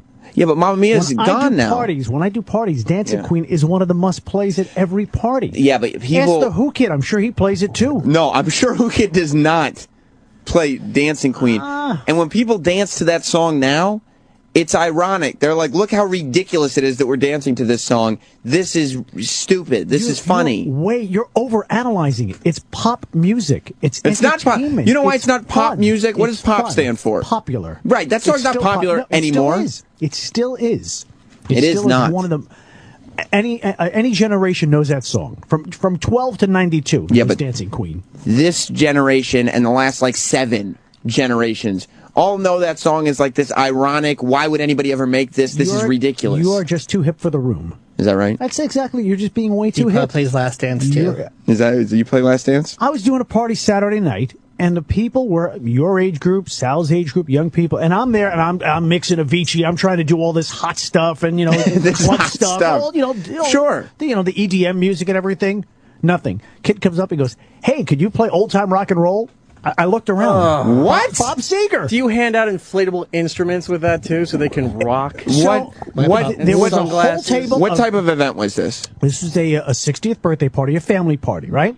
And they wanted the young kids wanted Bob Seger played. I played that. I played Shout by the Isley Brothers. I played Moni Moni. E-Rock, you know where I'm going here. Listen. I played all the party staples, all the cheesy songs for Buttercup, Electric Slide, the Cha-Cha Slide. I didn't do the chicken dance. I did the Electric Slide. Danny, I'm going to go out on a limb here. I'm going to go out on a limb. I'm going to say it was just a party. You were DJing for a party. It was mainly white people, no? Yeah. Yeah, okay. Mainly white people. Not mainly, I'd go all. All would come into play. 100%. Jesse's girl. And again, I said, and I went over to him. I said, He goes, we love these songs. We dance to them all the time at every family party, and it's just a... Was it a bunch of nerds? No, I mean, it was some good-looking young ladies there, some fashionable guys like you and Sal, as I, referenced before. So, looking at they were in their late teens to late 20s, early 30s. And I'm thinking, hey, I got to be hip. I got to, play some... Yeah, that's what I would think, that you'd go in trying to do the Avicii and I'm gonna do a little the electronic dance music. And all this kooky kids kooky music that kids are listening to today. This is what I was looking for. Go ahead. You know what the problem is, Sal? You and I are surrounded by too many people that are of a certain age at this point. Yeah, I'm with you on that, Sam. Coke Logic, smart guy, and he designed a lot of the Photoshops that are on Jim Norton's website. Yeah, they're so cool. Just texted me, and he's right, and this is exactly what I'm saying. Go ahead. Dancing Queen is the same as Baby Got Back. Now, when you have a party, people are requesting Baby Got Back, aren't all the they? time. Right. Yeah. It's a goof. Dennis is a nerd. People request... He added Dennis is a nerd. That's not my opinion. Okay. Although it is. People are requesting those songs as this is ridiculous. This is a goof. No, look at us dancing to this. They enjoy it. As if we enjoyed this. They do. Sal. They do. Can you see people your age, the Brooklyn crowd, requesting songs like that? Never. And then, but then dancing, and then the enjoyment that they're getting out of it is, look at this. This is an absurd premise. We're dancing to this music. Isn't that the only conceivable reason they'd be dancing to that? Even the most ironic asshole dick douchebag hipsters would not do that song. Hear that, Dennis? You guys you're overanalyzing. It's just music. It's just fun. You're at a party. It doesn't sound fun at all. You're at a party. Can I tell you something? The dance floor was packed. If I was at a party I was on fire. And they were playing... Oh, God. You were on what? Fire. I could only pray that was true. If I was at a party or a wedding and I heard ABBA and Bob Seger and Baby Got Back and who else? Probably Jesse's Girl. Jesse's Girl. Yeah, Bon Jovi. You played Paradise by the Dashboard Light. Without a doubt. The guy came up to me. Paradise by the Dashboard Lights. The Meatloaf song. The Meatloaf song. Guy came up to me and goes, hey, you got to play that song. My uncle loves that song, Love by the Dashboard Light. So he was even younger out of the demo. He goes, you know that song, Love by the Dashboard Light? What's the demo anymore? Well, the demo for that song? Yeah. You would, say people in there, It's a 40s, cemetery. 50s. No. I'm playing a cemetery this weekend. Got to have some Paradise by the Dashboard Lights. But you know what I got at the end of the night, Roland? Kashish. God damn it, Dennis. I got the You money. really are. I got the bucks, baby. Table cashish. You really are a nerd. You are the biggest and you know dork what? I These know. people walked out. Hey, we had a great time, man. You got to give us your card. You got to come back. We have parties like this all the time. It's like, okay, fine. I would leave that party thinking to myself, I did not have a good time. I had a great time. You did. Because you know what? I was looking at those people's faces, and there was nothing but sheer ecstasy. That's what it is for you, isn't it? You're handing out ecstasy at your fucking... Ecstasy? No. Were there stuff from the Oriental Trading Company? Yes, exactly. It's not ecstasy anymore. It's Molly. The kids do Molly now, Dennis. We had fun. Actually, Molly? We had fun. Actually, Well, Dennis helping us out with a plate of food and drinks. Yeah, he's having fun. I like the hand clappers that you give out. You know those noisemakers. Yeah, exactly. You like that? Yeah. All Shake them like you just don't care. All right, let me go to Drew in Louisiana. What's up, Drew? Sam Roberts, you're a pretty good broadcaster, but Dennis Falcone is the master. I mean, look, I'm not going to take anything away from the fact. Yeah. Time out. Go ahead. Apologize to the audience. Who, me? Yes. Listen. I'm going to sit here. I'm not going to apologize. You can't use my tricks against me because I got the hang up button. Now, the bottom line is that Dennis can say whatever he wants. And I'm not saying nobody goes up to him and requests ABBA. But they're either nerds, old, or too ironic for their own good. Who do you think who do you think his demographic is for the people he's DJing? He's DJing like old ironic nerds. You know, from late teens to early 60s. What was the exact event? Like what was it? Let me ask you this, Dennis. Is it kids ages 8 to 80? That's what I like to hear. That's a big spectrum there. You're right, it was his 60th birthday party. It was a family party. There you go. There's your answer. It was a family party. Of course, it wasn't a nightclub. Let me go to Psycho Bob. Let me go to Psycho Bob because we're talking about the spectrum. Dennis Falcone is in here. Psycho Bob. Hey Sam, how you doing this morning? Good. Sam, you're relying on Sal to back up your argument. Yeah. You lose. That's right. That's a great point, Psycho Bob. End of discussion. That's a Dennis. But the good thing is, you got good people supporting you. There's no right or wrong. You know, if I was doing a party for your group, your hipsters, yeah, I wouldn't dare to go that way. First of all, they're not hipsters; they're human beings. They're just people. I wouldn't play anything older than maybe 2 years ago for your crowd because you guys are so on the cutting edge. We're trying to keep up with what's up. Okay, fine, but you know what? No, but you could play stuff that's old. You can't berate people because they like something. You could berate. If somebody likes ABBA, I'll berate them for the rest of my life. So, okay, I will cyberbully somebody if I find out that they like ABBA. Well, I want tickets for that concert if it does happen. ABBA, yeah, you could get them, I'm sure. Actually, it'll probably be a very popular concert, but it will be. That is, yeah, because there'll be a whole bunch of ironic nerds who are old. Now, you could play old music. Mm-hmm. You know, I was at a wedding over the weekend. Right. It was a band. It wasn't a DJ, which immediately to me is a red flag. I don't like that. Okay. Because it's rare that you find a good wedding band. Okay. It's a lot easier to find a good wedding DJ. True. But this band was not bad. But they were playing Elvis Presley. Nice. They played Suspicious Minds. That's a great song. Good song. A lot of Beatles covers. That's good. That's all good stuff. But they're not sitting there going,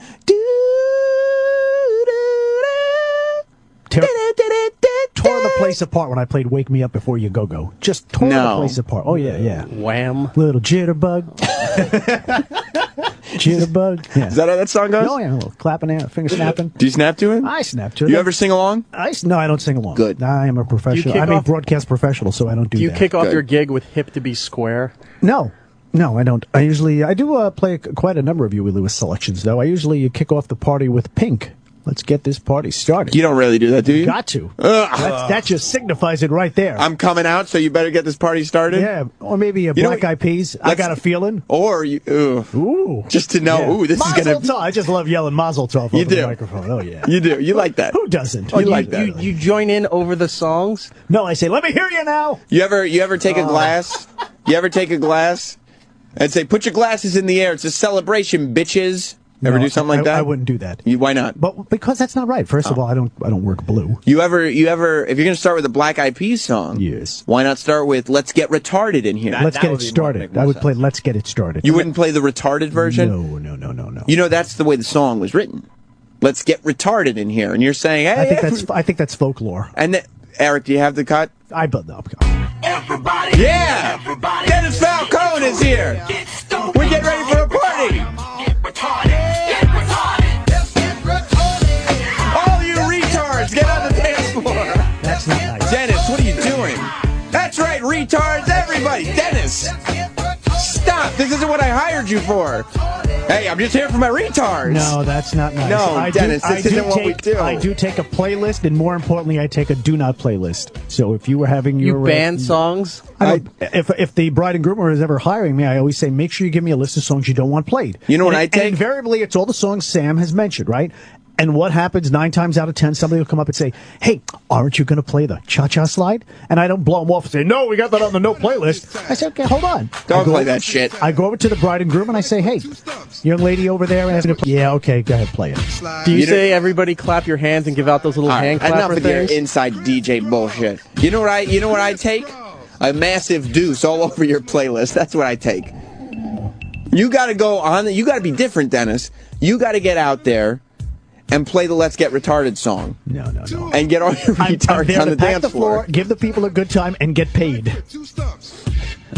Get that Kashi. Turn the fucking song off. He likes his song. I don't care what he likes. He can listen on his iPod all day long. He's in there shaking his groove thing, y'all. Oh, Jesus Christ. I gotta leave. I'm sorry. I gotta go. Because Eric's encouraging him. No. It has nothing to do with that. Because Eric. I'll tell you the truth about E-Rock. In his heart, he's the ABBA-loving, schlocky DJ guy. He wishes he could be Dennis. If Eric was DJing a party, he would never put on ABBA. I would bring E-Rock out with me in a second. We'd work together great. He'd be out there having a good time, blowing up the guitars. E-Rock would be the guy in that stupid plastic fedora, the shiny one that you could. That would be him. No, yeah, I have those. I have them in felt also. You do? Yeah. Just in case you want to get a little fun. Yeah, a little wild. In case you want to really get retarded at a Dennis Falcone party, and right? I like giving out the tropical necklaces too to the children.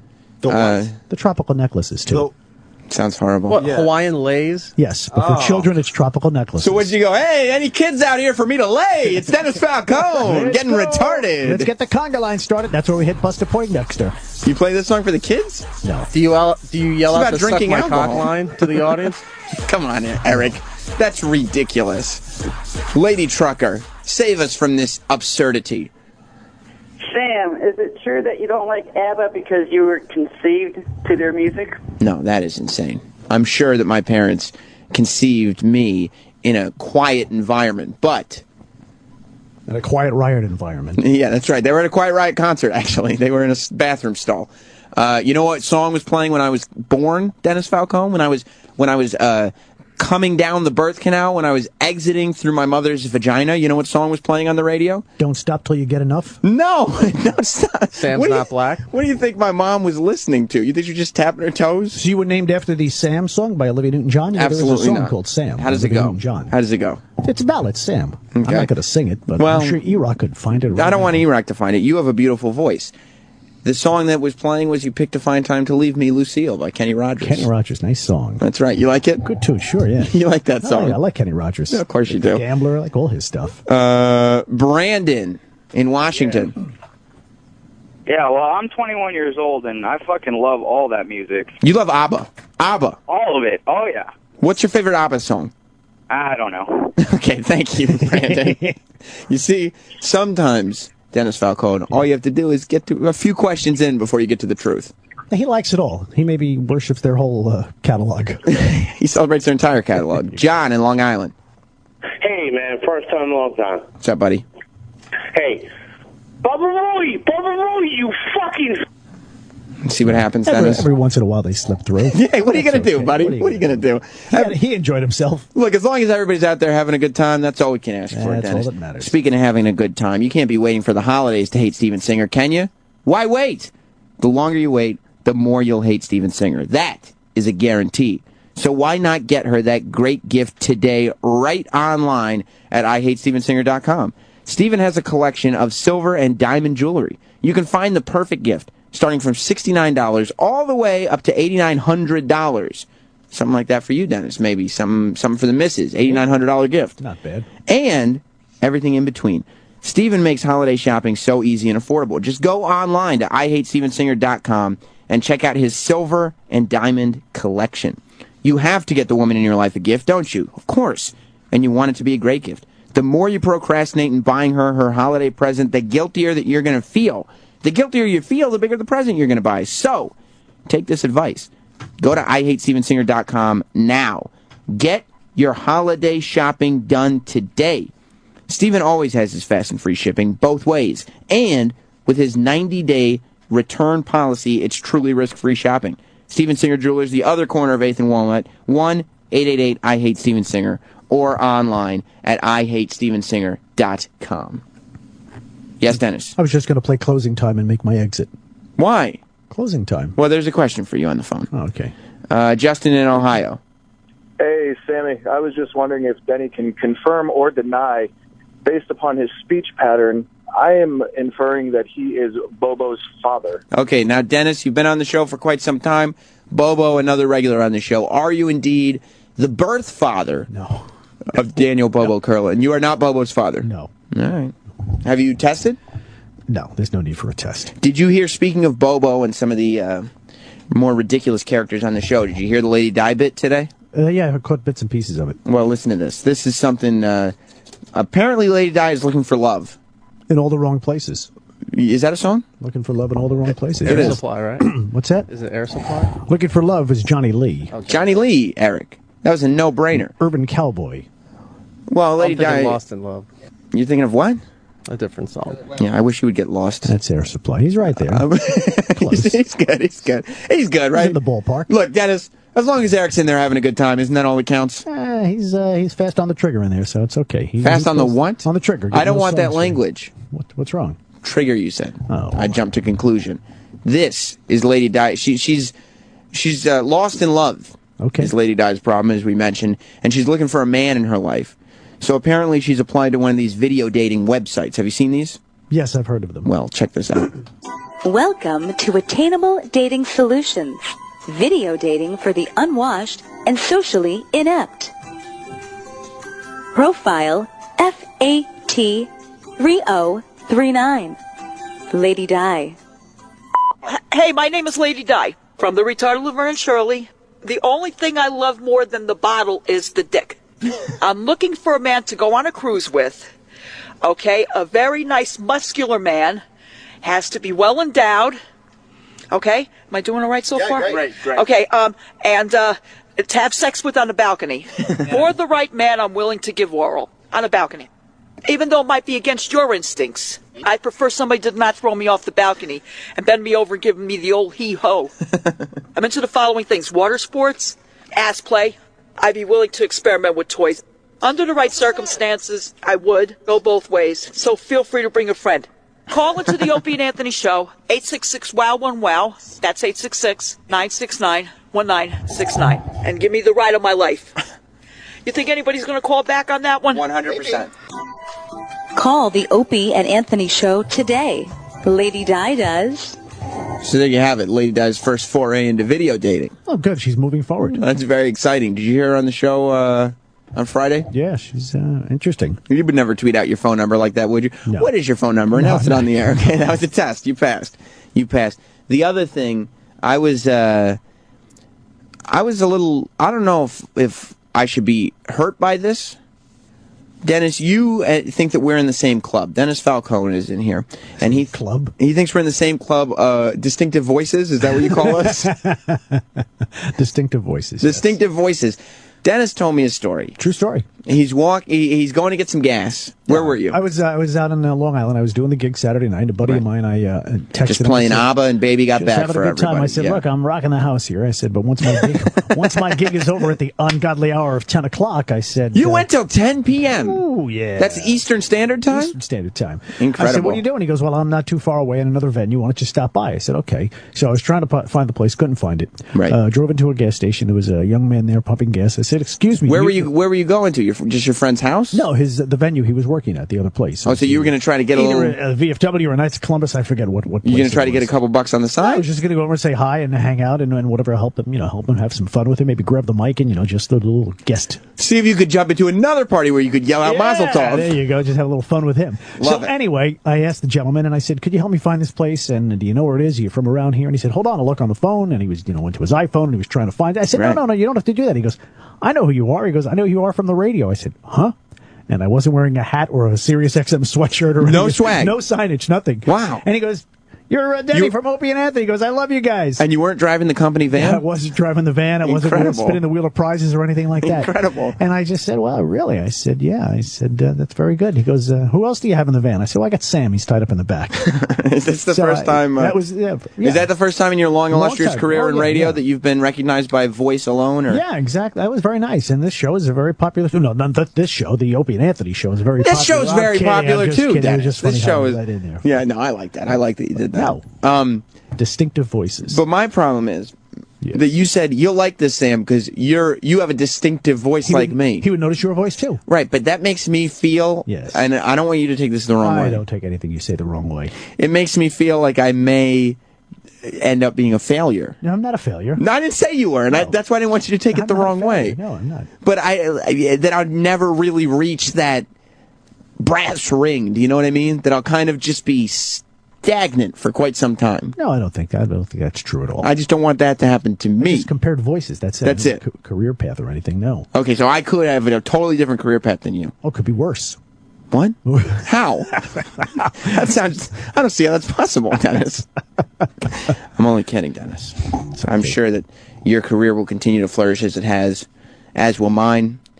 E-Rock's I'm not sure about, but I believe that one day E-Rock will be your apprentice. E-Rock, would you apprentice being a party DJ with Dennis? No, we'd work together. He's a good guy. Why do you want to put him down all the time? It's not a matter of you apprentice so you can become great at something. He knows what to do. At a party DJ. Of course he does. How many parties have you DJ'd, Eric?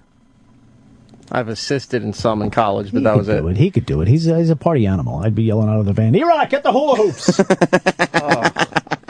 I love it. Where's the limbo pole? No, that's not the one I want. This sounds like a wild party. And you're saying this went on until 10 p.m.? Oh, yeah. Oh, yeah. God, Dennis. People were exhausted. And then you were ready for an after party. I was ready to go, yeah. I was ready to go at least till midnight. You don't stop. Well, here is hoping that... And you don't stop. Yeah, and you don't. Here's hoping even though we both have distinctive voices, our career paths will go in grossly different directions at some point. But until then, I'm happy to share this time with you. Yes. And thank you for stopping by. Always enjoy being on this show. Always enjoy having you. Stay tuned. Ron and Fez are coming up next, and we'll see you tomorrow. Goodbye, everybody. Opie and Anthony show is now over. For real this time. Check out the O&A show on Facebook at facebook.com/Opie and Anthony. And catch Opie and Anthony live Monday through Friday from 6 to 10 a.m. Eastern. Ron and Fez are next. Hey!